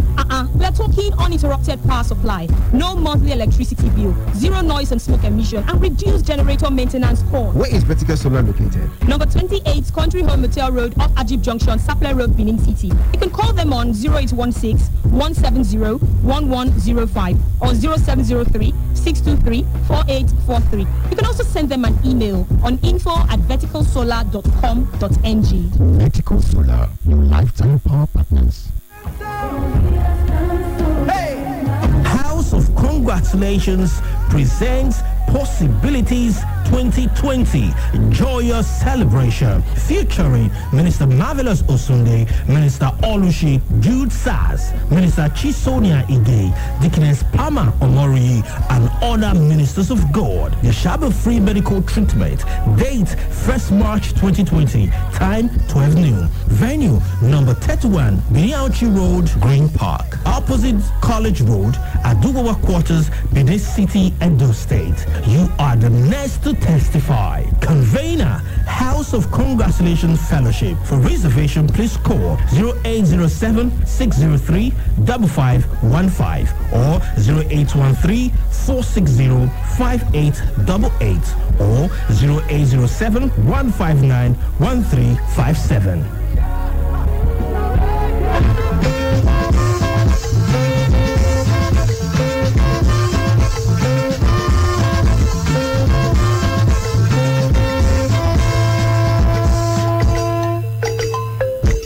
right now, the last lap of the program of this. In the next few minutes, we will carry our kayak come up for the Golden Chamber. So the sport crew will come let you know what will happen for the world of sport. My name is International Kelimerit. It's not special advisor to the governor on illegal marriage and private enjoyment. And the roadside break, and together we'll talk about community things really happen for our community and road. We'll talk about road, how the road be for your side, the one where they do and the one they never they do, and what we need to know. Now time for you to cry out for your road and for things will be happen for your community. Some persons don't let us know what will happen for their community, and we said don't talk about the court clash too. What will happen for one other community too. On our things we will talk. The number to reach us now 070-6263-9275 or 090-3939-4427 or 081-2178-9154. Don't forget, if you send message come, people will call this line. I beg you could not call the line. Just send SMS come the line for 08074009076. And the last call will be before we go down market. Now don't be say concern somebody when they talk about the road for upper Rochelle Road, so they tie the road beginning, the end, they leave the middle. And that one I want to go try to find out. But basically, I don't see roads like that for Benin. Even myself, they wonder why they always do one like that. Is it a style for this state or not waiting? For example, Rabogo Road, now so it be. They do the beginning, they do the middle. If you say they never do beginning, they do middle. Now they don't start to do. They don't go front to get the door that place. They leave the beginning. They the end because that road come out for upper. Now for upper side, they don't do the beginning. If you just enter from upper side, you cross their place, you don't enter third road. As you drive, they go where you go reach. Makam, the road self don't end where the tire road don't end. Then from there they begin. So I don't really know whether that is style for this state too. I don't know. No, I don't understand whether that particular contractor but they get that style to do road from the middle of the road, leave the beginning and the end. Or some they go do the beginning, do the end, leave the middle. For now see what this our caller talk now. That flood don't affect people who did that middle. I beg, make care when they do the needful. Oga, your number end with 754. Not call this number. I don't call the number tired want to call. This one are for message. This one are for message. A message they send come this line. They not they call this line. A message they send come. If you send message, you go read them. Call the other lines for 080 for 070-6263-9275. Hello. Try to call us back. Hello. Make you call us back. They know they call this line.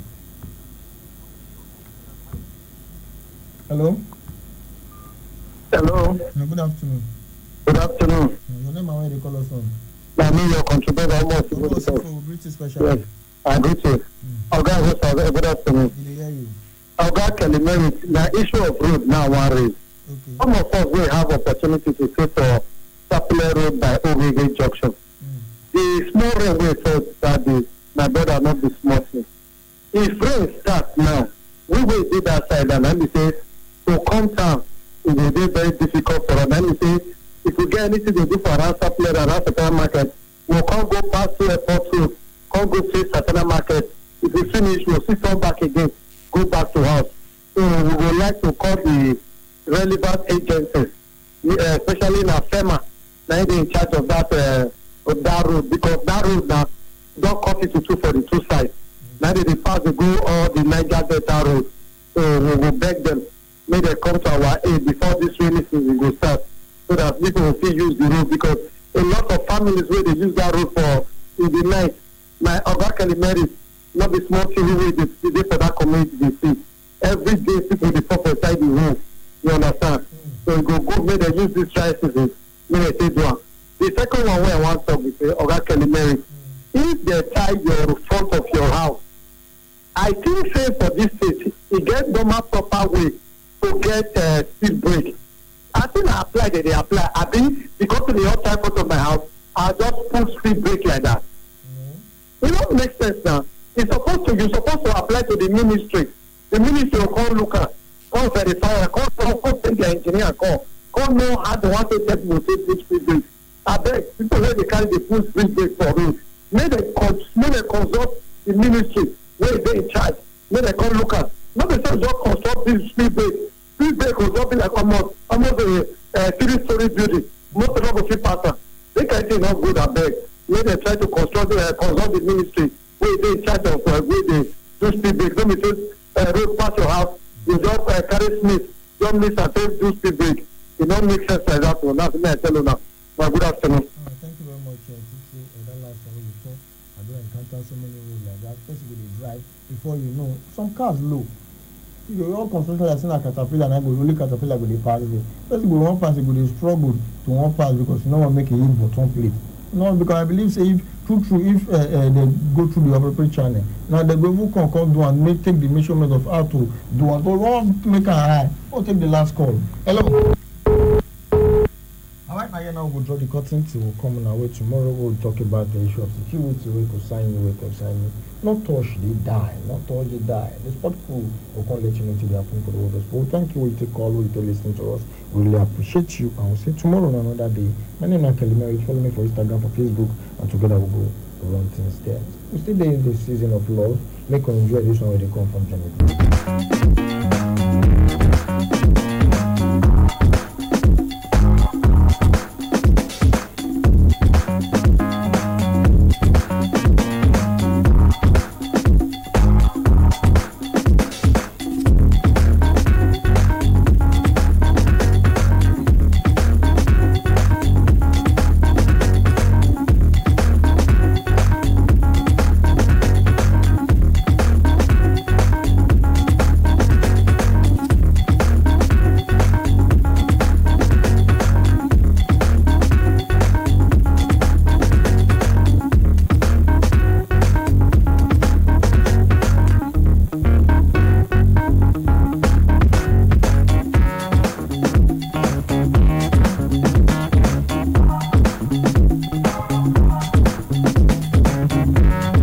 Latest FIFA ranking is out, but guess where the Super Eagles are at the moment? Well, I can tell you that they have retained their 31st position in the world and 3rd in Africa. They don't make any move, which goes to show that we are just stagnant when it comes to FIFA ranking for the month of January. Well, let's keep fingers crossed and hope that the next FIFA ranking maybe might just move 4 or 5 places and start going to the position where everyone will expect Nigeria to be when it comes to World FIFA ranking. Well, Ojo Igalo might make his debut tonight against Club Brugge in the FIFA Europa League, though he made his domestic debut against their opponents in the English Premier League, of which that game ended against Chelsea at Stamford Bridge. It ended 2-0 in favor of Man United, but it was in 98th minute sub for United. So looking forward to what he will be able to do against Club Brugge tonight in the UEFA Europa League. And somebody, a former United player, has said that his teammates, need to support Ojo Igalo to do well at Manchester United. Talking about Jab Star. Well, the man that stunned Tottenham Hotspur yesterday at their stadium, talking about Timo Werner, he said that he's proud to be linked with Liverpool after that victory last night. He is a prolific striker, so I won't be surprised if he makes the move to Anfield. Then talking about emergency signing, Barcelona, they've made theirs earlier today, signing Martin Braithwaite from Leganés, and he has his contract, a clause has been started in his contract, so we're going to tell you more about that guy's signing, because they are having 2 players out injured at the moment, Luis Suarez as well as Ousmane Dembele. And this Spanish women's top flight, they've also signed a pay agreement, talking about the players that will see them earn better pay than what they are having at the moment. Then in tennis, Roger Federer is out of French Open due to surgery. These and many more will come your way on your favorite sports show on this frequency, Sports Fiesta. My name is Egosa, I'm the Sports Maestro, and I'm with Sanofi Francis, the Sports Berlusconi. Sit back, relax, as we take a sporting ride into the ever-exciting world of sports. Francis, good evening, great to have you on the show this evening. I know this is not the perfect position for us in Africa, but what do we have to do? We have to start from home. Super Eagles 31st in latest FIFA ranking and 3rd in Africa. When you call it stagnation, I kind of don't understand. The truth is, the national team have not really been involved in any football games. None of the national teams have really been involved in any games. If they were involved in games and you're having this FIFA ranking, we're moving a little bit back or moving forward there. Talk about movement. FIFA is just letting us know the month on the review. There hasn't really been games and they have to stay up to date with what they are doing. So they are letting us know that this is as you were just before we came into the year. When the games, which will start coming as from next month when we host Sierra Leone at the Keshi Stadium in Asaba, then from there we can start judging Nigerian performances. Like what we see here, one of the top in Africa, number one in Africa. Gradually, I think we're getting there. Being third in Africa, some couple of years ago, you wouldn't fancy the Super Eagles being there. Prior to the last African Cup of Nations, we didn't qualify for the African Cup of Nations, but we got there, now we returned, and we came out third. Not the kind of medal we wanted to come home with, but maybe when we go next year, we'll do better. Hopefully we'll get through the qualification series first. So I think, by and large, I don't want to say we are stagnant. We've not been playing. We're playing, and we're not getting results prior to now. Then was okay, fine. The Super Eagles played, but because of inconsistency, today they win, tomorrow they lose or draw. That's why we can use the word stagnant for them. I just want to encourage lads. It's not easy. We were trying to rebuild over the years, but we've not done a proper job. We've not really been able to rebuild since the era of Kanu, Jeju Kucha came to an end. We've struggled, but I think this is a proper foundation that has been laid by Jonathan and everybody involved in the set of the national team. I like what I'm seeing. We are seeing transition since 2013 when Manu Gaba took the last to the World Cup, they won, discovered Kelechi Iheanacho, and few others that were by now should have been in the national team, but for some certain reasons where you have players moving and injuries. For instance, I think IT Success should have been right now part of the Super League. Injuries have really not allowed the young man to show the world what the stuff that he's made of. That young man is a fantastic footballer. When he's fit, he's pacey, he's strong, I liken him to Ojo Ihalo, but more faster. Then you look at in 2015 that brought the likes of Victor Osimhen. He's in the national team now. Properly, we are seeing that transition. Unlike the time of Chris Santos Macaulay and a few others that we didn't see proper transition. When you stay fit, when you are playing regularly, now you make the national team. The doors are open. Age is really not a big factor anymore.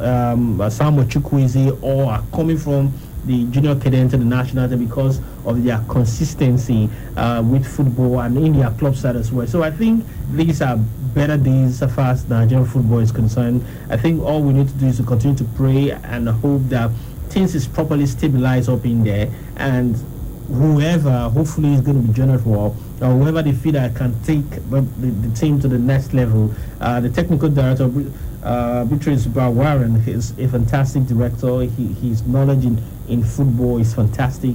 I hope they are able to, all of them work together.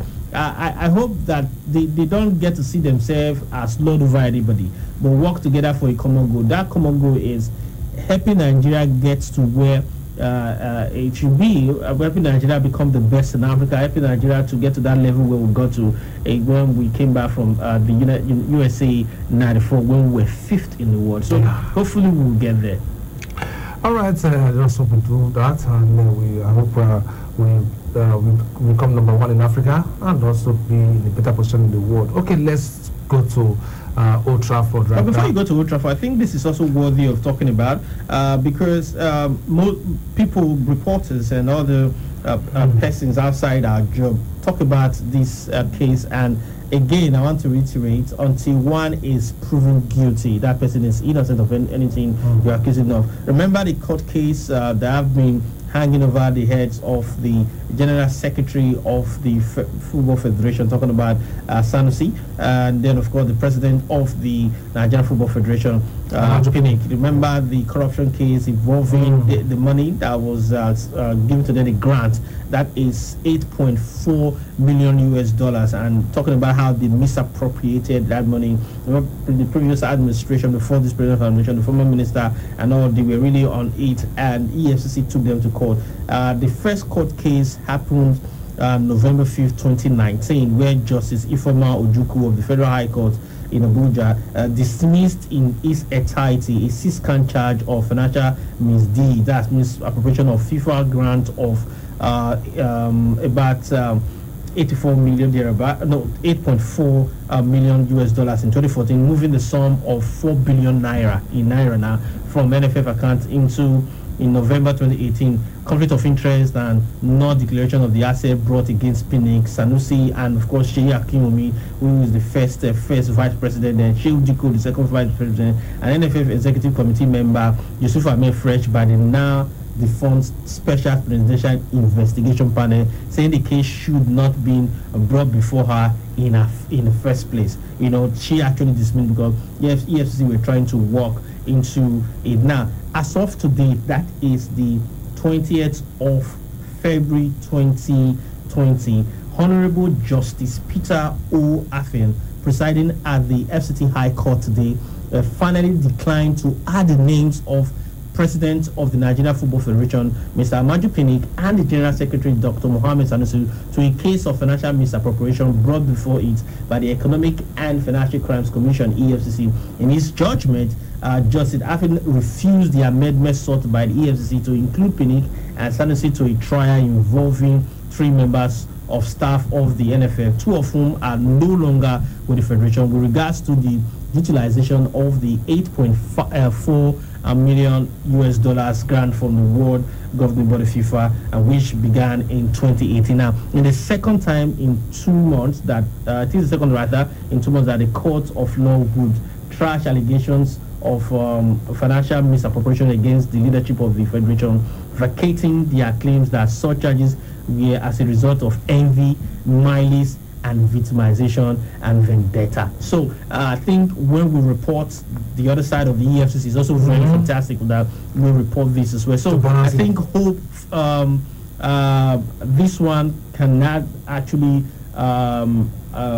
rest the institution, because the lawyers of the NFF urged and prayed through a motion duly served on the office of the AGF that based on law and constitutional provisions, the NFF official could not be joined in the matter, having been discharged and acquitted by the Federal High Court on practically the same charges with the same witnesses and proof of evidence for both cases. Now, he further said, as a lawyer now, argued that the entire charges bordered on use of FIFA funds, and on which by relevant laws only FIFA Ethics Committee has the exclusive right to investigate and adjudicate as well. In this case, they said FIFA has not complained to any third party that their funds were missing or misappropriated, rather than FIFA has continued to relate very well with the Nigeria Football Federation, and even the Nigeria Football Federation account audited by PwC is published on the FIFA website, which is true. So after the honorable judge listened to all of this, which, I mean, if FIFA audited your account and they've already published it on their website, it means that they are satisfied with the way saying that things are okay. So yeah, he actually threw out the case, and I hope this, like I said, will rest all this argument, and let's move forward in our football. Okay, I think that will give us the time for us to go from our first commercial break, and when we return, we'll be talking more sports. You just stay tuned to this frequency. We'll be right back. Benin City.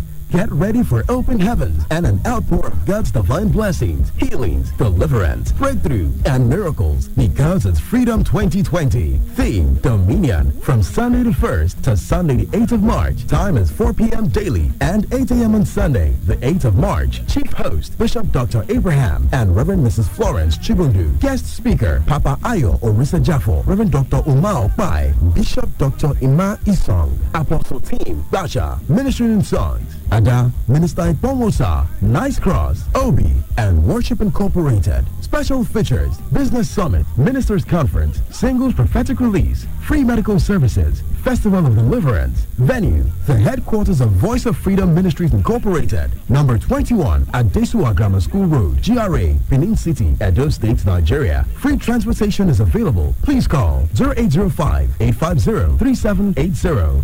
Freedom 2020. It's your set time to gain freedom again. Don't miss out.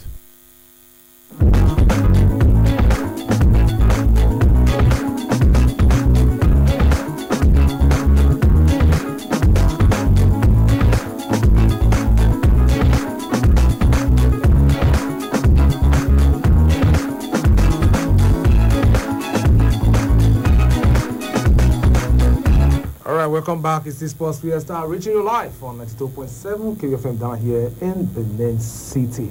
Okay, let's go to Old Trafford and this story. Former Manchester United defender is a legend, and just he has said that Ojo Igalo needs his teammates to support him to thrive, because he looked at his statistics and he said that the 30-year-old has done very well. Look at what he did for Watford, scoring 33 Premier League goals in 2 appearances, and he also followed him while he was in China playing for Shangshan Yatai, where he scored 36 goals, and then he scored 10 for Shanghai Shenhua before they went on the break and before the coronavirus broke out and all that, and now he's at United. And he, quoting him right now, he said, "I hope he's going to surprise people." He played for Watford for quite a while and went to China and he scores goals. That is what Justin is saying, and it said it might surprise a lot of people that he went to United, but they needed a striker, and one with pace and physique who can score goals and is a proven striker. So with all this coming out from the legend, talking about Justin, the Dutchman, I think this will make others to see that, okay, Ojo Igalo was not a panic buy by United because it was a deadline day, but a proven striker. Ojo Igalo is a proven striker. Ojo Igalo is going to score goals for Manchester United. He has to do enough, like Ole Gunnar Solskjaer have already thrown the door open for him, that if he does well, they could make the deal permanent. But I must say that it was a panic buy. United needed a striker. At some point, they wanted to sign Dembele from Lyon. Lyon didn't want to sell this particular window that just ended. They will sell in summer, but they need a striker to see if they can push for a European ticket or maybe end the season. Where Lyon right now, they are not in best of places in fast the League One is concerned. They didn't want to sell. United needed a striker. Lyon 11th on the table, 34 points from 25 games. So they need a striker to be sure of at least a League One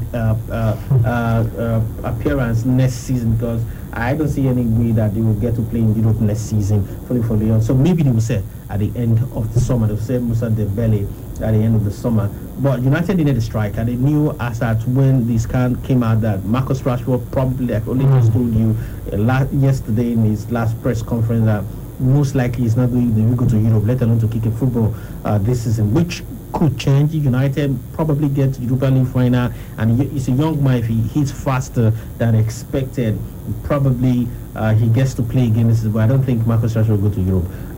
What we have seen, the scan and everything, he needs to heal and then get fit again. So he was a panic back from the side of Manchester United. At some point, they wanted Island Slimani, don't forget. Then they wanted Solomon Rondon. Yeah, they wanted the striker by all means. So they got Ojo Igalo. Ojo Igalo had to, reduce his own wages, cut his wages for him to play for United. Now, he's a fine striker, and United clearly did their own work rather, and they know now that yes, Ojo Igalo can give them the goals.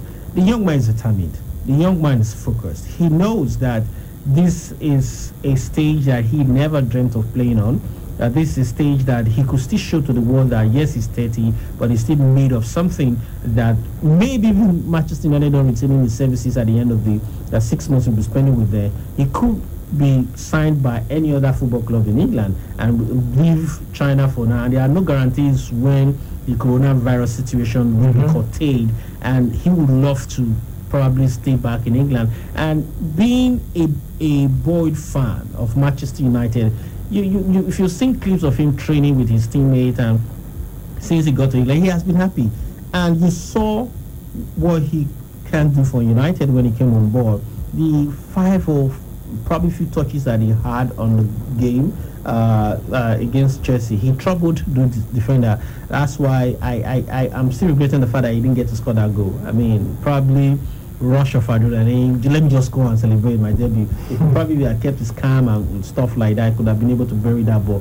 Hopefully he gets to play tonight. Hopefully he gets to score a lot of goals for Manchester United. I think he's a striker that will show Anthony Martial what it means to be a point man and be a winger. I think if Martial brings that his pride and learn from a proper number 9, I think he himself will be a proper number 9 going forward. I have no doubt on Ojo Igalo's abilities. It is not just about strikers, they go in there to get goals. I agree with you. But their work rate, the way they hold up play and bring their teammates. And even track back sometimes to assist the defender. Yeah, and if he can do that, it's going to benefit a whole lot for the team. And Odinga himself, because they have someone that can really pass the ball. Like you saw what Fred did in that pass. He gave him a dummy pass that broke the defense line of Chelsea. Like I said, unfortunately, Odinga did not bury it. And he's coming to a team where right now the midfield is rejuvenated with the alpha signing of Bruno Fernandes into the team. Hopefully that Odinga, I personally want him to succeed because I'm a Nigerian. I'm a bit selfish here. I want him to succeed and then retaining his services. I want him to stay for like 2 years between now and when he's 32, 33 at Manchester United, not just probably a few months. I'm celebrating him. I don't care what others have been saying about Odinga. He's a Nigerian, the first Nigerian international to have played for Manchester United. So I think everybody right now should be celebrating Odinga. When Kelubi was at Chelsea, I celebrated him. He was the biggest star as at that time when Kanumako was at Chelsea. Arsenal. Even celebrated him. Also played for Chelsea. So when you have Nigerians playing when the J.J. Okocha played for Bolton Wanderers before he went to Hull City, I celebrated him. When the likes of Finidi George at Ajax, and all that, you know, Daniel Mokachi, Martins at Inter Milan, himself talking about one of the best defenders, Taribo West in Italy as well, Inter Milan and all that. When they were playing for all these big clubs, you get to see your Nigerian brothers. I mean, tonight, Odinga plays. You get to see 3 of Nigerian brothers playing. David Okereke, Dennis, Emmanuel Dennis. So that's what we're talking about. I just saw a clip, just kind of a flashback, was just watching through some of my iCards when you get into this journey, get to record a lot of clips. Just watching through today some of my iCards. I remembered in 2006-7 thereabout, if I'm not mistaken, in UEFA Cup, then it wasn't Europa League, where both people that are qualified for UEFA Cup. Olympic Marseille had Guisino Roma. They both played in Europa Cup, and I saw watch the clip again where Guisino Roma tackled Austin J.J. Okocha and them for Bolton and Olympic Marseille. I mean, that's the joy of football. Having our brothers play right there at the biggest stage as far as football is concerned. Okay, that's cause for celebration for Odinga. Well, I hope he scores tonight because that is his job. That is what he's been paid to do. Okay, talking about another striker who is prolific, and yesterday he went, saw and conquered at the Tottenham Tottenham Hotspur's new stadium. And he said that he believes that Liverpool are the best team in the world, and he's very proud to have been linked with them. You know, talking about Timo Werner of Red Bull Leipzig, and remember last time out he was linked with Liverpool, Chelsea. Chelsea and a host of other clubs, but he decided to remain at Red Bull Leipzig. But this could just be the moment for him. He said that know that Liverpool, they're the best team at the moment in the world, and when you are linked with that team, it makes me very proud. So it's a pleasure, but I know that Liverpool have a lot of good players, and I have to improve myself to learn much more things to get on this level. So for him to make that Liverpool squad as a striker, first of all, you have to look at the front three and see how you can also improve your game. I think the truth is Timo Werner is a great player. Not just because he scored against Tottenham Hotspur. You look at prolific, he has done in the past 2-3 seasons. You know, that consistency has been there. Yes, teaming up with Liverpool, Jungle Club in German will make things very easy for him to settle in. But this is the board. You have a very good striker, a very good point man on the bench at Liverpool, because of the exploits of Roberto Firmino. I think people talk about the goals of Sadio Mane as my African brother. Kudos to him, my brother. I think talk about the pacey nature of Mo Salah. Fantastic. Our own love as far as Messi is concerned. We love Mo Salah than Messi. I know obviously it's not in the class of Messi, but because an African, we love Mo Salah than Messi. But you need to understand what Roberto Firmino does to that thing. You take him away off that 3 line. They always find it difficult to penetrate defenders. He doesn't score most of the goals. Probably in the whole season, Firmino can give 15 goals in the league, where you have Sadio Mane and Mo Salah getting from the flanks 20 goals. Yeah. Like they were joint goal scorers, top goal scorers with Aubameyang of Arsenal about 22 goals last season with the Golden Boot. But his league cup play between Sadio Mane and Mo Salah and the midfielders is second to none. Not even Sadio Mane, not even Mo Salah can do what he does during games. I mean, this guy is fantastic. You need to study him. If people can go and Google, go to YouTube and say Roberto Firmino and see what he does in games. I mean, this guy is exceptional. He's not selfish. He's ready to sacrifice his goals, his chances for Sadio Mane, for Mo Salah to get the glory. And without him, it's like the front three is disconnected. He brings them together. He's like the life wire in that front line. Yeah. And he doesn't just stay up front and wait for the ball. He falls back, retrieve the ball, draw go on the counter, the defenders to himself, and spread those passes to either Sadio Mane or Mo Salah that is making the runs for him to get the ball. So it's going to be difficult for any striker coming to play at that middle of the park. He's not the one waiting for the ball to come out. Yeah, so his work, it's a dynamic footballer. People talk about Virgil van Dijk, fantastic is it, but for me the best player right there it's Roberto Firmino because of the way he connects himself between the midfielders and his striking partner. So it's going to be difficult for anybody to break into that team and just be a starter and prove Roberto Firmino. Except obviously form is something. Today you're good, tomorrow you might drop form. You have to get it back again, like what we are saying in Raheem Sterling this season. Last season he was red hot, beginning of the season red hot, but right now he's getting cold. Yeah, he's getting cold. That means he's lost form. Talking about Raheem Sterling. So I think that's the only way. But Timo Werner is a great finisher. I think he's a striker in demand. I think he's a striker that most of the top clubs, not just in England, but also in Spain, will be gunning for during the summer transfer window. All right, let's see what will happen when the transfer window reopens in the summer. Then moving from Timo Werner to Bright White, Martin Bright White from Leganes. He has just joined Barcelona because of the emergency signing. They got him for 18 million euros, which is 15 million pounds for 4.5 year deal. Well, the reason for that is that La Liga rules allow clubs to apply to make new signings if a player is ruled out for more than 5 months. And for Dembele, well, he's out, Suarez is out, so Barcelona, they needed a striker and they had to go for Bright White. And if you look at Leganes at the moment, they are in the relegation zone, they are not doing too well, so I think this would be a big move for Bright White. It's a big move. I mean, probably at the beginning of the season, even at the winter transfer, I never expected to be playing right now for United.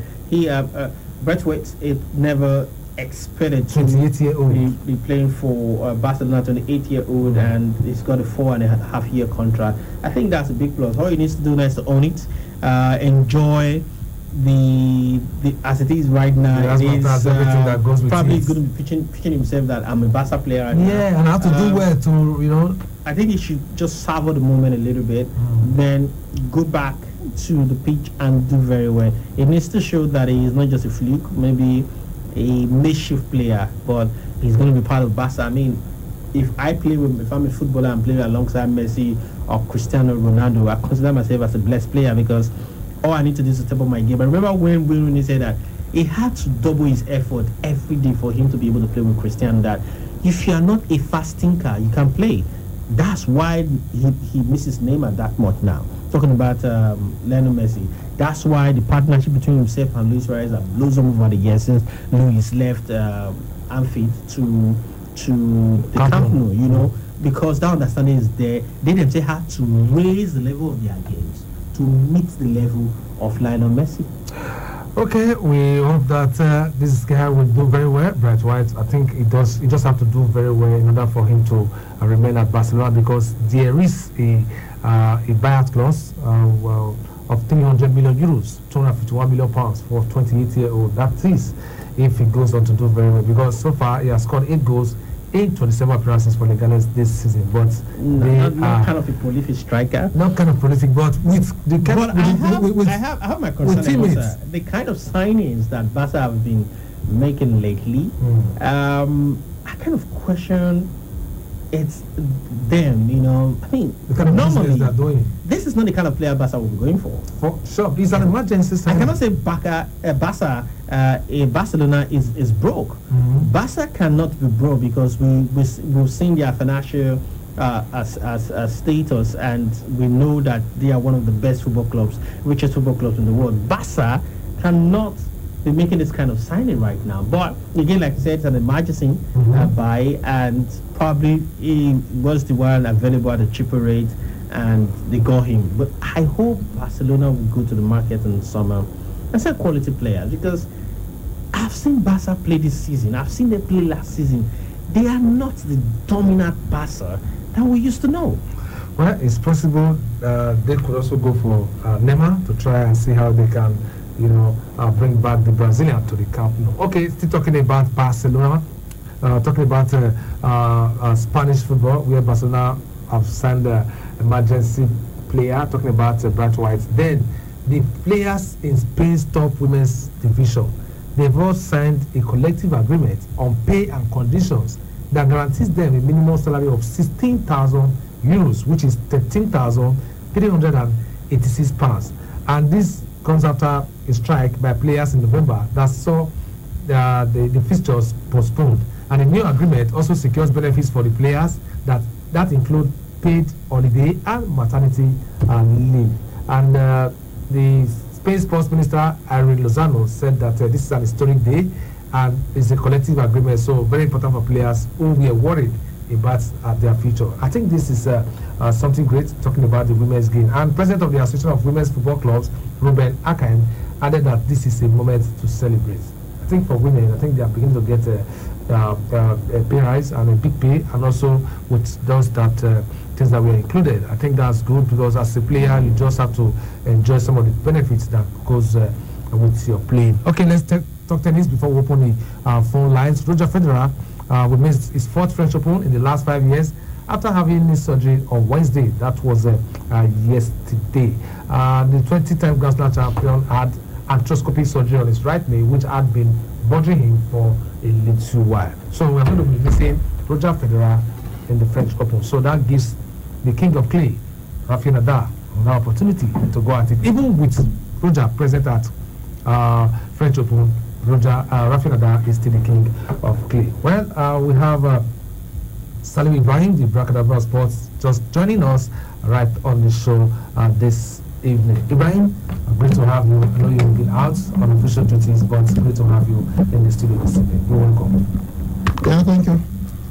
For Roger Federer missing the French Open, I don't know if it wouldn't have been, even if he wasn't injured, if it was a wise decision to play the French Open, as his agent told us that he was going to do. I think it is best for him. This injury might just be a blessing in disguise for him, where he gets to rest and then prepare for his specialty, the Wimbledon, and maybe that's one title he realistically can win. You look at the whole of last year, that was the only competition he got to the final, and he almost won it, and I was bitterly disappointed that he didn't, because he had match points in the final game, but unfortunately for him, he was unable to hold his own, and Novak Djokovic ended up beating him. For Rafael Nadal, he will be going for an unbelievable 13th title at the French Open, which will equal the record of the Federer 20. He's currently on 19, but he knows that people like Dominic Thiem, upcoming players who has beaten him a couple of times, but never at the French Open, but he has beaten him on clay in the past, so he will know that his biggest threat maybe is Dominic Thiem. Novak Djokovic also there, he seems to know how to beat Nadal, but not on clay. So that's why when you look at it, Nadal is the favorite going into the French Open. It will be interesting to see what happens. I hope he stays injury-free and is able to go out there and play at his best. But we've already had one Grand Slam, and a member of the old guard in Novak Djokovic won, which is not what you want, even if you celebrate it. You expect that these new guys should be out there. But I think the arguably, the most incontestable Grand Slam is the French Open because of the presence of Nadal. I mean, the records are there. In the last 15 years, he's won it 12 times. That's unbelievable. It has never been done anywhere else before, but he has been able to dominate so much. So only somebody who doesn't know tennis would make anyone else the favorite. But being favorite does not mean you will win. Yeah, it just means that all things being equal, yes, you are likely to win. But who knows? It could be injury, it could be lack of motivation, it could be something else. I've seen Robin Soderling beat him early. I've seen him lose also very early because we've had Novak Djokovic, Stan Wawrinka, and Roger Federer win the French Open in the last 15 years. So, but at other times it has been Rafael Nadal. So anything can happen. Somebody can step up and win, but Nadal is clearly the favorite. Okay, time for you guys to be part of the show. Reach us on 07062639275, 0903939427, and you can still reach us on 081-2178-9154. SMS line 081-851-00884. Hello. Hello, good evening, Danjuma. Yeah, good evening. Very good evening. Coach today. Sorry. God Francis, good evening. We don't say that the first leg of the knockout is nowadays, so anything can happen. But make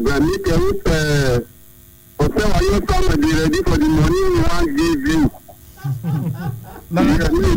Just first leg now. Anything will happen. Defend that second leg before you and put your hand to the meeting you put to the different money. I don't think for the second leg they will do something tangible again. Alright guys, keep the calls coming and let's have your contribution on the show this evening. Hello. Hello. Please move away from your radio set or turn down the... I've done that, sir. Okay. Hello, yes, good evening, sir. Good evening. This is Michael. From where? From Siloko Road. From Siloko Road, right. Yeah. So I want to congratulate Man United for signing my brother, a country brother, John Valley. I was almost drifting away from Man United because of their poor performance. But bringing my country brother to the stage has lightened up to join me again. And I believe that young man, and I believe in his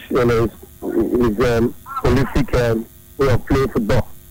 I want to wish him all the best tonight and throughout the season. I believe that man will retain him and he will be one of the legends in the traffic. God bless you guys. Thank you for the good work. Hello. Good evening, sir. Yeah, good evening. Barcelona? Yeah. Mr. Ibrahim, Mr. Francis, good evening, sir. You see, I am so surprised at Barcelona Barcelona sporting director, Eric Abida. I was complaining that they want to start Davidi, they should start Abida. So they not listen to me. They start Abida and left Abida. Look at who we to send now.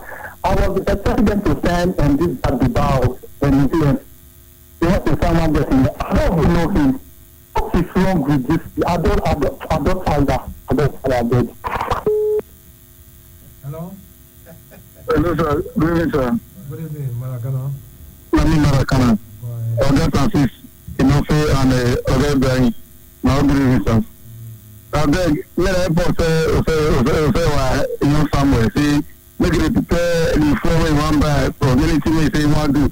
If there's a lot of Super Madrid. But if you watch them, sir, if you watch them match critical exactly, you just say Liverpool not get shot of target. But that one will change for Anfield. Anfield. You know, all those boys when they play ball for Atletico Madrid, they play Toga football. They talk, they play football. And if they continue the way they play against for that side, it will work. Then making the prepare how you want them buy the fuel. Me not say the money they return. So me you buy the fuel. With the play say make him win. You not talk saying go buy fuel though. You say he go wash all the cars when they came. I will not go for 2 days. I will just try. I will not go to meet the office. If on that the first day I'll come KUSM, me come back and say that guy will February day. We go say he don't go do one. He like come for people. No, this one I go to advise him. If If you know what I'm you go clean up. Hello, sir. Supervisor. In the place second leg press. Hello. Hello. Good evening. Good evening. Yes, sir. Kufm Nigeria. I want to ask Francis. Tell me what is this guy problem about again. Paola, don't tell me your comment. What's the problem? With our cause now, because I'm saying he's taking some trust on this thing. I don't know what is the thing. The truth is not just Milos it's just also as what's your guy, the Pogba's brother's name? Florentine, yeah. I think Pogba hasn't come out to talk to them to say that stop doing this. I think it's what they are doing, trying to force him to leave Old Trafford. He wants to leave. If I were to be riding there at Manchester United, I'll let Pogba go during the summer, then try to use his money to bring in someone that really wants to play for the club. But do you think any club will want to cover that amount of money Manchester United will be requiring for Real Madrid have said it's not worth more than 50 million euros. Okay. So and there are some other there are people who even feel he's not worth up to that. So maybe 30 million. Well, if you listen to the last comment of his agent, Raula, he said he's going to talk to Ole, not to talk about Pogba's exit, but they could talk about his transfer, about him staying at Manchester United. So, all right, let's see how things unfold. Hello. Hello. Good evening, sir. Good evening. Yeah, this is Emmanuel from Jos.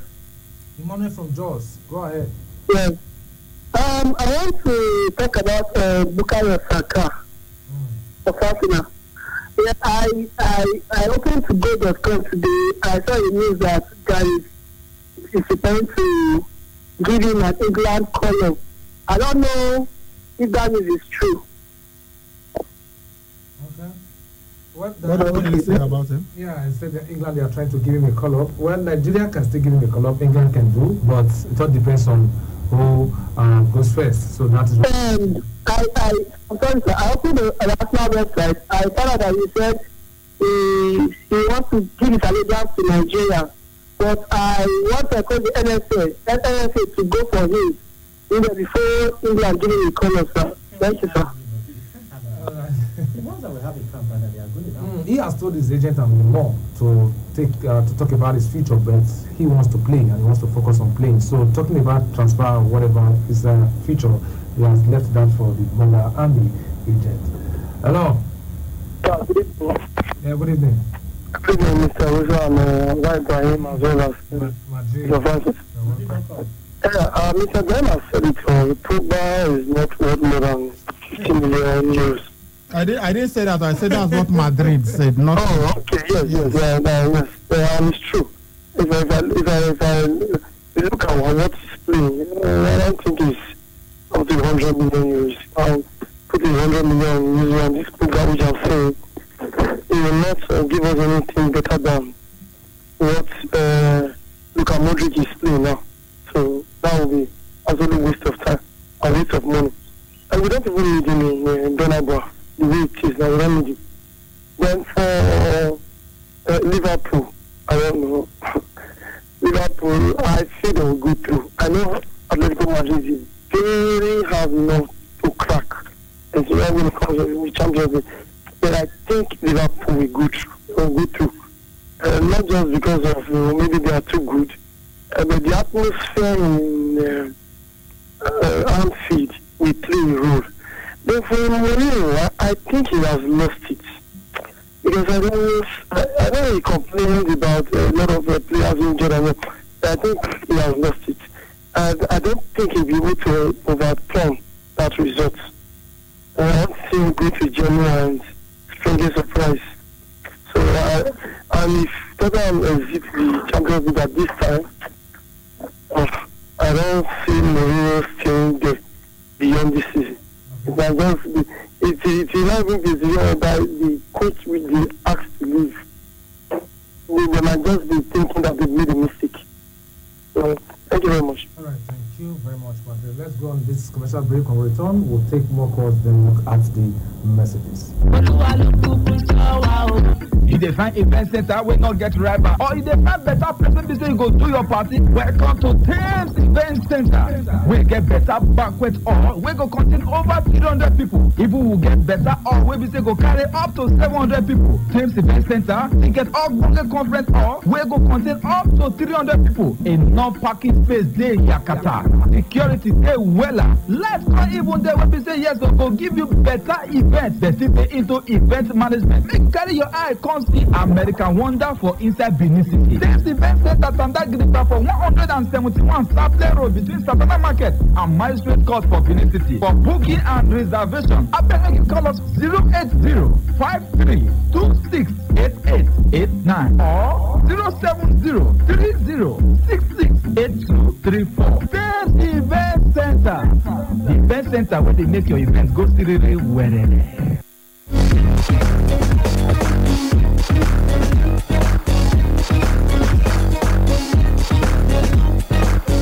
All right, welcome back. And if you are just joining us, it is Sports Fiesta reaching you live on a 2.7 KUFM down here in Benin City. We are on the final lap of the show. All right, let's take some calls and look at the messages. Hello. Hello, good evening, guys. Good evening. Your name and your location, please. My name is Zach, calling from Obuku. Okay, go ahead, Zach. Yeah, please, I wanted to ask, where is this guy is now? Sadiq Umar. Sadiq Umar. Hello. Yes. I know he first plays for AS Roman, but I don't know which club he is now. I think he went to Turkey. We'll get to check and get back. We'll check and we'll get back to you. Yeah. Okay, and for today, UEFA League. I see Sergio Gallo will have his first goal today. Okay. Thank you. Hello? Hello, good evening. Good evening. I came from Akatagodo. Okay, go ahead. Thank you very much. Yeah, in fact, I pray God to continue to give you the wisdom to continue to do this your work, and you also have a good pay for everything you are doing. So that's the reason why we work. Now, that is I know today Yalo is going to open his goal for Man U today. That is certain. And with the spirit, I'm going to support Man U for today. And anytime Yalo is on the field, I will support them. Yes. I know I'm a Chelsea fan, but I will continue to support Igalo because I want him to surprise all those Navy and the group of the rest that have never happened to win. Then for Jose Mourinho, really, I felt bad yesterday when he lost that match. But I don't know because that is one of the coach I love. But however, I think he just needs to do better than what he is doing now. He should just make use of what he has. Even though maybe the two best players, they are done. He should just try to make use of what he has. That's just so I wish all of you the best of today and good evening. Okay. For Sadiq Umar, he's the FK Partizan Belgrade. Yeah, Partizan, yeah, it's Serbia. Okay. Yeah, and this one just coming in, Heartland Football Club, they have been banned from signing new players for the next 2 registration periods, and until they comply with a ruling by the League Management Company, LMC, in separate complaints of unlawful termination of contract and indebtedness filed by 2 former players of the club, Madwebuchi Okereke and Fatunwase Alfred Olusegun. Madwebuchi and Fatunwase, they had in separate petitions to the LMC dated November 5, 2019, bordering on claims of overdue payables, wrongful termination of contract and compensation, while Madwebuchi laid claims for a total of 10,400,000 naira. Fatunwase asked for a total of 6,250,000. Now, in its ruling communicated to Heartland FC on February 17, 2020, the LMC noted that the club failed to respond to the claims of the players despite having been invited by the LMC to state their own case through a letter dated January 28, 2020. The LMC said the players and the club did execute separate employment contracts in the form of the MPFL standard player contract, the duration of which was 10th November 2018 to 9th November 2021. So that's what's happening in the Nigerian Professional Football League. Heartland FC being fined to the tune of over 16 million naira.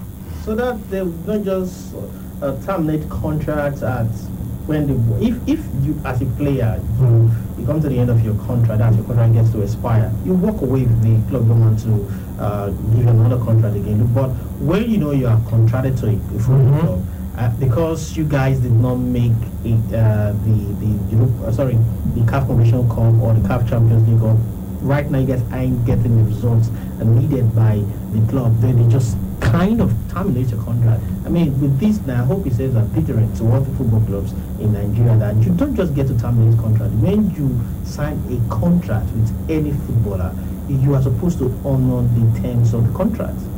Okay, that gives us a chance to look at the text messages. The network right now. No text messages, sir. All right, let's take some calls. Hello. Hello. Please move away from your radio set. Good evening. Good evening. Your name and where you're calling from? My name is Dennis. I'm calling from Benin. Okay, go ahead, Dennis. Please, I want to know the position of the Nigerian National League. What is the position of insurance as of today? Or what is happening to the Nigerian National League? I equally want to know the exact date the National Sports Festival is starting in Benin. That's 2. Then 3, I want to know the people that won in the National Sports Festival. I mean, they do the 3rd Sports Festival. How is the government camping them, or how are they preparing them so that we will not get risk and that we should win for it? Because we know what the two can do in respect of sport. So those are my questions. Thank you. Well, a couple of weeks ago, we had somebody from the local organizing committee, the media subcommittee of the local organizing committee, who is the chief press secretary to the deputy governor, Musa Ebomiana. He was here and he talked about all of these issues concerning the athlete. The reason why I wasn't part of the show from the beginning was because I was at government house, So the preparations are in top gear. So don't worry about that. The athletes, you are going to. The deputy governor, Rotemani, told us how the athletes have already been getting involved in competitions even outside the state. While the state sports festival was on, I'm sure you listened when we covered that competition effectively. Some of the athletes who will be representing Edo State were taken to Akure for the all-comers athletics event. So your athletes are preparing. And the other one, the Nigerian National League, I really don't understand why we keep getting these questions, because we talk about it almost every day. Somebody asks a question and we answer that same question. They have been suspended indefinitely, although we are getting reports that maybe inside March, I've even heard March 14, they say they are working on something, that there are even sponsors lining up too, they are considering too. So we are waiting. It's not confirmed yet. So we are waiting. But before the league was suspended, Bendel Insurance were top of their group. However, they've played one game more than Crown FC. They were supposed to play against Crown FC before the league was suspended. So that's away from home. So as at the time that the league was suspended, the Insurance were top of their group. And you know what's going to happen this time? It's only the top teams who will qualify for the Nigerian Professional Football League. There are 3 questions. What was the third one? Yeah. What was the third one? The winners of the Edo Sports Festival. Oh, okay. I think we've answered that one. Hello. Hello. Good evening. Hello. Good evening. Peter from Benin. Okay, Peter from Benin. Go ahead. Yeah. I love the good work you people are doing, so I commend you for keep it up. Thank you very much. Hello. So thank you very much. I can hear you. Go ahead. I want to talk on the Chelsea football club. I like the match we played against United. I know that the boys played very well. Despite what happened, the VAR and the others, I discovered that Chelsea football club now is lacking leadership. It's not like when John Terry, Lampard, and Drogba were there. I know that those people, even if they are coming from the bench, you will see the passion in them to deliver. At times, if they are just coming from the bench, they are not going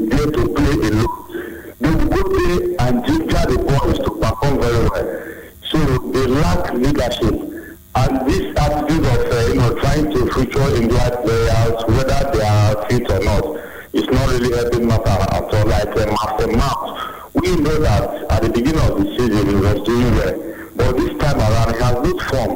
Why can't Lampard try someone else? I believe he has other players, so that is my contribution. Thank you. All right, thank you. And that is the last call on the show this evening, and this is where we have to drop anchor on the show this evening. So we say many thanks to you guys for being part of the show, and to my partners for doing this with me. Up next is Newsbreak at 5. So stay tuned.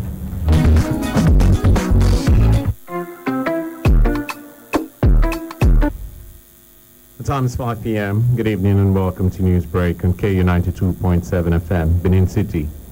First, the news headlines.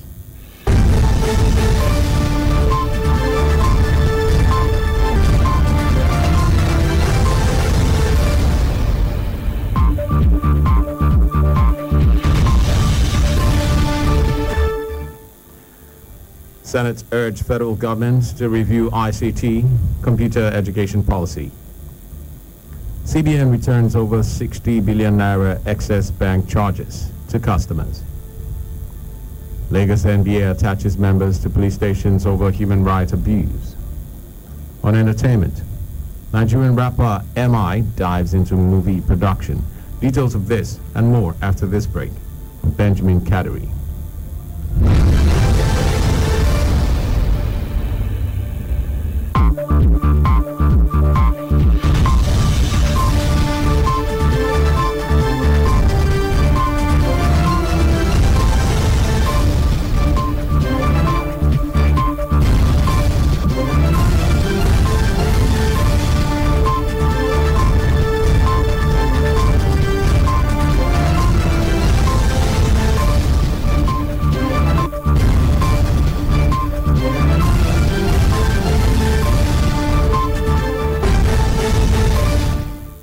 Now for the news in detail.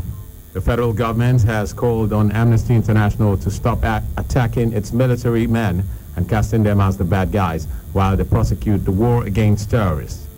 The Minister of Information and Culture, Alhaji Lai Mohammed, made the call at a press conference on Thursday in Abuja. Mohammed was responding to the organization's accusation that the military bombed some villages and displaced residents. The Senate on Thursday urged the federal government to review its policy on computer education and information and communication technology, ICT. The upper chamber also called on the federal government to ensure the mandatory use of ICT for teaching and learning in public schools in the country. These resolutions of the upper chamber followed the presentation of a report titled Sorry State of Computer Education in the Country on the floor of the Senate by the chairman, Senate Committee on Education, Basic and Secondary, Senator Ibrahim Gaidam. Gaidam was represented by the Vice Chairman of the committee, Senator Ekon Eyakeni. Senator Gaidam also sponsored a bill to establish an agency for the radicalization of repentant Boko Haram insurgents. The move followed the first reading of a bill titled National Agency for Education, Rehabilitation, De-radicalization and Integration of Repentant Insurgents in Nigeria Bill 2020 by the Senate. The Central Bank of Nigeria, CBN, on Thursday said it has so far recovered over 60 billion naira from erring banks as excessive charges imposed on customers. The bank also said it has equally returned some amount to the affected customers. This is just as the Apex Bank has announced that it had commenced the process of creation of 10 million jobs in the next 5 years through investment support in agriculture using 10 commodity models. Speaking during a 2-day customer sensitization forum in Owerri, the Imo State capital, the CBN Director of Corporate Communications, Isaac Okorafor, said the recovery of the excess bank charges was made possible through the bank's Consumer Protection Department. According to him, the amount was recovered following complaints by 13,000 customers over excess and illegal charges on their accounts by banks. Okorafor, who also disclosed that the erring banks were meted with various penalties by the CBN, said the Apex Bank was determined to ensure that no bank customer was cheated with excessive charges from their banks. He added that the CBN adopted intermediation strategy to monitor the banks and ensure they did not misuse customers' deposits.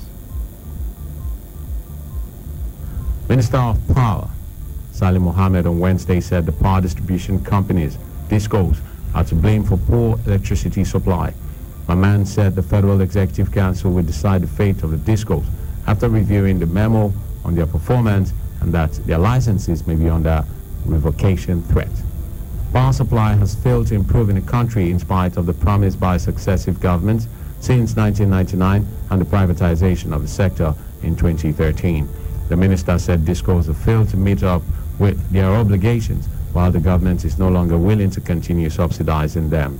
To reduce the influence of the DISCOs, Maman said the government had signed a memorandum of understanding with the German government and Siemens.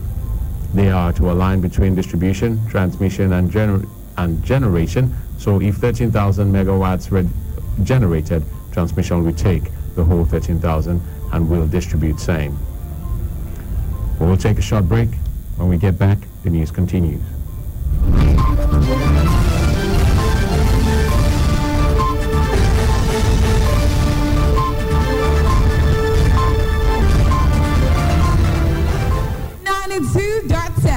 KUFM. That first baby cry in the labor room, and within the first 1 hour of birth, baby should be put in mother's breast. That first yellowish milk, colostrum, is the baby's first immunization and has the right nutrient baby needs to grow healthy, strong, and sharp. Ask the health worker to put your baby to the breast within the first hour. Give only breast milk, no water, no fluid, exclusive breastfeeding. Start strong, zero water for a better future. This message is from the Federal Ministry of Health, Edo State Government, with support from Alive and Thrive and other partners.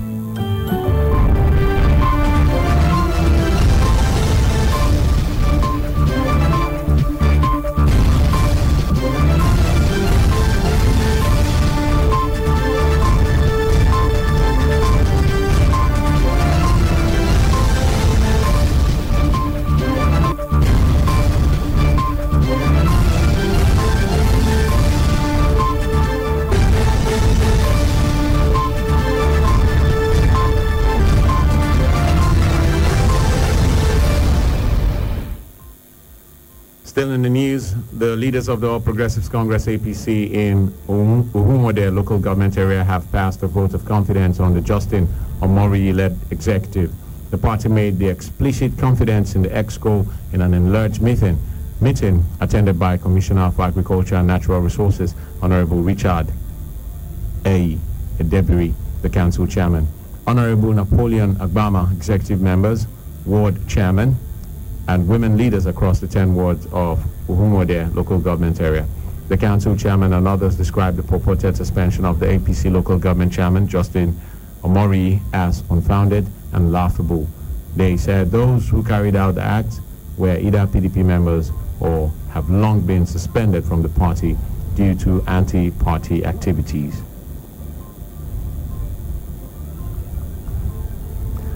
The Nigerian Bar Association Lagos branch has announced its decision to attach its members to police stations in the states to check human rights abuses by the police. The chairman of the Lagos NBA Human Rights Committee, Oke Ilofunlua, said in a statement that members of the branch police duty solicitors scheme, PDSS, would offer free legal services to detainees at police stations. He announced the appointment of a former publicity secretary of the branch, Emeka Nwadioke, as the chairman of the PDSS. Ilofulua said the Nwadioke-led committee will drive implementation of Section 33 and 34 of the Administration of Criminal Justice Act 2015. According to the Department of Petroleum Resources, the nation's crude oil reserves of 37 billion barrels, 2% of which is being produced annually, will be depleted in 49 years. The reserves, which stood at 37.45 billion barrels in 2014, fell to 37.06 billion barrels in 2015 and 36.74 billion barrels in 2016. The DPR data showed it, however, rose to 36.97 billion barrels in 2017 and 37 billion barrels in 2018. The regulator said the nation's depletion rate and life index are 2.04% and 49.03 years, respectively.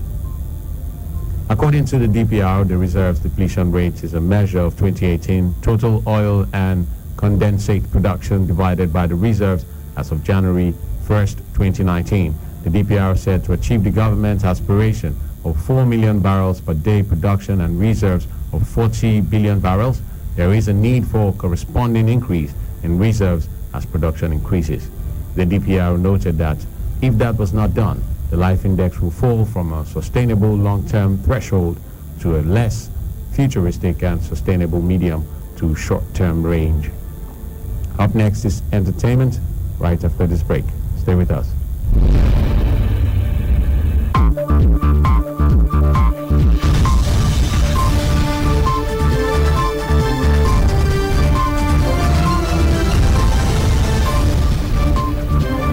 First 6 months of a baby's life brings that first smile, that first laugh.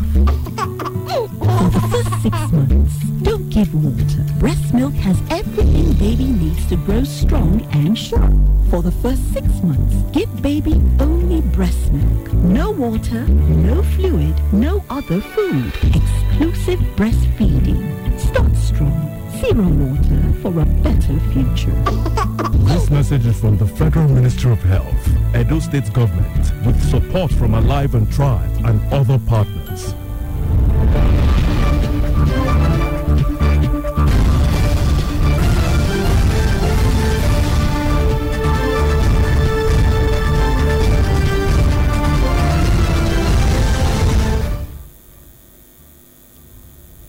You're still on to Newsbreak on KU 92.7 FM Benin City. Over now to entertainment. Popular sensational rapper M.I. Abaga has made his producing debut in a forthcoming Bollywood/Nollywood collaboration, a romantic comedy titled Namatse Wahala. The rapper shared the poster for the movie on Wednesday via social media, where he disclosed that he was one of the associate producers. He further thanked Richard Mofedamijo, the lead actress, Inidima Okoje, and others for working with him to create the project, which is expected to be released in April. Namatse Wahala, which also features Bollywood film and TV actor Ruslan Mumtaz, is a directorial debut of Indian Lagos-based businesswoman Hamisha Ahuja. Hamisha announced back in January via an Instagram post that she will be diving into filmmaking while opening up about the upcoming feature film. She revealed that it was going to explore cultural experiences between India and Nigeria. And lastly, Hollywood stars Jenna Lee Dewan and Steve Michael Kazi are now engaged as they expect the birth of their first baby together. Both actors shared the news on their Instagram accounts. Kazi confirmed the development with a longer romantic note where he expressed his undying love for Dewan. The 44-year-old actor won the 2012 Tony Award for Best Performance by a leading actor in a musical titled Once. That 39-year-old Dewan, who already has a 6-year-old daughter with former husband Channing Tatum, started her career as a backup dancer for Janet Jackson and later worked with artists including Pink, Missy Elliott, and Christina Aguilera. She is known for her role in Nora Clark in the 2006 film Step Up. And that's the news, but before we go, a quick recap of the headlines.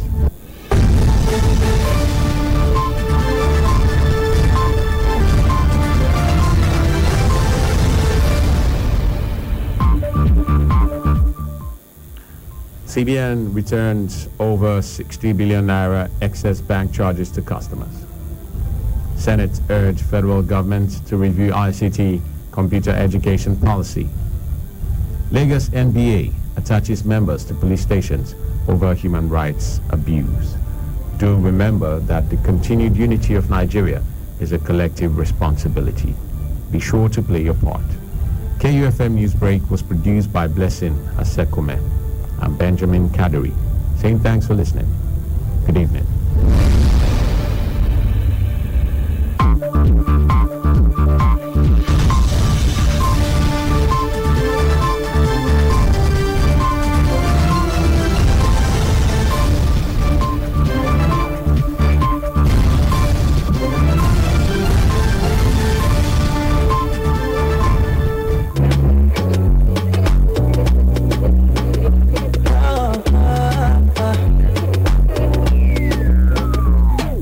Everybody wants to know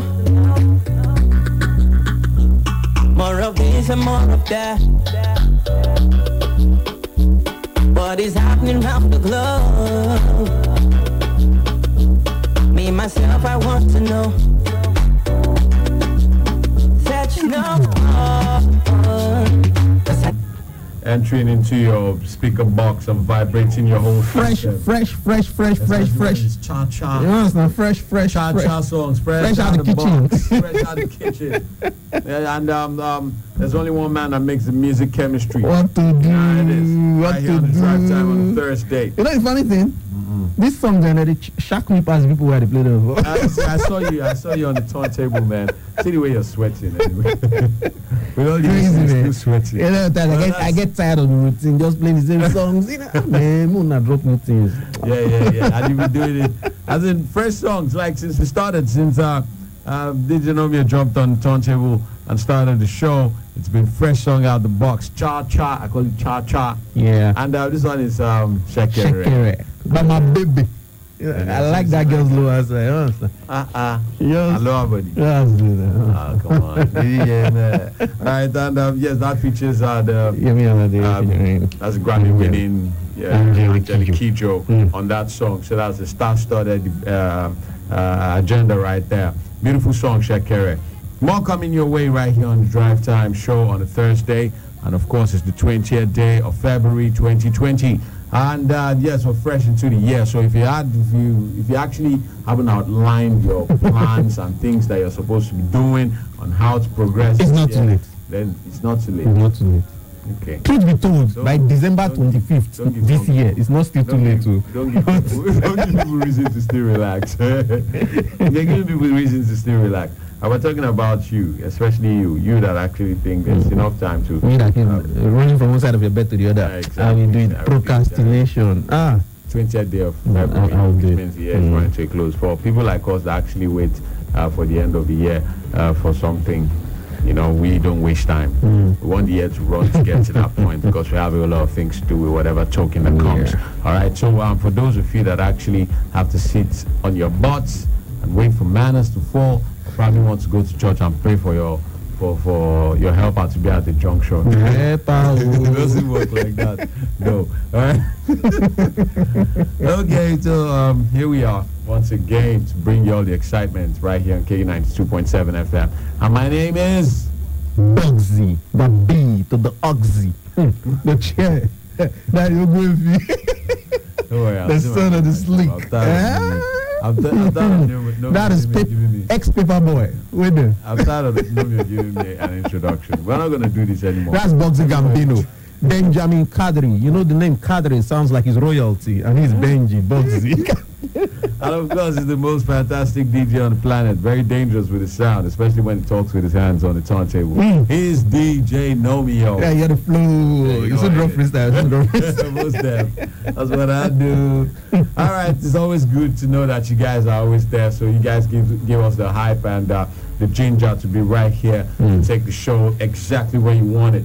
And yes, to the land of excitement. Yeah, the land where you have vitamin D. Yes, now.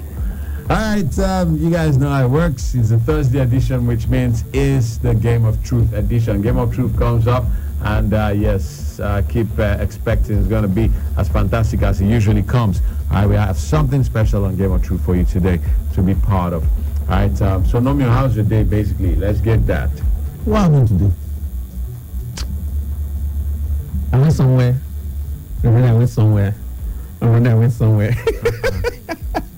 A movement guy. And then I got here. Locomotive. Oh, for your information, egg has gone up. Are you serious? Yep, egg has gone up. So why are you bothered about that? No. So things went up. Egg has gone up. And I was asking the woman, madam, why egg comes here now? He said, this time of the year, egg did here. So for those of you that are looking for it. Because the birds producing. I don't know. She says later on she says it's going to get higher. But in about 3-4 months' time, there'll be more eggs out there. Are you a lover of eggs? Eggs. I like eggs. Depends on what you're trying to say. So you flip eggs a lot. You flip it in frying pan. You fry eggs a lot. Fried eggs. You mix it. I like eggs because when meat is far from you. I know that. When meat is far from you, egg can close to you. You understand? You can do anything. And of course, you can come home real quick with your noodles. Sharply. And there's this unique thing that egg does for me too. Just boil the egg, break the egg into your egusi soup, and then scatter the yolk everywhere. You have transformed the egusi into something else. Because it's called egusi or egusi with egg delight. I know it. Let's put body and soul together. I am now I know you're a foodie. It's only a foodie that knows that concept. But sincerely, as in nobody has ever come up with that concept before or thought of it that I know. That concept makes sense. And I know it. Now, since someone that understands that concept, I think that person is a foodie. Now, this is it. Okay, you want your egusi to be thicker. I understand. You probably got it to even stew. Very nice. Once you bust it in there, man. It's right there, looking all good. It scribbles itself in between everything. And you just relax. All right, enough of the food. No, let's go. I'm salivating already. Let's do what we came here for. Okay. Before that takes us away. And I see a host of people salivated as well. And please, when you call in or make a contribution, don't talk about it. Let's leave it there. Let me start it all. Okay. We're deading it right here. No more talk of food. All right. Okay. So it's time for the radio register, and exactly the point where we get traffic report as well, which is very important because this is the time lots of people need to get acquainted with what happens out there, talking about traffic. Because this is the time people are moving about a lot. People trying to make their way home. People just trying to navigate the city. So let's do some good by helping a host of people out that have themselves locked up right here on the drive time. Yeah. All right, so don't be mad at traffic. Keep your dial right here. Tell a friend, friends and family to be part of the drive time show. Don't drive one way. That's very important. Thank you very much, Nomi, for that one. All right, numbers to call into the studio with are 0706-263-9275 and 0903-939-4427. And you can also call 0812-178-9154. Then, want to send a WhatsApp message, you can send it also to 0812-178-9154. And a text message to the text only line 0807-400-9076. Please send your text messages in. Yes, keep sending them now so we're going to have ample time to read them. So they drop on time. So just keep sending them. We get the chance to read them right here. Yes, hello. Hello, good evening. Good evening. It's bright weather. Bright weather. How you doing? I'm okay. DJ Kufm Nigeria are doing a very good job. Thank you, sir. I will tell you some of the exams you please believe it has been able to bring those that have BP down. And Benjamin, the son of the snake, the man that laughs like a millionaire. I don't want to add that word billionaire so that our friends in black with dark goggles will not ask you to bring your phone. Let them check. That's very important. We are doing a good job. Thank you very much. We are doing a good job. I'm actually appreciating you. So just dropping by to say hi. I appreciate you guys. Thank you so much. Bright weather. We appreciate you. We love you for being a part of us. Keep supporting us, and we'll be here doing it for you. All right, Nomi, I think we'll take a very short break, a quick one, and get back because it's time to pay bills, and we can't do without paying these bills. Yep. Okay, so we get right back. It's the Drive Time Show right here. You're rocking with the best, Benjamin Bugsy Catering, and of course the best on the Wilson Steels, DJ Nomio. Stay right there. Don't go nowhere.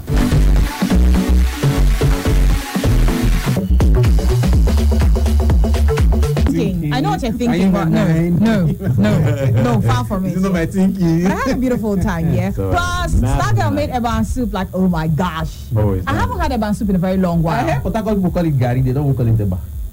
Well, she's been infested with the Edo. No. Most of it is Lagos, actually. So it's eba. In the time of Lagos is eba. In the time of to go then, when I was chatting with some of these. I would say in Port Harcourt. You made Gary. It's either they're saying Gary or Eba. It's not centered to Gary. Most of them, it's quite different. I don't even understand this talk about Port Harcourt right now. Can you guys just let it start, please? Thank you. But I had eban soup today, so it was beautiful. It was beautiful. That part. Okay, great. It's not me, yeah? It's just my entire family clan. Please repeat your clan. Thank you. All right, great. What kind of soup, by the way? Okay. We had a periwinkles in it. I miss periwinkles. I miss listen too. Like I can't find it in Benin. Sometimes, oh Lord. You go to no, Yanga but the market. thing is, someone did ask me to go somewhere Yanga, I would Yanga find market. it. But I tried frozen food store where they actually said they had periwinkles, but I went there and they said no, they don't buy it that much. So yes, It's an Urban Market, right? you can't It's find. everywhere. What, Urban Market? Yes, definitely. Never Market. seen it. Yeah, Urban Market. Urban Market. You know, Urban Market is close to Yanga Market. Okay. Yeah, so when you go there, you definitely just ask people. So and I think you find it. Okay. I want to mix. Well, that's something that I missed. Together, it's not soup like this. Okay, guys, you guys started up the show talking about food. I listened. You guys stopped. And now you want to start all over again. Please don't do that. No, okay, we're not going to do that. But first and foremost, let me just take. Let me bring you in on it. Benjamin, you cannot say that Nami is a foodie. I will not accept that. Why? The person we know in the entire office who will eat anything, I mean literally anything, is you, Benjamin. Is you. So you can't say Nami a foodie how? For me, it's just no. For Nami a foodie how? For me, it's just a small thing, you know. I eat to lose weight. I'm not disputing it. I'm just saying I thought. Unbelievable. Unbelievable. So, but do you have an idea what Pyom Pyom is? Pyom. No, see, you're still talking about periwinkle, but let's stop. Let's not talk about it. It's periwinkle actually, but this time they don't take it off the shell. They eat it with the shell. Okay, guys, it's time to take your messages. It's time to take your messages, and I'll start off first. I will take from WhatsApp. Thank you to everyone asking where is Suba.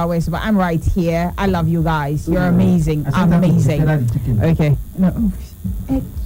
We all know that okay, great. It's not cheap person. Let's 08. Now I'm calling out the phone numbers. All right, great. Thank you. Bless you. Bless you. Sharon here says, "Good evening, Benjamin and DJ Namio. How are you guys doing? Please, I'm right here, darling. Right here in the flesh." It says, "Was great hanging out with couples of friends that came over as for." This wasn't actually telling us about their day. Keep going. Okay, so you're talking about your day. Yeah, sure. Okay. So it was great hanging out with a couple of friends. Try. Keep going. You're doing good. A couple of friends that came over. Then you say why, Sharon, why will you type this kind of a message? Absolutely no punctuation. So if I'm supposed to read this message without reasoning at all, I would say something like, "Good evening, Benjamin and DJ Namio. How are you guys doing?" This is a full stop, so I'll pause. Then he goes on to say, "Where is Soba? Where she went to?" Full stop. Then no punctuation from there on. She goes, "Was great hanging out with couples friends that came over for traffic. Idea was register me, please." All right. See, she trusts your punctuating judgment. No, some people actually text the way they just will talk. Sharon, thank you so much for the message. Yes, run your Funny enough, I do not punch with punctuations, but after I finish punching, then I go back and put the punctuation before I sign. Okay, now let's go to this. Okay, read yours. This one says, "You guys are simply Sharon, you're so pretty." All right, now I'm on the message. Let Sharon be. Let Sharon be. Now this one says, "You guys are simply the best, but the drive time show without soba is like a barbecue without pepper." I like that. I actually like that. They can go two ways. It is food. Just watch Benjamin go. It's food. Watch him go. Just okay. Just drop Nice. If the message went for that, it says, "I think she's from another world." Ceteris paribus. Ceteris paribus. Give me that. From the world of the D. From the world of the D. Thank you so much. McCoy, we appreciate it. Okay. Okay. Barbecue. You can actually. All right, now let's go. This one says, "Good evening, Soba, the radio reporter, and Bros Benjamin. How are you guys doing? And your day? Mine was so stressful, loving the show. Traffic at Siloko Road. Nice boy. Nice boy. Thank you so much for that one.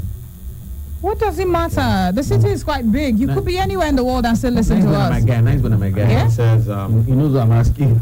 hi, Auntie Soba, DJ Nomi and Uncle Benjamin. How are you guys doing? Loving the show. Perpetua and Felicity. Hey, darlings. Love you guys. Love you guys. Fantastic. All right. All right, so keep the messages coming in. We will take them much later on the show. It's 0812-178-9154. That's if you use WhatsApp portal. Send it to 0812-178-9154. And if you just want to send an SMS, beep, beep, beep, 4 naira. You can send it to 0807-400-9076. We'll take all of your messages much later. DJ Nami is itchy to get back, so we might just have to let him do his thing, yeah? Those of you sending us DMs, on Facebook, we love you. We appreciate you. But you know, when you have to send comments via DM, we would read it as a private message.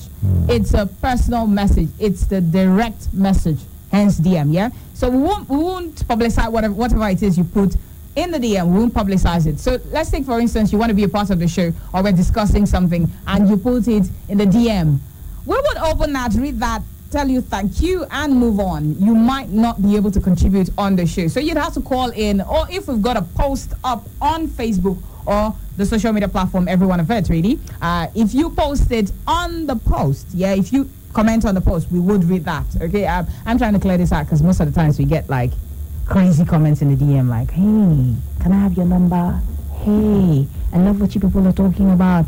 I want to see DJ Namu. What does he look like? We call out our social media platform every single day for you guys to get it, and you're asking for a picture. If you want to see me, just open your eyes. You're asking for a picture. We love you, but we might not be able to take all of that. Baby, if you want to see me, just open your eyes. Just open your eyes. All right, so that takes us to the sound. People back to the wheels are always still. itchy. Oh, come on. All right, so I am I like you now. Okay. Still work, play, yeah. No job, no rest. Everyone I know. I look good. I look good. I look good. I look good. I look good. Hey, mama. I look good. I like it, girl. I look good. I like it girl with expensive taste. I get money to waste. Gone are the days, wait to the cake with the front of face. She did lock one. She did roll like a butter. If she give me her pocket, I go rub her for butter. I'm a fisherman. Are you a fish? Girl, I was believe. Call out, Amaka. Call out, Jennifer. Call out, Abena. Call out, Akosua. Call out, Kafaya. Call out, Amaka. Call out. The party no go nice with girls no day.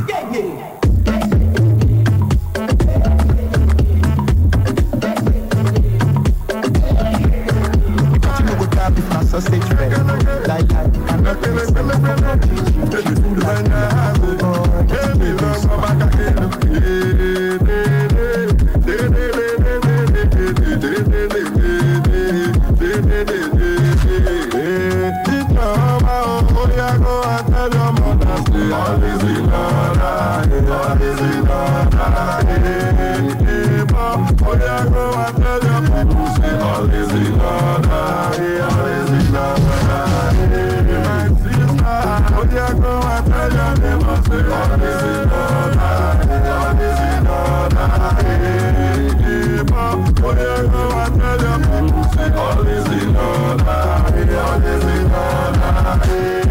pounds and dollars, sell out all arenas.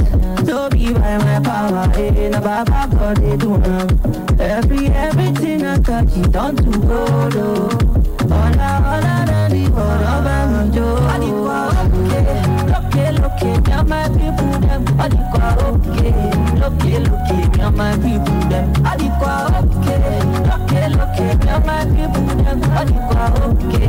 Okay, now my people them.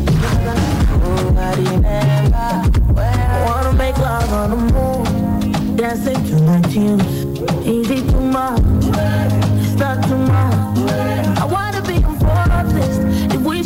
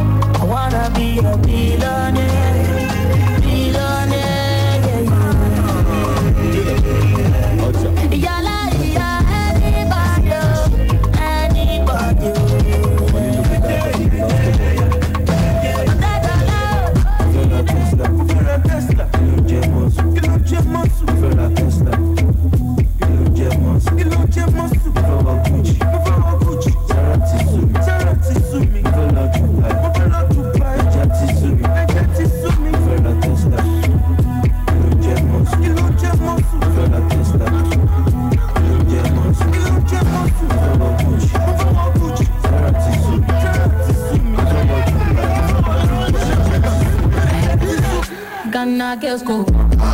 Shake your bum bum bum. Like in your package, feeling the package, making the boys go on. Anti-KG go down, go down. On the and down. I see you they sleep down, oh yeah. Brother, show that girl hot like the money they make me the way body. The girl hot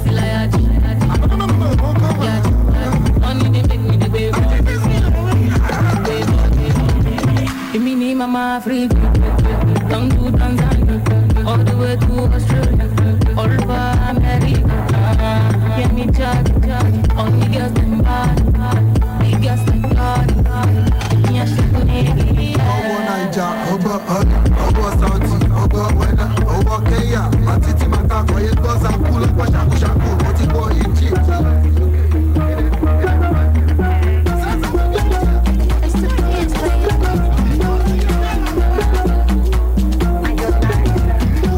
Dangote babala, Simba babala, Chibu babala, Mondi babala, Zombie babala, Magufuli babala, Makonda babala, Wasafi jamala, Magoma niko poko, leo nanito kesha bobo, wote sambasia koko moko, moja baridi moja moto, mmechoka eti, mnataka lala, tungi limezidi, tuzime muziki, twende sambo gile, sambamba, hapo vipi na bamba, ino gile, inatamba, basi chani kamusamba, wataweza kweli, kushindana nasi, hata wakiungana, matusi kututukana, Dangote babala, Simba babala, Chibu babala, Mondi babala, Zombie babala, Magufuli babala, Makiembe babala, Wasafi jamala, Active Selema, Aticha Selema, Mambini Ngema, Ishima Mitema, Amefosi bifu mseleleko, Amebaki maslona neko, I'm a little toy. I go to everything to me. I come on with Tipito. You for Jebia Sala. I do Gera Sala. I go with Sala. I should follow Tunjama.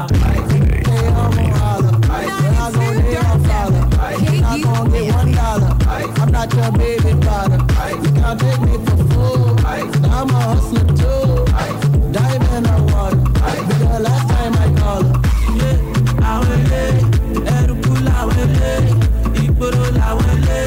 Don't try to scam. Yeah, gangsta don't try to scam. I see me, yama. I tell you to Obama. I don't want to Sama. Salamu alaikum, salam. Abi wale, bayi wale, wa fe ṣe photocopy mi Oluwale, want to go to wale, àwọn kò ṣì wale, àwọn kò wo wale. I say I'm way too calm. I take care of my mama. I love the same, I love her. She like too much drama. So I just beat it and kill it and give her the love it so she could be calmer. Yes, I was in it to win it, to some marathon and believe I'm the runner.